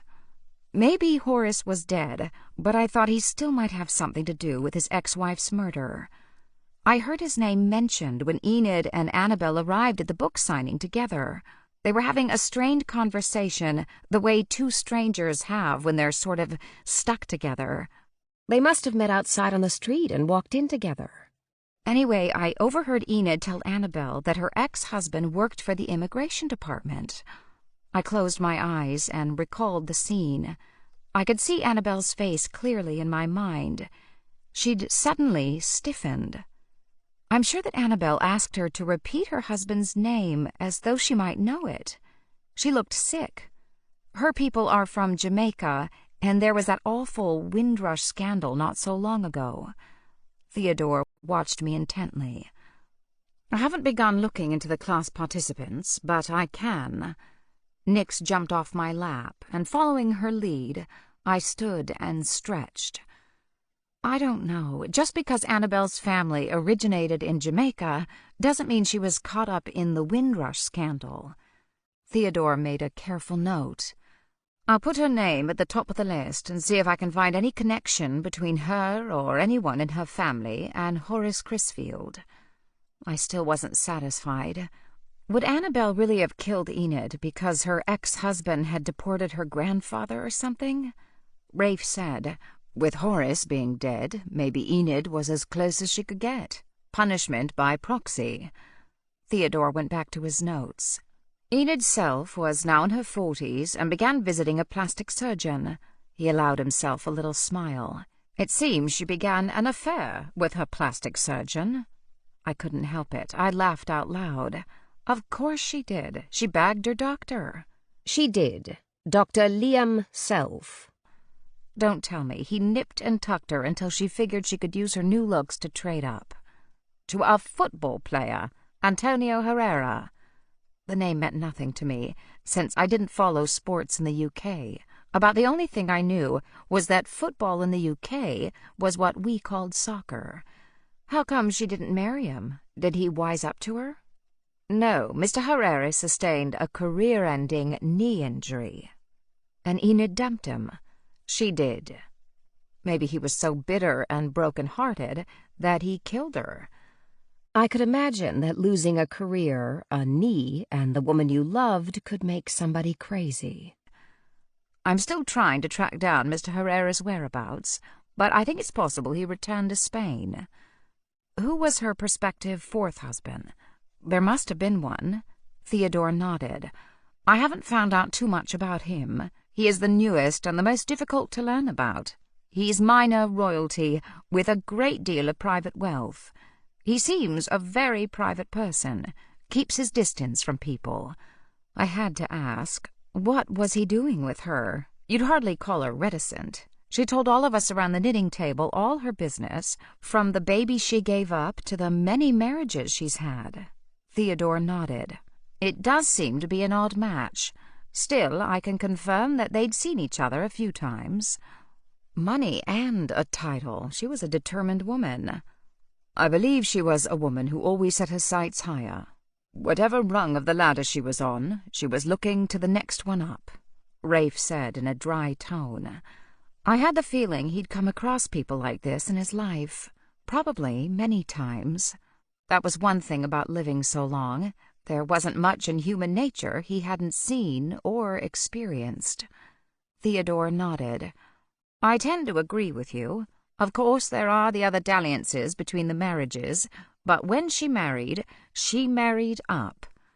She sure kept busy, I couldn't help but remark. I traced my fingers around the stem of my now empty champagne glass.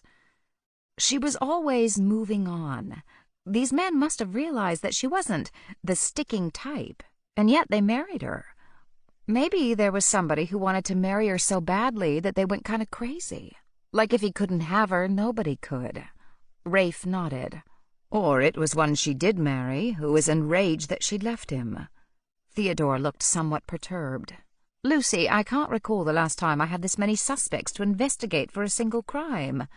I know. The trouble with Enid's self was that nearly everyone who ever met her had a reason to want her dead. Rafe nodded. Back in my more bloodthirsty days, we used to say that sometimes following our instincts left the world a better place. I shivered slightly, but then reminded myself he was from a different time and a different world. He seemed to fit so well into modern society, though there was always that slight edge. He said that old embers could suddenly spring to life, and the person who'd been merely resentful suddenly became murderous. Could it also be true for him? Was it possible that this veneer of civilization, covering the bloodthirsty animal part of him, was only a thin veil? I wondered what it would take to provoke the vampire. I wondered and hoped I would never find out. I opened my shop as usual on Wednesday. It worked out well, as my customers had expected me to be closed on Tuesday anyway for filming. In fact, we'd been closed due to Cardinal Wolsey's being a crime scene, but that wasn't known outside of Harrington Street. And we Harrington Street retailers tended to stick together. I trusted that no one would blab my unfortunate news. Once the police had finished, my downstairs neighbors had helped get rid of the carpet and scrub the plank floor beneath. Theodore arrived with the perfect rug, and then the vampires helped me put my shop back to rights. The film people would turn it back into a set again this coming weekend, but for now we were back to being a wool shop. It was a relief to find my normal customers coming in with no clue that when they walked across the middle of the floor, they stepped where a dead woman had lain. I found myself stepping around that area. I didn't know whether it was my perfectly human horror or my witchy senses, but I felt a cold space where the dead woman had lain, and even going too near it made me feel dark and sad. When Violet came into work and saw me walking around that bad space, she said, "Lucy, stop this." I shook my head at her. "I can't. Some part of Enid's self-spirit is trapped here in the shop. Do you feel it?" Violet closed her eyes and took a breath, and as she let it out, she nodded. "You're right. We need to release her. Annoying as she was, her spirit needs to move on." Unlike me, she seemed quite pleased at finding essence of dead woman among the mohairs and the alpacas. I soon found out why. "We'll need Margaret Twig and my grandmother, and together we'll do a spell that will set the dead woman's spirit free." I knew that the four of us together created a very powerful energy, but I was nervous about what that energy might do. "You're sure? All we are going to do is release this poor woman's spirit? Nothing can go wrong?" "Lucy, we're your sisters. You need to have more faith." She was right, I knew. It wasn't only faith in the other witches that I lacked, but faith in myself and my own powers. Because I'd come to witching so late, it was as uncomfortable as trying to converse in a new language. I always thought I was going to slip up, say or do the wrong thing. She said, "We'll come tonight just before midnight. Be ready for us."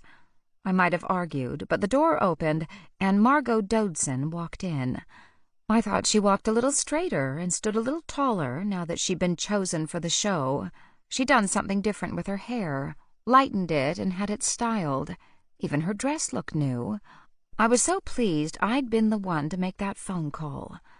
"Margot, how nice to see you. I like your new look." She blushed with pleasure at the compliment. "I was so thrilled to get your phone call. I'm here, as you can imagine, to pick up my wool and needles so that I can get caught up before Sunday. I'll practice, of course, before I even attempt to work on anything on television."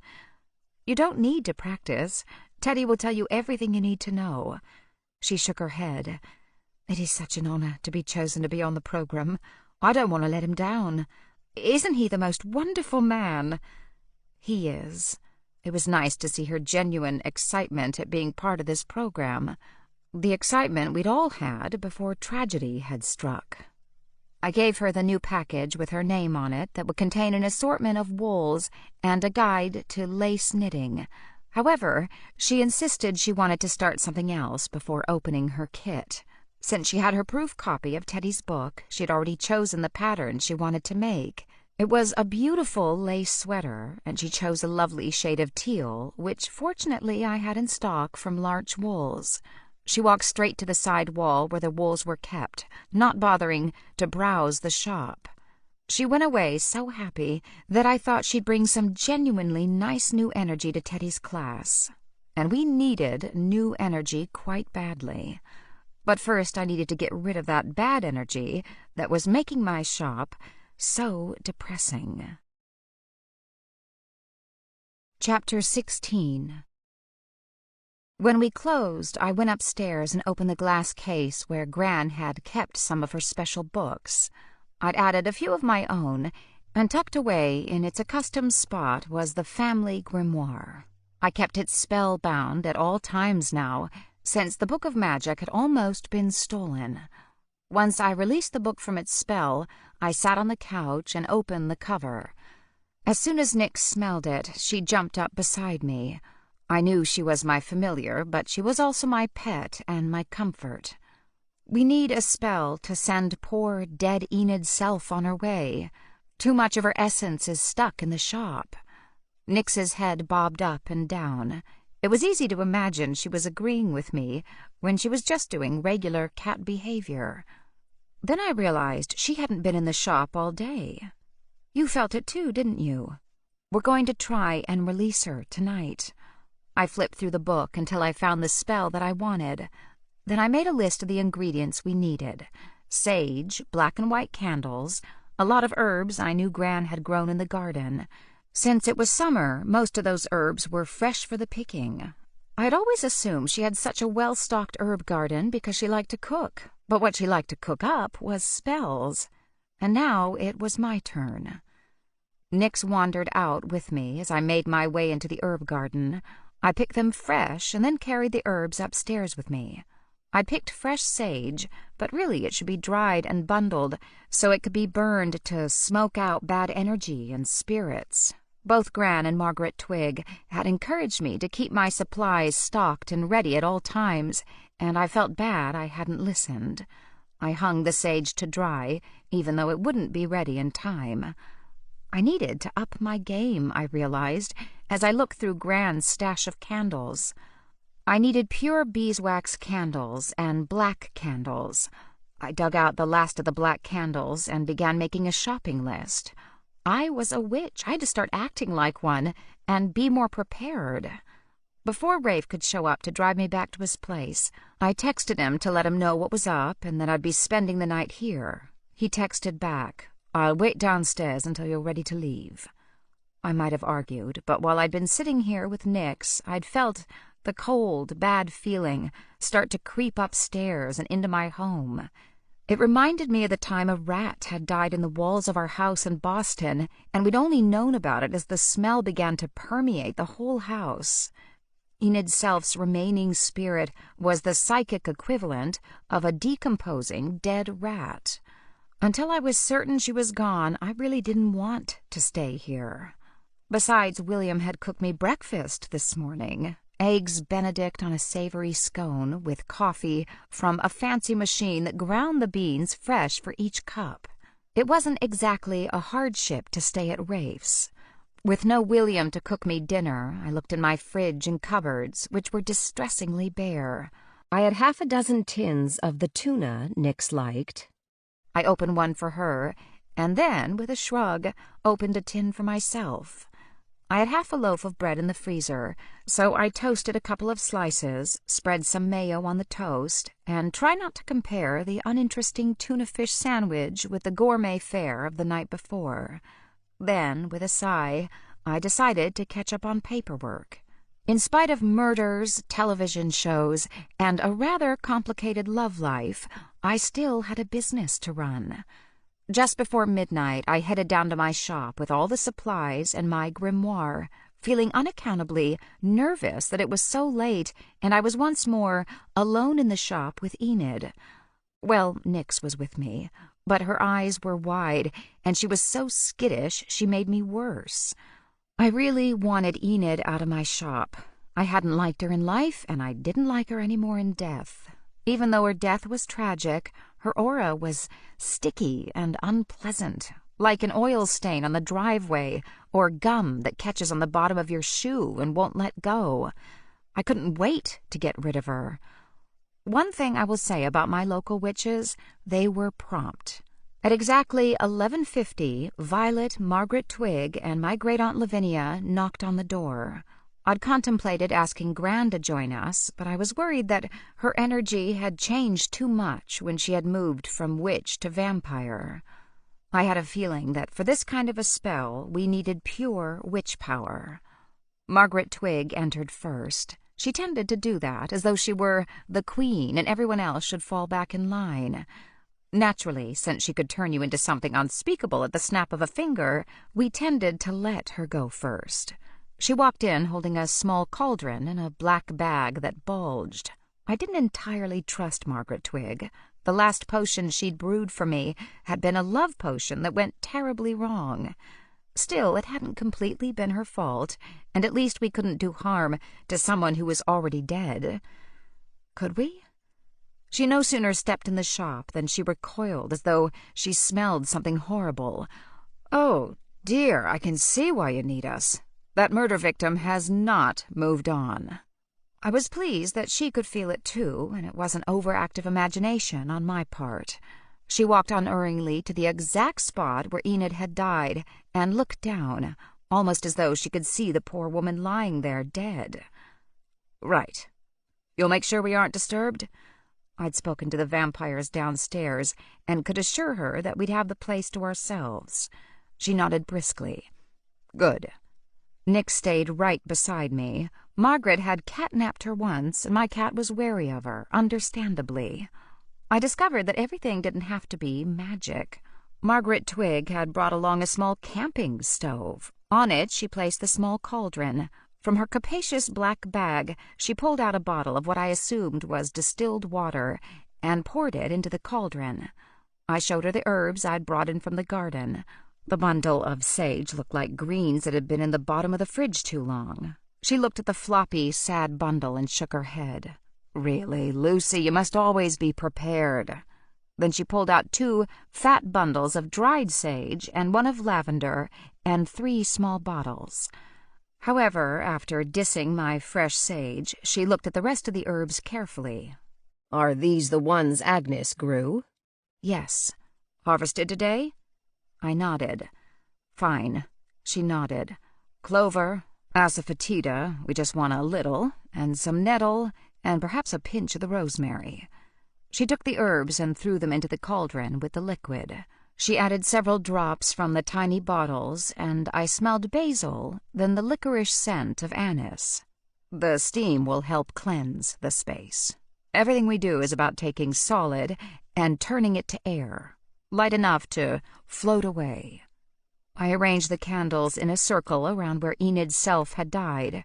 First a ring of the black, to draw out the bad energy, and then around it a ring of beeswax candles, to purify and send the energy on its way.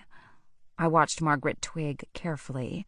When the cauldron was boiling and the scent of herbs began to fill the air, she pulled out a small vial of white crystals. As she was about to shake them into the cauldron, I grasped her wrist. "What is that?" "Salt." I leveled my gaze steady on hers. "What kind of salt?" "Salt from the Dead Sea. It helps purify the spirit and ease them on their way." I wasn't some rube at a county fair. "Salt from the Dead Sea?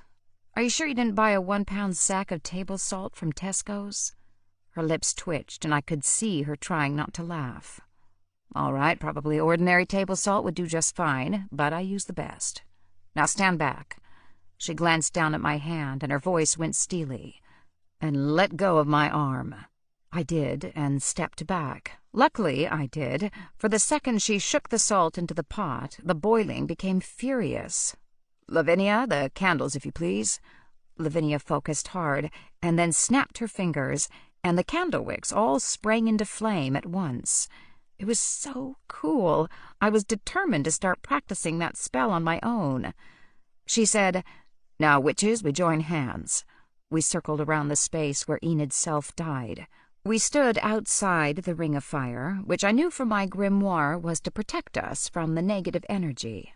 The cauldron bubbled away in the very spot where Enid had died, and the candles circled the spot. The flame should act like a psychic chimney, channeling Enid's leftover energy away from us. I had Violet's hand holding my left, and Margaret Twig's claw-like grasp on my right hand. Lavinia closed the circle, joining with Margaret and Violet, and Nick sat beside me, her soft warmth against my ankle. And then Margaret looked at me. "Lucy, please take over." I felt like a brand-new intern being handed a scalpel during brain surgery. They were all looking at me. I felt panic rise. I said to Margaret, "Can't you do it?" She smirked in an entirely superior fashion. "Of course I can do it, but you need to practice in order to learn. Besides, this is your shop, and you're the one who has the most to lose if we don't get rid of the spirit." I glanced at Lavinia, who merely nodded. Violet squeezed my other hand and whispered, "You've got this." Easy for her to say. She was just an hourly paid employee. If Enid started creating havoc in my shop, all Violet had to do was quit. Me? I was stuck in this place. It was my place of employment. I lived above the shop. And don't even get me started on the beings living below who seemed to think it was my job to keep them safely housed. But on some level, I also knew that Margaret Twig, as annoying as she was probably right. I looked around at their faces, strangely almost unrecognizable in the flickering candlelight. What if it goes wrong? Then you'll know that you're not trying hard enough. Being a witch isn't like learning to needlepoint or to paint watercolors, Lucy. This is a vocation. If you don't take it seriously, somebody's going to get hurt, and that somebody is probably you. Great pep talk, thanks. Now I feel full of confidence. This potion won't stay strong forever. You're wasting time. I took a deep breath. I brought back that sense I'd had when I was feeling powerful as I read my family grimoire. I pictured the handwritten spell that I'd memorized. I pictured Enid's self's face. My fingertips began to tingle. Not the kind of tingling that ended up in shooting flames, the feeling of inner power. The handwritten verse had been a poem, with antiquated words that rhymed. I felt I wanted something simpler. I improvised my own spell, hoping Margaret would fix things if I made a mess of it. We sisters have come together. North, south, east, and west. Fire, air, earth, and water.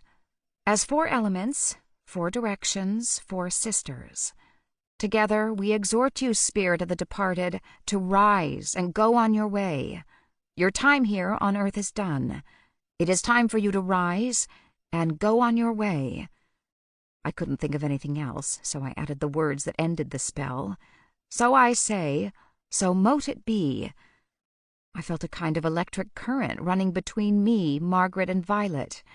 There was absolute silence. The candle flames burned steadily. Was I supposed to say more? I didn't have anything more. I was about to ask Margaret to take over, when suddenly the water boiled, faster and louder than normal water could boil. It sounded like a waterfall, and the steam rose and circled about. Violet gasped and clutched my hand so hard I think she broke a couple of small bones. The column of steam suddenly became Enid's face, if Enid had been made of steam. In a shrieking tone, she said, "Find out who took my life from me, or I will be back." I might be completely freaked out, but I was also an amateur sleuth. I wasn't going to give up any chance to find the answer to this puzzle. And who knew better than Enid herself who'd killed her? "Enid, do you know who hurt you?" She shrieked again and began to spin. Honestly, if I hadn't been clutching 2 other witches, I'd have turned tail and run all the way upstairs to my flat, thrown myself in my bed, and pulled the covers over my face. Enid cried out, "Danger comes to this place! Death comes!" She made another of those unearthly shrieking sounds, and then the column of smoke, steam, or whatever it was, began to spin. Before my astonished gaze, it began to ricochet around the room. Suddenly she screamed again, "Let me out!" Margaret Twig seemed to jump out of the trance. "Open the door!" she screamed. I ran to the door, stumbling in my haste, while Enid's ghost tore around my shop, shrieking. Finally, I got the door open, and with a final howl, she flew out into the night. The other 3 witches crowded behind me, and we burst out of the door and onto the sidewalk. All of us looked up. What began as a tight column of vapor dissipated so fast I could have believed I'd imagined it. And then there was nothing. We walked back inside. The candles were all out. Nyx walked around the outside of the candles and let out a meow, and then she walked around the perimeter of the shop, sniffing, her tail twitching. Margaret Twig looked on approvingly. "She's making sure the spirit's all gone." I glanced from Nyx to Margaret. "Is it?" "I think so. I don't feel her essence here anymore, do you?" I was so stunned, I didn't know what I was experiencing. She said, "Just to be sure, we'll do a final cleansing." She took one of her fat bundles of sage and lavender, lit it with a snap of her fingers, and handed it to me. I walked around the room, waving the smoking sage, calling on the 4 winds, the 4 elements, represented here by 4 witches. It was like sweeping up after the garbage truck had already been through. There wasn't much left, but a few wisps of vapor trailed out my door. Finally, Margaret Twig nodded. "You've cleansed your space." "But did you hear what she said? She said if I don't find her killer, she'll be back to haunt me." "Yes, Lucy, we all heard it." "What do you think she meant when she said death is here?" Margaret sounded irritable. "I don't know. Ghosts always talk in riddles. Would it hurt them to give a straight answer to a simple question?" For once I was in complete sympathy with Margaret Twig. "I know." But the space felt lighter, cleaner, fresher somehow. I could take a full breath and not feel Enid. "Thank you," I said, truly meaning it. "Thank you all for coming." Margaret Twig sniffed. "You can show your thanks by offering us a drink." I looked at them. "Really?" The 3 of them nodded. Lavinia sighed. "There's nothing like a good whiskey and soda after dispatching a spirit." "But it's after midnight. The pubs will be closed." Margaret took a bottle out of her bag. "You're going to have to stock your liquor cabinet along with your magic supplies, Lucy. Luckily, I came prepared." Rafe would take me back to his place, but he was probably happily visiting downstairs. I supposed a quick drink wouldn't hurt, and it might calm my jangled nerves. "You did well, Lucy," Margaret said, quietly, as we left the shop to go up to my flat. "We'll drink a toast to your success." Being a witch was full of surprises, some of them quite good ones. "Okay," I said. "Get rid of the lingering spirit of a dead woman and toast the deed. All in a day's work for the modern witch. Let's go." Chapter 17.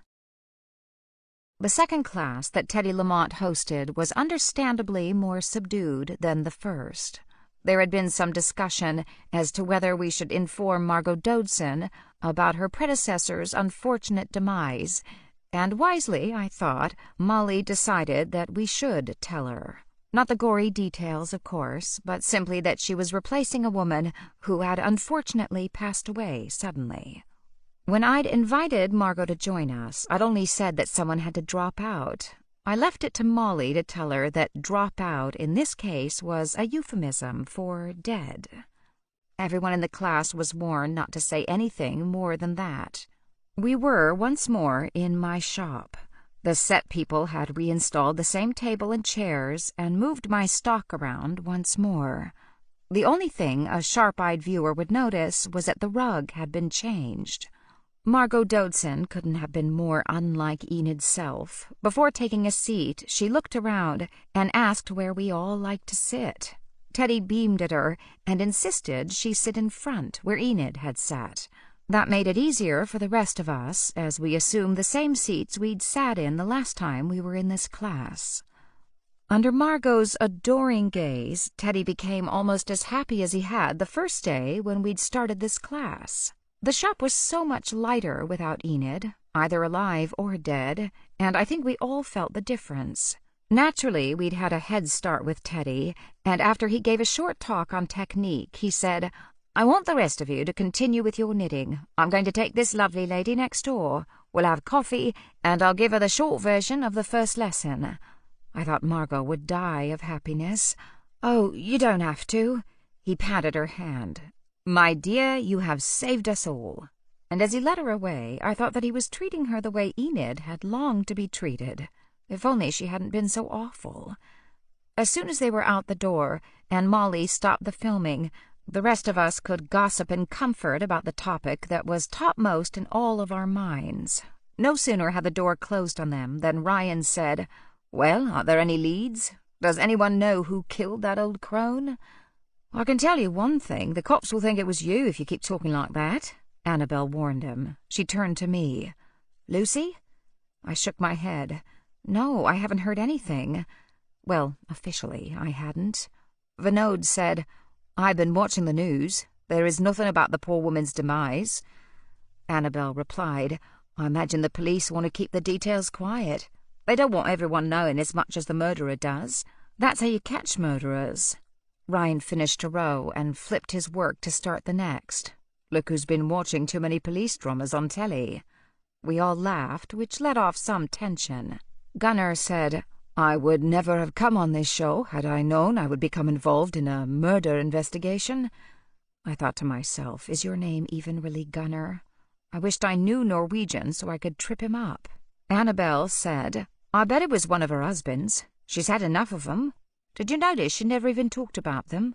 Only her 2 daughters. She reminded me of the wicked stepmother in Cinderella, shoving her kids' feet into shoes that didn't fit, so long as they could get the prince." "But first they had to get into the right schools," Vinod reminded her. "Maybe her daughters killed her. Can you imagine having that woman as your mother?" Ryan shuddered. Annabelle glanced at him. "You almost did. Last week she all but claimed you as the baby she gave away." "Well, I'm not, okay?" He sounded belligerent and angry. Ryan always seemed so easygoing that we all stopped knitting to stare. He stabbed his needle into the next stitch. "Just leave it alone." After an awkward pause, Helen said, "I don't understand what she was doing here. Why would someone ask Enid's self to meet at your shop late at night, Lucy?" They were looking at me as though I might have lured the woman to her death. I felt my anxiety rise, and so did my voice. "I don't know. I was asleep in bed upstairs when she was killed." "You live upstairs?" Gunnar asked, gazing up at the ceiling. I could have bitten off my tongue. "Way to go, Lucy. Announce to a room that might contain a murderer that you live here." "Not right now," I hastily added. "I'm staying with a friend." And I'd never been so grateful to Rafe as I was at that moment. Of course, I didn't tell them that even after she died, Enid hadn't completely departed. It had taken 4 witches and some powerful magic to get rid of the woman. Helen looked quite shocked. "Of course Lucy wouldn't hurt anyone. I believe you're innocent." That sounded like faint praise. I looked around the table. The production company had put all of them up at the same hotel. While I'd been chatting with William over another decadent home-cooked breakfast this morning, had they been breakfasting together in the hotel talking about me behind my back? Maybe they thought I was the most likely suspect, as the woman had been killed in my shop. I could have borrowed Teddy's phone as easily as anyone else, and with an inward cringe, I remembered I'd been the first to guess his password when the police had asked about it. I looked down the row at the knitters. "Do the rest of you think I killed that woman? Do you want me to excuse myself from being part of this project?" Helen shook her head. "Of course not. I'm sorry, Lucy. We're all feeling stress. I was thinking aloud." "I understand." And I did. I was looking at them all like they were killers, too. Somebody killed her. In order to get to the who, I guess the question is why. What was there about Enid's self that caused her to be killed? Helen said, "Someone hated her and saw an opportunity. Who knows what secret she held?" I looked at Helen. Secrets, or was it revenge? She paused in her knitting and looked up at me. Her eyes were bloodshot, and there were blue circles of strain beneath. Perhaps it was both. She went back to her knitting. "I think Annabelle's right. The police should check out those husbands." I had a mission today, and I mustn't forget it. I wanted some more background on these people. I said, "Let's forget about the murder for a few minutes." As if. Rafe's words suddenly came back to me. Enid had not stabbed herself in the chest with those knitting needles. Yes, there were many possible suspects, but I couldn't ignore the fact that every single person around this table was pretty handy with the needles.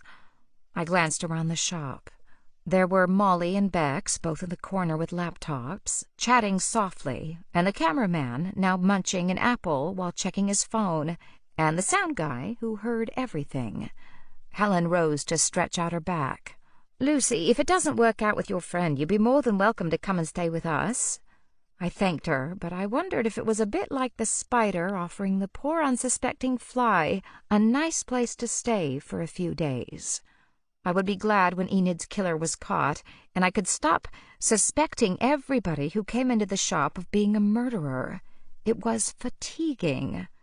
I was so busy thinking about murder that I dropped a stitch. However, thanks to Teddy, I just carried right on, knowing that the extra hole would add a little personality into the piece. My knitting was full of personality. With all this color to play with, it was hard for any of us to worry too much about technique. We turned tedium into joy. Gunnar must have also dropped a stitch, for he muttered "Lord" under his breath. I said, trying to sound casual, "Isn't that a Danish curse?" Everyone turned to stare, and no wonder. Look at me, knowing how to swear in Danish, and more impressive, being able to tell the difference between Norwegian and Danish swear words. I just hope no one asked me to speak either language, because all I knew were the two curse words. He looked up from his knitting and blinked at me.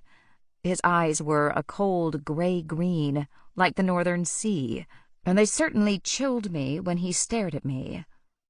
"I spent many years on Danish oil rigs." He gave a wry smile. "A man learns many Danish curse words when sailing with the Danes." Okay, that made sense. I mean, look at me. I'd only been living in this country less than a year, and I heard myself saying the strangest British things with my American accent. I'd begun saying, "Where's the toilet?" instead of the bathroom. My car had a boot instead of a trunk. And rather than putting trash into cans, I put rubbish into bins. But when I swore, I still did it like an American. I felt the time running out before Margot and Teddy would return. Molly sent Bex out, and I bet she'd been told to get them back. I turned to Helen, trying to act casual. "And you're a teacher, I believe?" I asked as though I were a hostess at a tea party, and it was my job to keep the conversational ball rolling. She didn't look up from her knitting. "That's right, I teach science. I particularly try to encourage the girls, as too few of them continue in the sciences." It must be incredibly difficult to teach teenagers. I remember being a teenager, and nobody could tell me anything.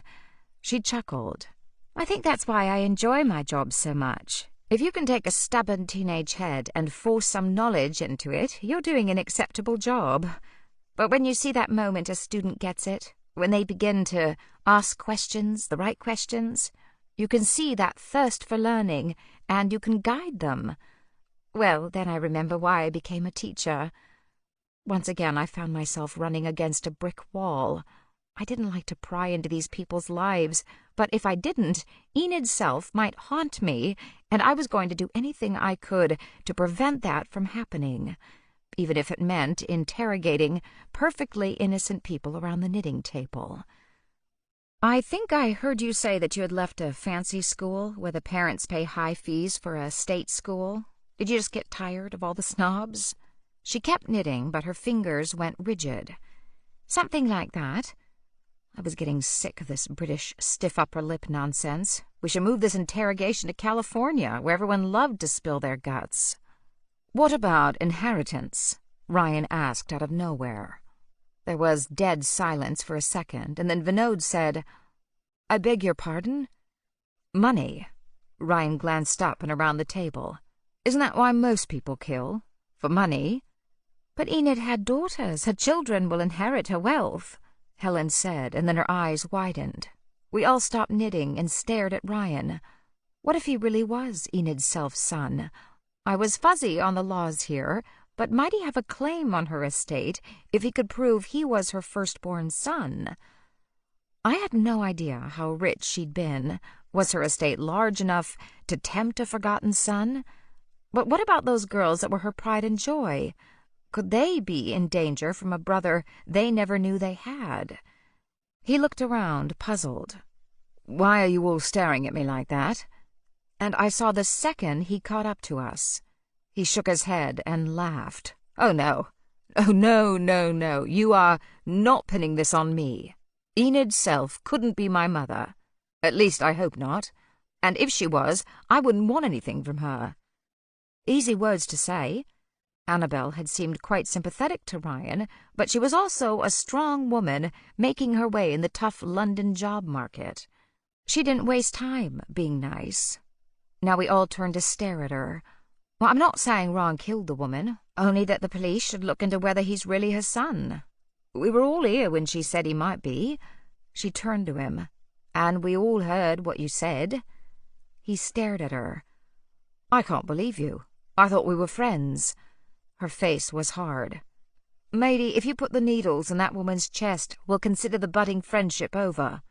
He threw up his hands, and his knitting fell to the floor. "She's not my mother, and I didn't kill her."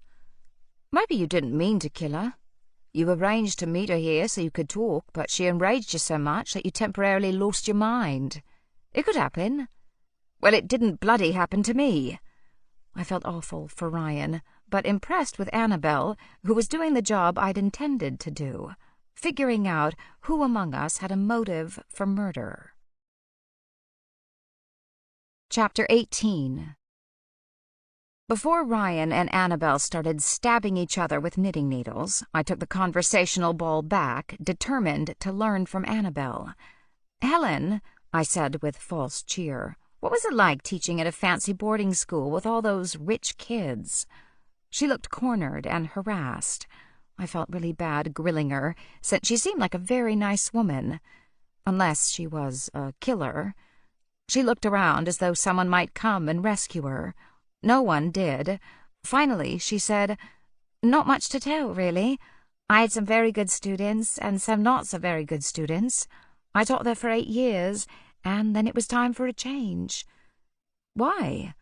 I read the newspapers. I knew that England, like many places, was struggling to make education more accessible to all, while the gap between advantaged and disadvantaged students seemed to be growing.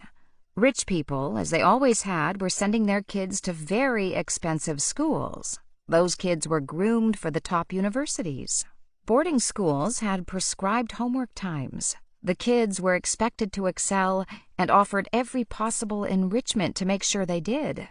They had debating teams, the most sophisticated and expensive computer labs. If they had a let's go to work with mommy or daddy day, they'd be shadowing a cabinet minister, a surgeon, a television presenter, or a Nobel Prize-winning geneticist.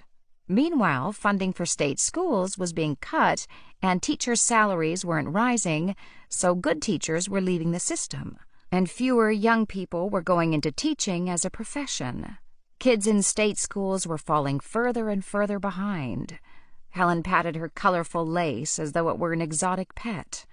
"My current school is closer to home, and state schools are desperate for science teachers." She came across like a dedicated teacher and a wonderful person, practically a saint. Could she have killed someone?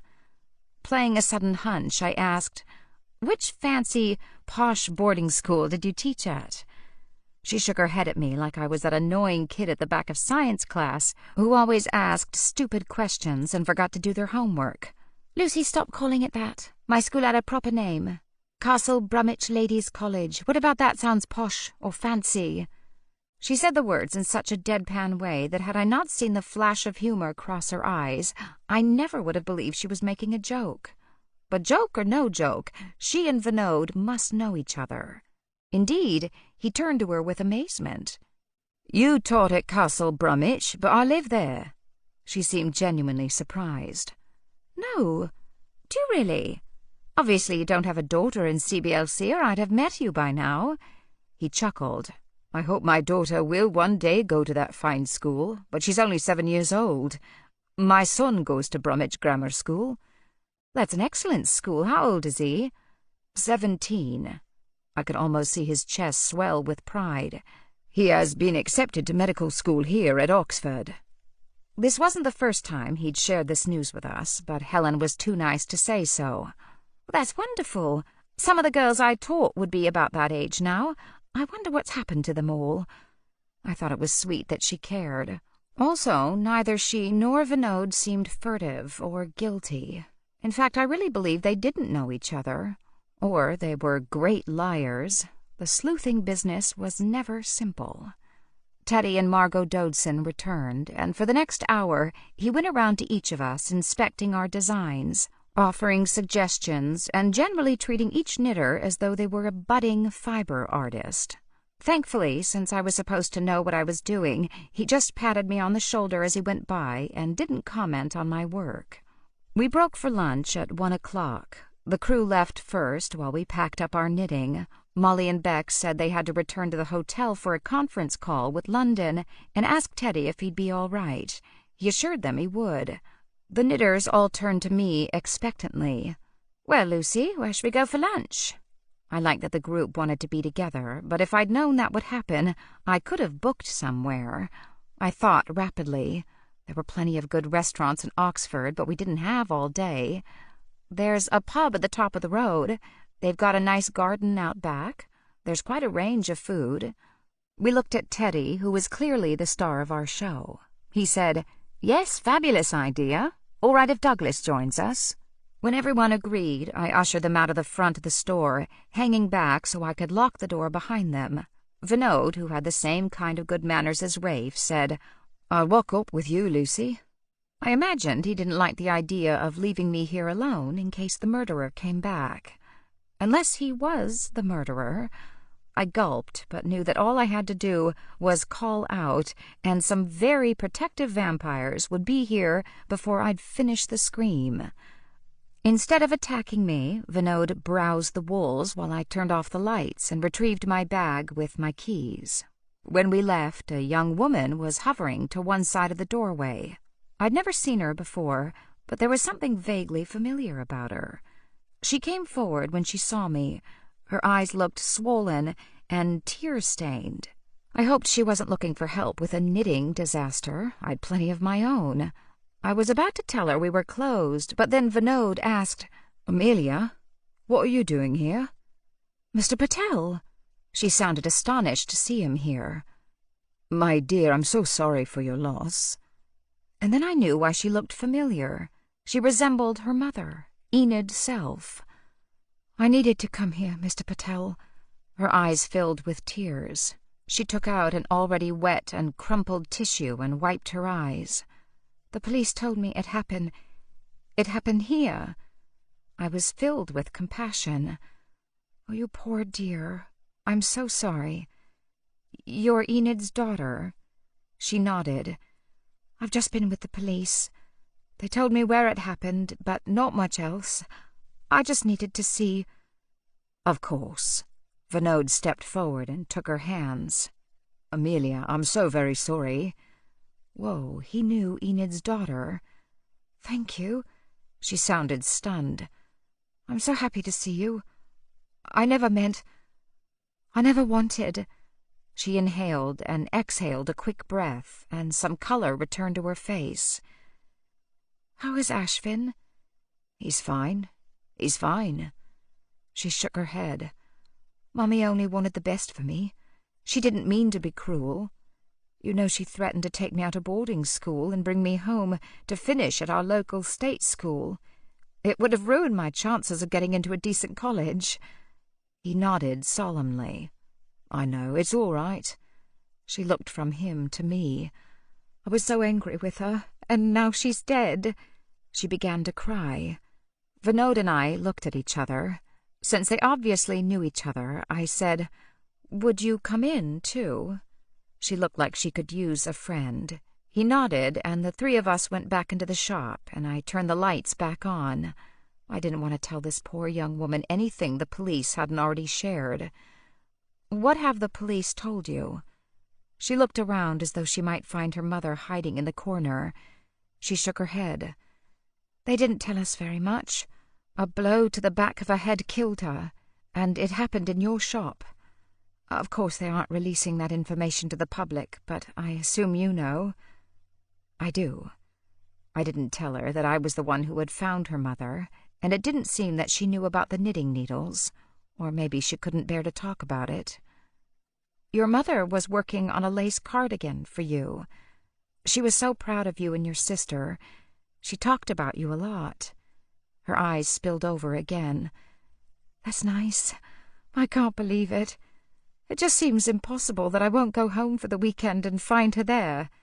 That she won't suddenly turn up at school to make sure they're teaching properly, or to argue with them if I don't get high enough marks." I handed her a box of tissues, and she blew her nose on a fresh one. "She always thought it was the teacher's fault if I didn't do well enough. Never that it might have been mine. It must be so difficult. Do you have someone you can stay with?" "My sister and I are staying with our stepfather, but it's not the same. He and Mum were getting a divorce. I'll go back to school as soon as I can after the funeral. It's better if I keep busy." Vinod said, "You are very brave. When I lost my mother, I was much older than you, but it was still a terrible shock. You must come to the house for dinner. You'll be most welcome." She wiped her wet cheeks with her hands. "But what about Ashvin? He probably never wants to see me again." "Nonsense. He's still your friend. We all are." "Thank you," she said, and then her shoulders began to shake. Before I could move, Vinod took her in his arms and patted her shoulder while she cried against his chest. "There, there," he said soothingly. I didn't show Amelia the exact spot where her mother had fallen, and she didn't ask to see it. After the storm of weeping had subsided, I asked, "Would you like to join us for lunch?" I had no idea if that was inappropriate, but I couldn't send this poor sobbing girl off by herself. She shook her head. "Thank you, but no. My stepdad and my sister are waiting at the hotel. He thought I was crazy to want to see the spot where she died, but I needed to." "Of course you did. I understand." She took a couple of fresh tissues and wiped her cheeks and blew her nose again. "Thank you. You've been very kind." "You must treat my family like your own." "Thank you, Mr. Patel. I would love to come for dinner at your house." "I will tell Ashvin to phone you, and he will arrange it, whenever you are ready." "Are you sure he's not angry? She told him I couldn't see him any more, and then she got him fired. I'm so ashamed. I should have argued more." "Amelia, your mother loved you very much, but she was not easy to stand against. You must not worry. We all understand." After she left, I turned out the lights once more. Vinod waited for me to lock up, and then we headed toward the pub to join the others. My mind was whirling with the new conjectures. Vinod's son and Enid South's daughter. I said, "What a good thing you knew Amelia. You were so helpful. Poor thing. How terrible to lose her mother like that, and so young." He shook his head. "I have no idea how such a dreadful woman managed to raise such a beautiful daughter." He didn't say it with anger, but merely as though it were a well-known fact. Naturally, I asked the obvious, nosy question. "How do you know Amelia?" She is a friend of my son. The way he said friend suggested perhaps the relationship was warmer. Friend or girlfriend? He chuckled. Lucy, you ask questions like an American. I am an American. I looked at him sideways, hoping he found this charming and not irritating. So? So, my son worked at an Indian restaurant as a busboy. It is near the ladies' college, and the girls often go there for a meal when they are sick of that institutional food they get. She became friendly with my son, and one thing led to another. That's nice. It must be very hard to meet boys when you go to an all-girls school. My wife and I did not entirely approve of the relationship. Our son must work very hard to get into medical school. We like him to have a job because it's important to develop a good work ethic, but he didn't have time for a girlfriend. However, Amelia is a lovely young woman, not silly and flighty like some of those girls. She also takes her future seriously. He sighed. We did not know she was keeping this friendship a secret from her parents. Somehow her mother found out. She showed up at the restaurant where my son worked, made a terrible scene, humiliated him in public, said she would have him arrested if he went near her daughter again. I could picture the scene, and my whole body was filled with the horror of what it must have been like. He had to take a breath before he could go on. Fortunately, the people who own the restaurant are old friends, and they know Ashvin. They know he's a good boy. But still, many of the regular patrons heard her. He wasn't fired, but he left the job, said he couldn't go back. He shook his head. That woman didn't know anything about him, and she said such things. I didn't know what to say. I am so sorry. Amelia did look like a nice girl, and I could imagine Vinod's son being like him, serious and honorable. Well, from what Amelia said earlier, she obviously felt terrible, but too frightened of her mother to make a stand. It was obvious that Vinod thought the world of his son. He might talk about the incident in a calm way, but I doubted he had been calm at the time. In fact, he must have been furious. And then, to come on this knitting show and discover the woman who'd humiliated his beloved son and caused his young heart to be broken was here, boasting about her high hopes for her own beloved daughter. Perhaps he snapped. I was suddenly glad that it was a sunny afternoon and there were plenty of people around. Chapter 19. During lunch, I tried to work out whether Vinod could be a murderer, then decided that he couldn't. He just seemed too nice.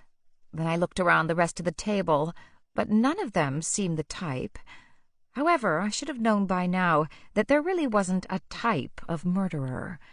People were driven to crazy acts. Maybe they'd been crazy all along, and hid it well. I ordered a salad with goat cheese for lunch, though I was barely hungry after William's breakfast this morning of blueberry pancakes with real Vermont maple syrup that had made me momentarily homesick. William had said, "Lucy, it's a pleasure to watch you eat." Make a pig of myself, you mean? Please join me, you know Rafe won't. It didn't take too much persuading to get William to join me for pancakes. As we sat over a second cup of coffee, I asked him why he stayed. "You obviously miss cooking, and you're so good at it. You should open a restaurant or go into wedding catering or something." He shook his head. "I'd never leave Rafe." "But why? I'm sure he pays well, and he's, well, amazing, but your talents are wasted here." He looked into his coffee. I stayed quiet until at last he spoke. "My family have been serving Rafe for hundreds of years." I leaned forward, and I was sure there was a stupid expression on my face. "Come again?" He grinned at me. "I know. It sounds mad, but it's true. My many times great-grandfather owed Rafe his life. Oh, so the legend goes. He promised that his son, and all his sons' sons, would look after his master after he was gone. He shrugged, and we always have." This sounded like feudal times. And none of you ever said, "You know, you're a great guy, Rafe, but I'd rather be a cobbler or join the circus or try out for astronaut school"? No, never. Each of us teaches our eldest son how to serve Rafe, and when he's old enough, he takes over and we retire. He leaned forward and his eyes were intent. Loyalty, duty, and honor. They aren't concepts that are as revered now as they used to be, but we Threshers would give our lives for Rafe. It's who we are. I felt out of my depth here. Somehow I thought he'd been brainwashed by his father, who'd been brainwashed by his, and so on back down the line. But you're stuck out here in this admittedly beautiful manor house. You could have your own restaurant in London or New York. You're that good. Okay, I wasn't the world's preeminent food critic, but I read those magazines on the plane that were always showcasing the latest, greatest new chef. William was easily as good as any chef or any new restaurant I'd read about or even visited. He shook his head. I like it here. Maybe it's bred in my bones and marrow, but I wouldn't leave Rafe. I'm his until death. And I thank you for your loyalty, William. Rafe strolled in, dapper in a navy summer suit. Ready, Lucy? William didn't turn a hair at our conversation being overheard, but I jumped up, feeling the blood rush to my face. Yes, I just have to brush my teeth. I'll meet you at the car. No hurry. I made horrible faces at myself in the mirror as I brushed my teeth. When was I going to learn to stay out of things that weren't my business? I received a text during lunch, and to my surprise, it was from Ian. We used to text each other a lot during that brief time we dated each other, but I'd assumed he'd deleted my number. Turned out he hadn't. The text said, I know you're closed, but my auntie has run short of wool. Any chance I could stop by later and pick some up? I thought that was sweet, that he was such a devoted great-nephew. Also, I had no problem with him coming to my shop out of hours. If I did him a professional favor, he might give me some information and perhaps share some of his initial findings in Enid Self's murder. I texted back, no problem, come at 7. We were scheduled to shoot until 6, and I wanted to be certain everyone was gone before Ian arrived. Shortly after that, I received a text from Rafe. Pick you up at 10 p.m. I texted back that was fine and enjoyed the fact that I was going to be the recipient of 2 gentlemen callers this evening. One mortal and one not. When Ian arrived, I had the wool all ready for him. I'd followed Grand's tradition of keeping files on all my customers, so I knew what they'd ordered. Of course, my files were all on computer. He looked a bit sheepish. That's very kind of you, Lucy. After he'd paid and I'd put the wool into a bag for him, he said, I'm afraid I told you a bit of a porcupie. You lied to me. What? It was a white lie, really. My auntie asked me to pick up some more of this wool, but she didn't need it today. I wanted to talk to you. He looked tired. He was wearing the suit he wore to work, and I suspected he'd been in it for a lot of hours. You've been spending time with a lot of people who knew Enid Self. You have good instincts. He held up his hands in a helpless gesture, and the paper bag rustled. Honestly, we're not getting anywhere. I'm asking for your help. I was flattered that he wanted my input. It was smart of him, because he was right. I was spending a lot of time with some of the last people to see Enid Self alive. Of course, I'll tell you whatever I can. And in return, perhaps you'll tell me a few things. He looked slightly offended. That's not how it usually works. I know, but as you said, this is a strange case, and I'm pretty heavily involved in it. He looked to the space where the collection of antique knitting needles had hung and no longer did. I'd taken the entire display down and hidden it in the back room. It would be a long time before I could look at those antique knitting and crochet items without feeling sick. Molly had found me a nice poster of Teddy posing with his new book to put in its place. Ian said, All right, I can't tell you everything, but if you give me your word to keep anything I tell you quiet, I'll answer some questions." I nodded. He'd said to keep it quiet, not that I couldn't tell anyone. I felt that was enough permission that I could share whatever I learned with Theodore and Rafe. "Well," I asked, "what do you want to know?" He let out a huge sigh. "Anything you can tell me that might steer us in the right direction would be very helpful." I felt sorry for Ian. It must be so difficult to try to find the one single person who might have murdered someone so very unpleasant. "You've taken a look at the 3 husbands, I assume?"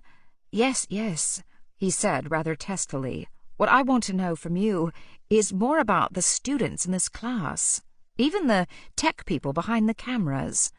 What do you know about them? You sit around all day knitting. Does anyone seem suspicious?" I'd start by taking a look at Gunnar. He pulled out a notebook, and folded into it was a copy of the class list, slightly the worse for wear. "Gunnar is the Norwegian, used to work on an oil rig." He glanced up at me. "It's funny you should mention him first. We're having trouble finding out about his background. The Norwegian authorities are saying they can't find him." I know this sounds crazy, but I'm not sure he's Norwegian at all. He swears in Danish. Ian's eyes opened wide at that. "He swears in Danish?" He shrugged his shoulders up and down once. "Sometimes I swear in German." He thought about that. "In German, a curse sounds more like you mean it." While I thought he had a point, I said, "Okay, this will sound even more stupid," but he looked confused when someone mentioned Prakastuen. Now I really had Ian's interest. "Pulpit Rock? You see, even you've heard of it, and you're not Norwegian." "No, that is odd. Of course, if we could fingerprint him, we might find out who he is, but there isn't enough reason to." He stared at the class list. "What else do you know about Gunnar?"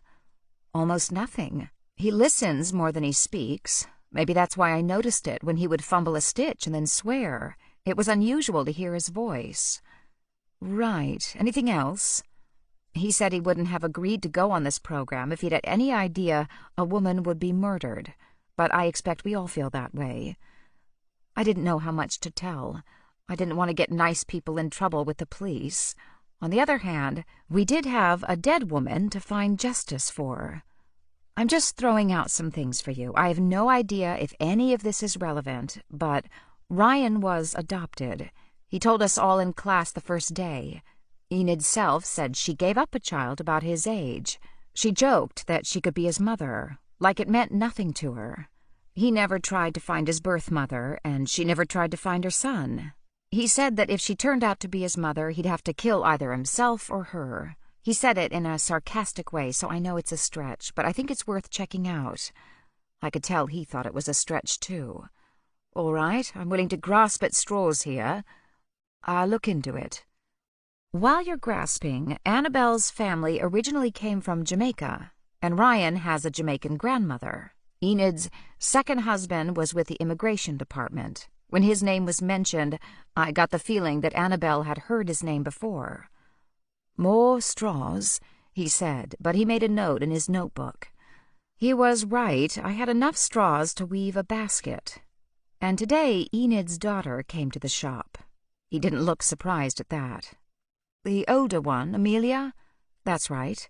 She wanted to know everything she could about her mother's death. We told her the basics. I'm not really surprised that she came here. Awkward for you, though." "No, I'd have wanted to come here, too, if I was her. Besides, we think Enid might have been like the evil stepmother in Cinderella, the mother of the horrible stepsisters. She's awful to Cinderella, but dotes on her own girls. Maybe Enid Self was like that, horrible to most people, but her girls were everything to her. Amelia seemed devastated to have lost her." He nodded. "I noticed that, too. Well, anyone would be devastated to lose their mother like that, but she did seem as though she genuinely loved her. Poor girl. I'm glad you were kind to her. Not only me." And then I told him how surprised I had been that Vinod and she knew each other. Now here's the interesting thing. She knew Vinod through his son. But doesn't she go to some posh girls' school? Yes, she does. It's a boarding school. Vinod's son was working in a local Indian restaurant where the girls would sometimes go for a meal. I don't know how close they were, but it sounds as though Enid found out her daughter was dating a busboy and had a fit. I felt really uncomfortable, casting suspicion on Vinod, because I thought he was a very nice man. But very nice people could be driven to murder, especially to protect people they loved.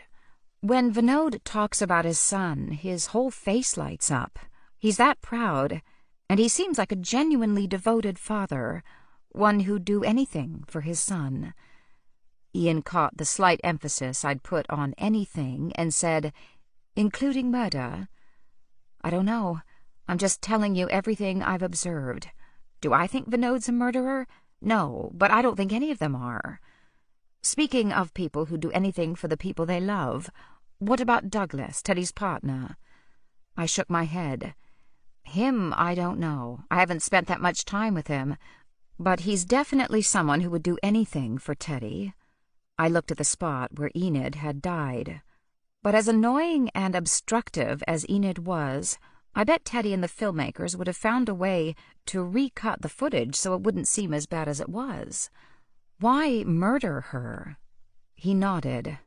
"I don't know much about how they make television shows, but I imagine you're right." He made another note. "I'll check with Molly." He ran down the listed names.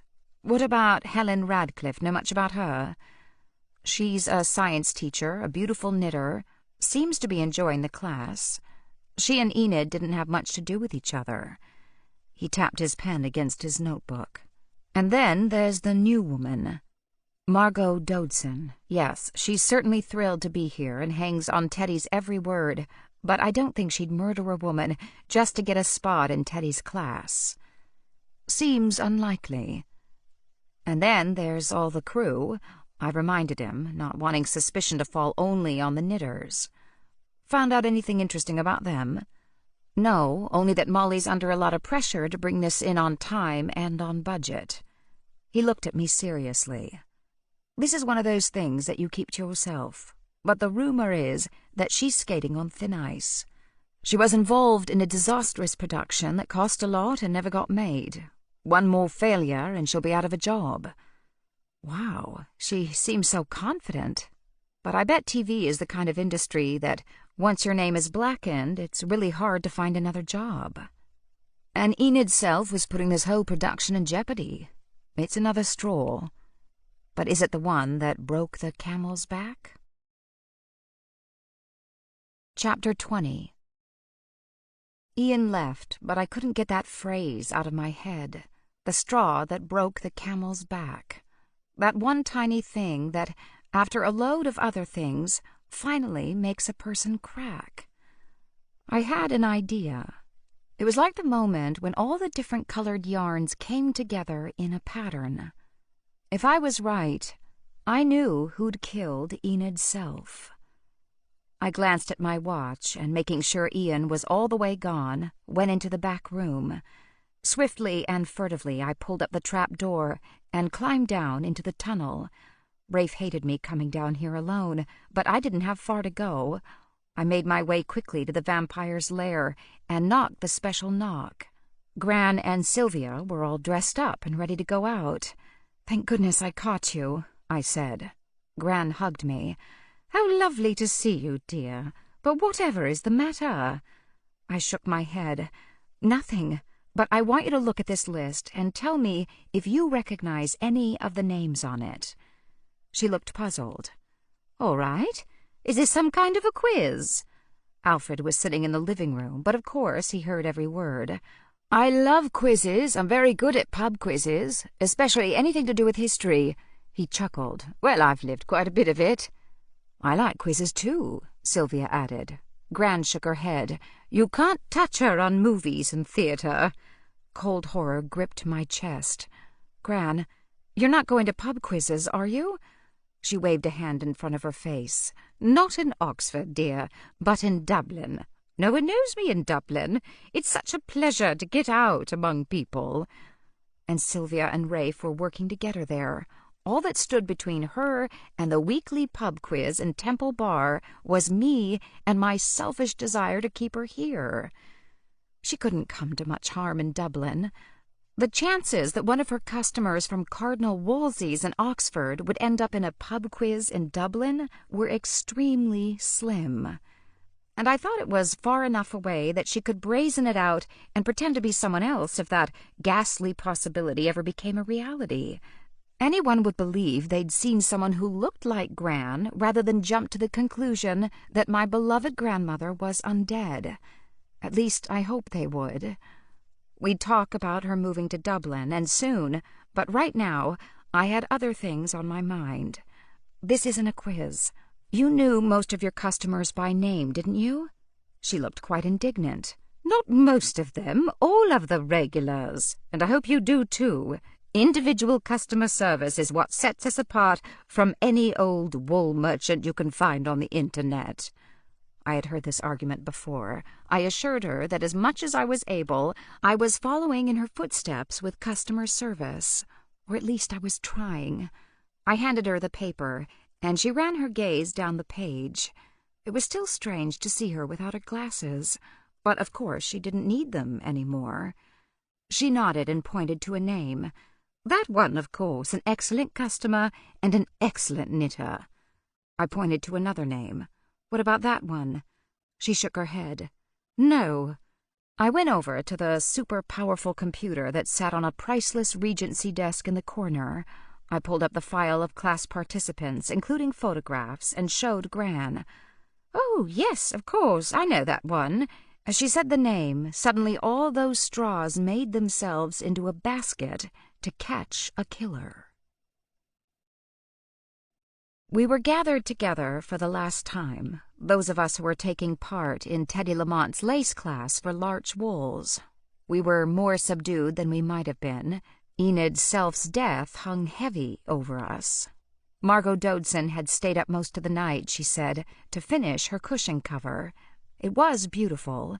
I wasn't sure if it was meant to be abstract, but it looked like a sunrise to me. From indigo to fuchsia, her colors blended and announced a beautiful day, a new beginning.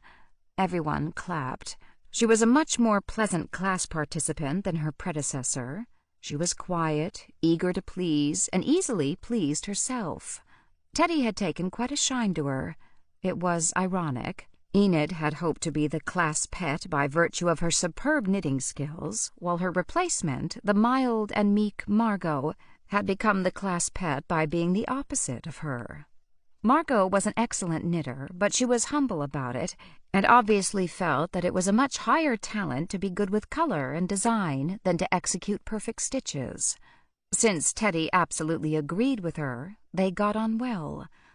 In spite of the trauma and the setbacks, all of us had managed to finish our cushion covers. Mine was never going to win any awards, and due to my inept skills, it didn't look enough like a pentagram that anyone would point to it and scream, "Witch." This was a good thing.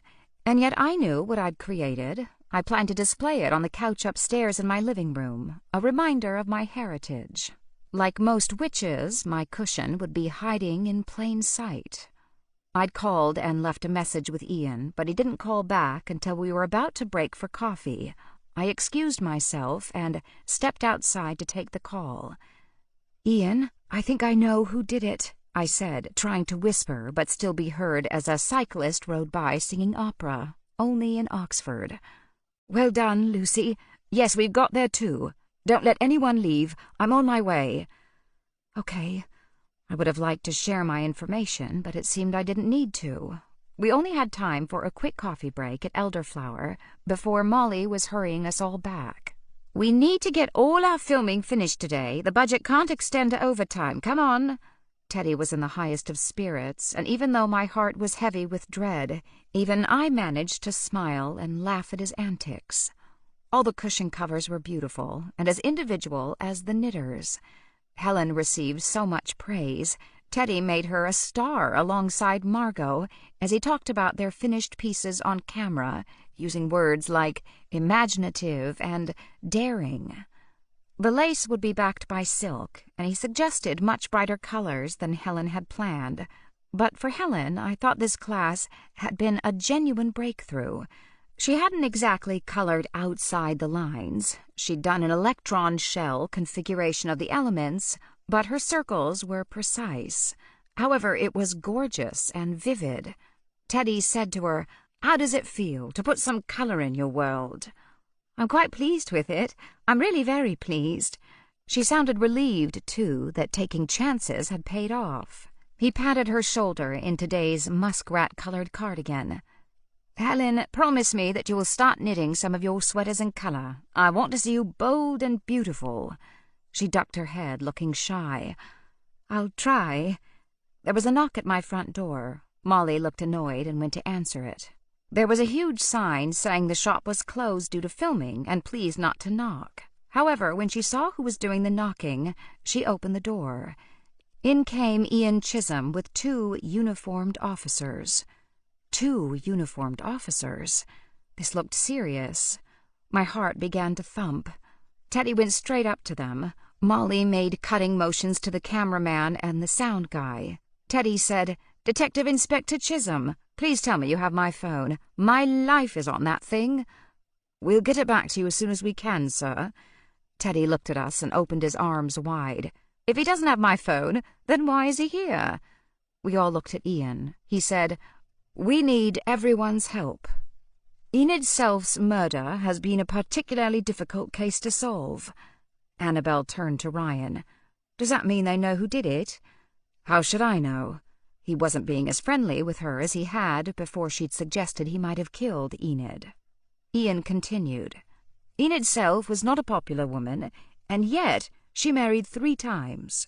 She was a beautiful knitter, but managed to make enemies of everyone in this class."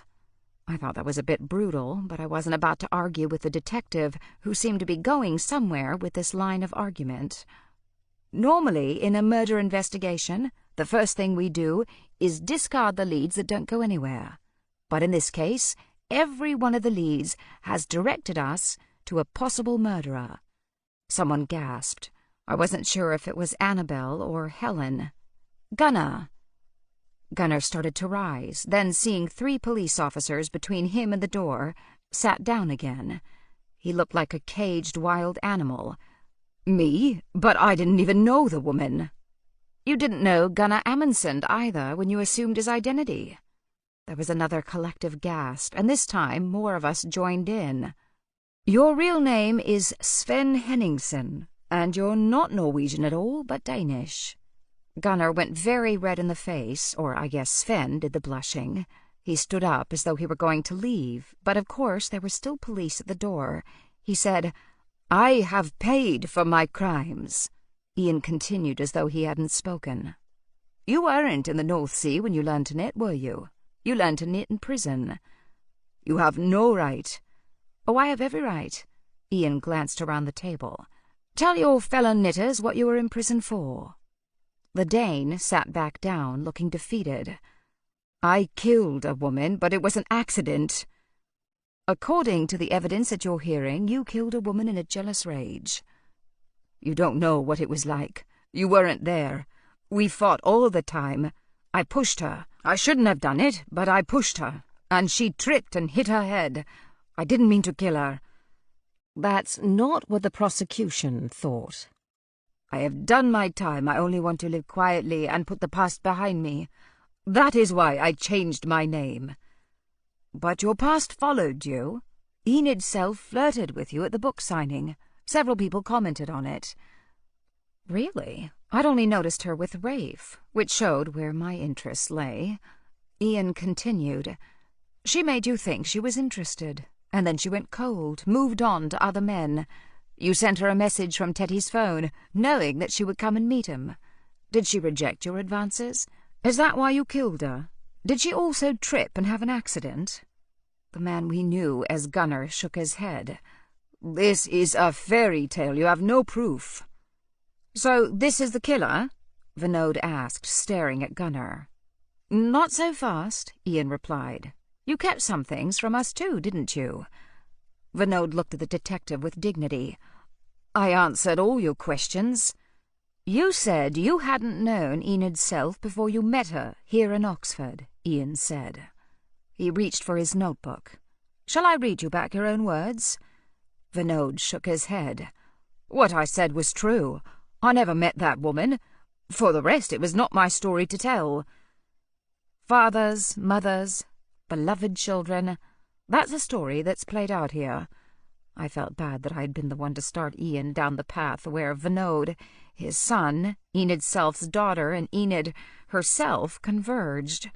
But I had thought it might be important, and clearly Ian thought so too. He said, "Your son and Enid's daughter, Amelia, were more than friends, weren't they? They believed themselves in love, and Enid put a stop to that.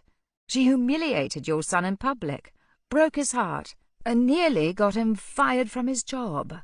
He stared at Vinod. "You're a proud father. You must have been mad enough to kill." Vinod gave a tiny smile. "Enid Self was not the only one who disapproved of the match," he said. "Amelia is a very nice girl, but I don't believe my son should be spending so much time with the young woman. He needs to focus on his studies." "And yet, from everything I can tell, the two of them are back together again now that her mother is dead." Vinod looked genuinely shocked. "That young woman needs a friend. Yes, we have welcomed her back into our family. I've told her she can come over any time that she needs a place to go or a good meal. I'm fond of her, we all are. It doesn't mean I want my son to marry her. They're only 17. Annabelle spoke up. "Vinod couldn't have done it. We're staying at the same hotel. The night of the murder, I couldn't sleep. It was hot. Around midnight, I got up to open my window, and when I looked out, I saw Vinod sitting outside, smoking a cigarette." Vinod shook his head. "It is a terrible habit. I'm ashamed that you should see me, but I felt quite perturbed having learned that Enid Self was in our knitting class. I wasn't certain I could continue." Smoking might be dangerous to his health, but it looked like the cancer sticks had saved his butt in this case. Ian wasn't buying it, though. "Annabelle, how convenient that you should give Vinod an alibi. It naturally gives you one as well." Chapter 21. Annabelle opened her eyes wide. "Me? Why do I need an alibi?" She glanced around. "What are you planning to do? Arrest everybody?" He flipped through his notes and stopped when he found the place he wanted. "Does the name Horace Crisfield mean anything to you?" Her hands clenched involuntarily, scrunching her beautiful lacework. "What about him? He's dead, and good riddance to him. As I said, the more we searched each of your backgrounds, the more links we found to Enid Self, or in this case, one of her husbands. Horace Crisfield was a horrible man. I don't care who knows it. He deported my granddad back to Jamaica. Granddad hadn't seen Jamaica since he was 2 years old. I hired the best lawyer I could afford. We got him back, but he had a heart attack from the stress. He's never been the same since." "I'm so sorry," Ryan said, putting his hand over hers. She turned hers over and gripped his fingers. Ian said, "Horace Crisfield was dead, but then Enid Self announced to you that he'd done the right thing. Don't bother to deny it. Several people overheard the conversation. Perhaps you decided you'd found the perfect revenge. If you couldn't hurt Crisfield, you could punish Enid Self." "Nonsense. What Crisfield and his cronies did was wrong. Terribly, terribly wrong. But I would have helped my granddad if I became a murderer. No, I loathed Enid Self, her racism and everything she stood for. I won't pretend I'm sorry she's dead, but I didn't kill her." Helen was watching the two of them. She said, "No offense, but if anyone had a motive, it was Ryan." Ryan turned to her. "What?" "You are the one that said if she turned out to be your mother, you'd have to kill her." His jaw dropped. "I was only joking. Anyway, she wasn't my mother." He turned to Ian. "Was she?" Ian said, "You'd have to have DNA testing to be certain. You might want to do that to ease your mind." Ryan let out a breath. "So you don't suspect me?" "Oh, I do. I suspect all of you. And until someone remembers something or admits to the crime, we're going to sit here, and I will sift through all the evidence." He glared around fiercely at us. "One of you knows something, or you saw something." Teddy suddenly spoke up. "Well, I didn't. That woman was nothing to me. I'm bored of all this drama. I've a knitting class to teach and I'd like to get on with it. And I want my phone back by the end of the day, or you'll hear from my lawyers." Ian said, "Mr. Lamont, you've as much reason as anyone to want that woman dead. She ruined your first day of filming. She was going to ruin the entire televised class. Your brand is all about the way you connect with your fans." Gunnar spoke up for the first time. "And it was your cell phone that sent the text. Perhaps you sent it yourself." "Well, I didn't. Molly, tell them. You'd already promised to find me a replacement. I went all diva on her ass until she agreed. I didn't have to kill Enid's self. I just had to tell the staff to make a change." Molly walked over to stand beside Teddy. She looked tired and stressed. "He's right. It was my responsibility." "It's always your responsibility, isn't it? Word is, this isn't your first disaster. One more and you were out in a very unforgiving industry. You needed this show to go well." She rubbed her eyes. "Yes, I did, and I do. But I didn't have to murder a woman to get this show back on track. All I had to do was replace her." "We're not getting anywhere," Annabelle said. "You've now accused everybody but Lucy and Helen of being the murderer." Ian smiled the kind of smile that made me nervous. It seemed to have the same effect on Helen. "Yes, now we come to Helen." She glanced up nervously. "Yes? She didn't even recognize you, did she?" Helen tried to look innocent, but I could see her shoulders climbing up around her ears. "Who?" "Enid's self. The woman who gave you a nervous breakdown, so you left the job you'd loved for 8 years. Vinod's eyes widened. "Of course. Why did I not put two and two together? You taught at Castle Bromwich Ladies' College, the school Amelia attends." "That's right. I did." Her hands were shaking so badly she clasped them together and put them in her lap. Ian pulled a photograph from a file and handed it to Vinod. Naturally, I leaned over for a peek. I had never seen such a transformation in my life. The woman in the photograph had shoulder-length dark hair. She wore a smart suit, stylish eyeglasses, and her face looked firm and confident. The woman in the photo was Helen, but she'd lost all of her color and aged a couple of decades since that photograph. We all glanced at Ian, who said, "That picture was taken at a staff event only 3 years ago, wasn't it, Helen?" She glanced at the photo and nodded. "Enid's self destroyed my career, my happiness, my health, and nearly destroyed me." "You must have hated her." She nodded. "I think the worst of it was that her daughter's a genuinely nice young woman. Clever, but not brilliant. She'll do well at a second-tier university, but that woman had an obsession about getting that girl into Oxford or Cambridge. She became convinced that I wasn't doing enough, that I wasn't qualified. She reported me to the headmistress on several occasions. Wanted me replaced. She'd accused me of sloppy teaching any time her daughter didn't get top marks. It's amazing how destructive one person can be. She even got other parents to side with her. She destroyed my peace, she destroyed my confidence, and finally, she destroyed my health." In a conversational tone, Ian said, "We found a partial fingerprint on one of the knitting needles that was driven into Enid's self's chest. It was yours." Her head jerked up. "What? That's impossible." "Why, because you wiped them so carefully. You missed a spot." She shook her head. "No!" She glanced at me wildly. "Lucy, you remember? That first day I was admiring the display of needles. I must have touched one." I didn't remember that at all. I shook my head, feeling sorry for her. Ian said, "Helen Radcliffe, I'll need you to come down to the station to help us with our inquiries." "I can't. I didn't. I need to call my husband." He nodded. "When we get to the station, at least let me get my pills." Margot Dodson rose and collected her bag. "Well, I'm obviously in the way." She smiled at Teddy. "Thank you very much for the excellent class. It's been an honor." I watched Margot walk away, not taking the most direct path to the door, but walking in a curve.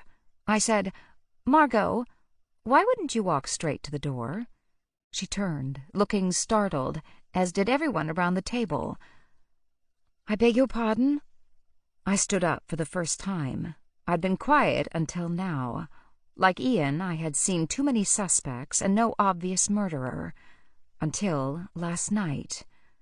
"Every time you walk in or out of this shop, you go around the spot where Enid's self was killed. But how would you know that, unless you'd been there?" Margot backed up until she bumped the wall of walls. She looked so timid you'd think a mouse would scare her away. "Lucy, I really believe the stress is getting to you, dear." "When did you go back to your maiden name?" 2 bright spots of color appeared in her pale cheeks. "It was a personal choice after my divorce. Many women do." It was Gran who had remembered her married name, but obviously I couldn't give my undead grandmother any sleuthing credit, so I said, "I was confused. You seem like a recent customer, but you spoke of knowing my Gran and things that happened years ago." "When I looked back in the files, I found a Margot Vincent." "That was you. It's not a crime to change your name. I must go now. It's been lovely." She took another step toward the door, but this time Ian stopped her. "Vincent?" He turned to me, looking puzzled. "That wasn't one of the husbands, was it?"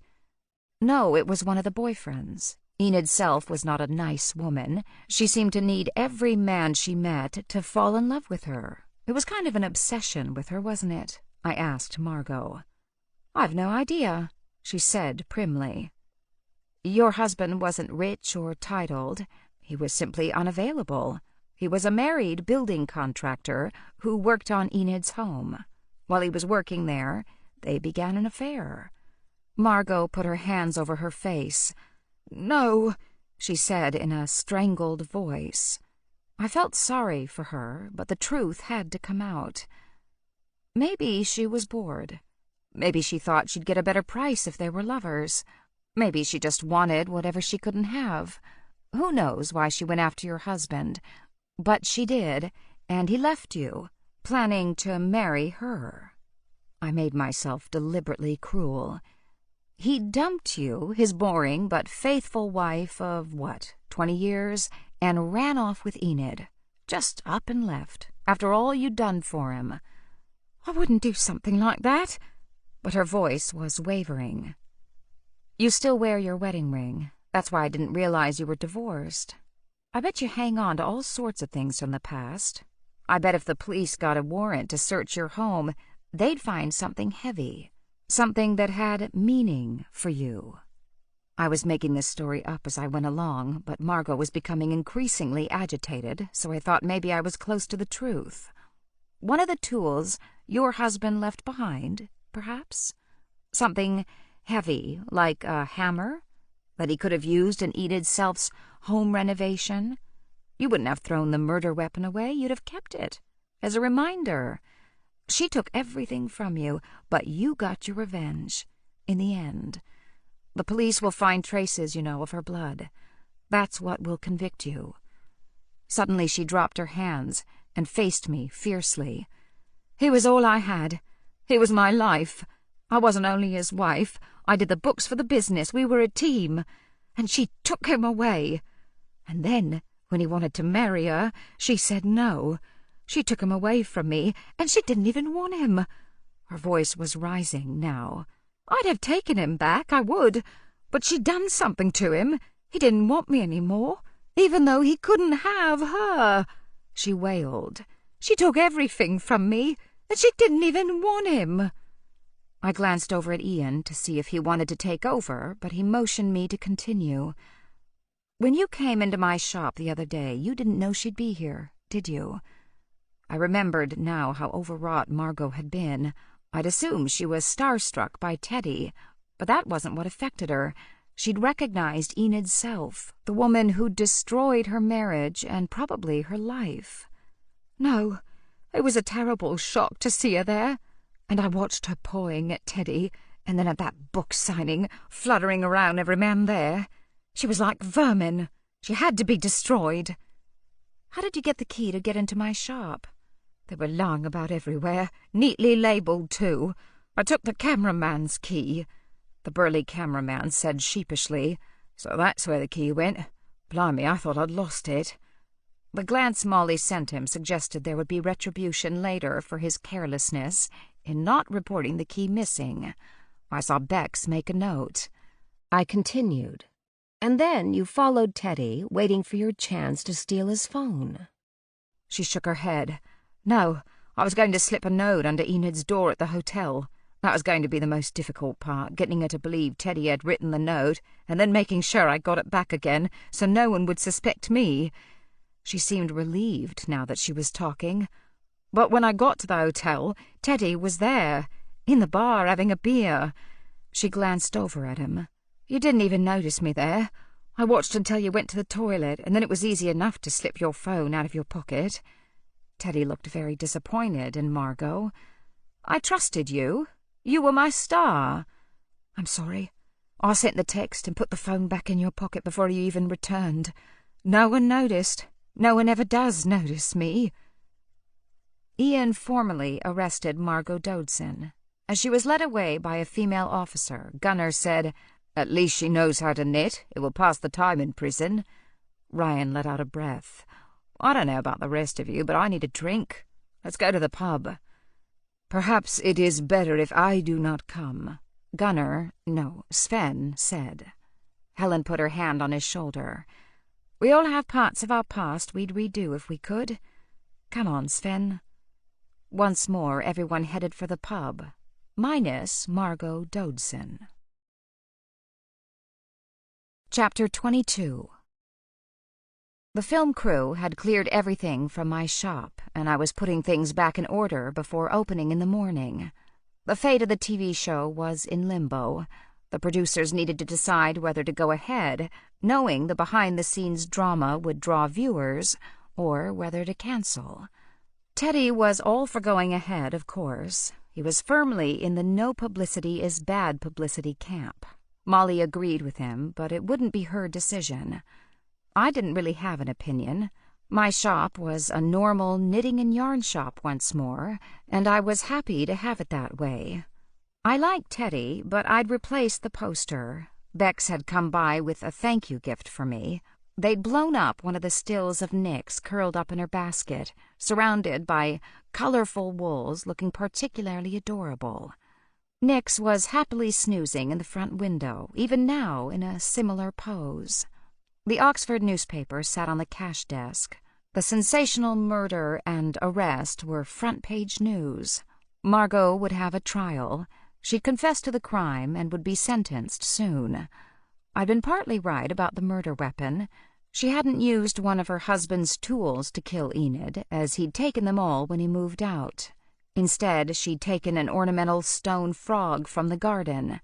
She told the police it had been the first gift her husband had given her when they'd moved into their home. After dispatching Enid's self, she'd returned the frog to its accustomed spot. Police had found traces of the murdered woman's blood on the frog. Satisfied that all was in order in my shop and in the small world of Harrington Street, I thought I'd walk up to the corner market to get something for dinner, now I was no longer staying with Rafe. I found I missed him, and I definitely missed William's cooking. When I stepped outside, I felt something gritty under my feet. I looked down and saw a line of small crystals scattered across the threshold. I leaned down and picked up a pinch between my finger and thumb. It looked like sand, but I was fairly certain I'd seen this substance before. It was Dead Sea salt. I went back inside and walked around the shop investigating, and sure enough, there were traces of salt all the way around the perimeter. I picked up my phone and immediately called Margaret Twigg before I could think better of it. "What did you do to my shop?" "And hello to you too, Lucy," she said in a condescending tone. "As I recall, what I did in your shop was relieve it of a lingering ghost." "Not that. Why is there salt across my threshold and around all the edges of the shop?" "You found it, did you? You're coming along." I felt hot and irritable and uninterested in bandying words with Margaret Twigg. I didn't say anything, just waited. Finally, she said, Relax, Lucy. It's a protection spell. Lavinia asked me to do it since her granddaughter works in Cardinal Wolsey's. When she discovered that a long-time customer was a murderer, well, who's to say there aren't more of them? Best to be on the safe side. But you use Dead Sea salt. I thought you used that to get rid of the spirits of the dead. Dead Sea salt is wonderful stuff, multi-purpose. You should get yourself some. You can buy it online. I knew what she could do with her protection spell. As soon as I got her off the phone, I grabbed the wooden-handled wicker broom that stood in the corner and began sweeping the salt toward the door. I heard a shriek behind me and turned to find my grandmother standing there. "Lucy, what are you doing?" I would have thought my action was self-evident. "Sweeping up. Be very careful, dear. You need a spell and the right intent, or you'll sweep out all the good energy instead of the bad." "Are you kidding me? Can't a broom just be a broom?" "Not when you're special." Gran came toward me and took the broom out of my hands. "Lucy, dear, you are a witch, and that is a very ancient broom. It was mine and my mother's before me, and hers before her." She didn't say any more, just looked at me with a penetrating gaze. I looked at the broom and then at her. "You're not seriously trying to tell me that I could fly on that thing?" "Well, not without a lot of practice, and certainly not without attitude." Unbelievable. Every time I turned around, some other cliché was coming true. Witches cast spells and sprinkled salt across thresholds. I had a black cat who was a familiar, and now my grandmother was telling me I could fly on a broom? I really needed to sit down. "Why didn't you tell me this before?" "These things come to us when we're ready. That broom will stay in the corner until you need it. Just be careful. I wouldn't use it for regular cleaning." And she put it back in the corner. Nix walked over to the corner and sniffed the broom, then looked at me like a dog ready to jump in the car and go for a ride. "Oh, no," I said. "I'll tell you one thing. You are never getting me on one of those things." Nix stared at me with her golden eyes and did not look convinced. This concludes Lace and Lies by Nancy Warren, narrated by Sarah Zimmerman. Copyright 2019 by Nancy Warren. This unabridged audiobook is published by arrangement with Distel, Godrich, and Barrett, LLC, and was produced in the year 2020 by Tantor Media Incorporated, a division of Recorded Books, which holds a copyright thereto. Please visit tantor.com for more information on our growing library of unabridged audiobooks. Audible hopes you have enjoyed this program.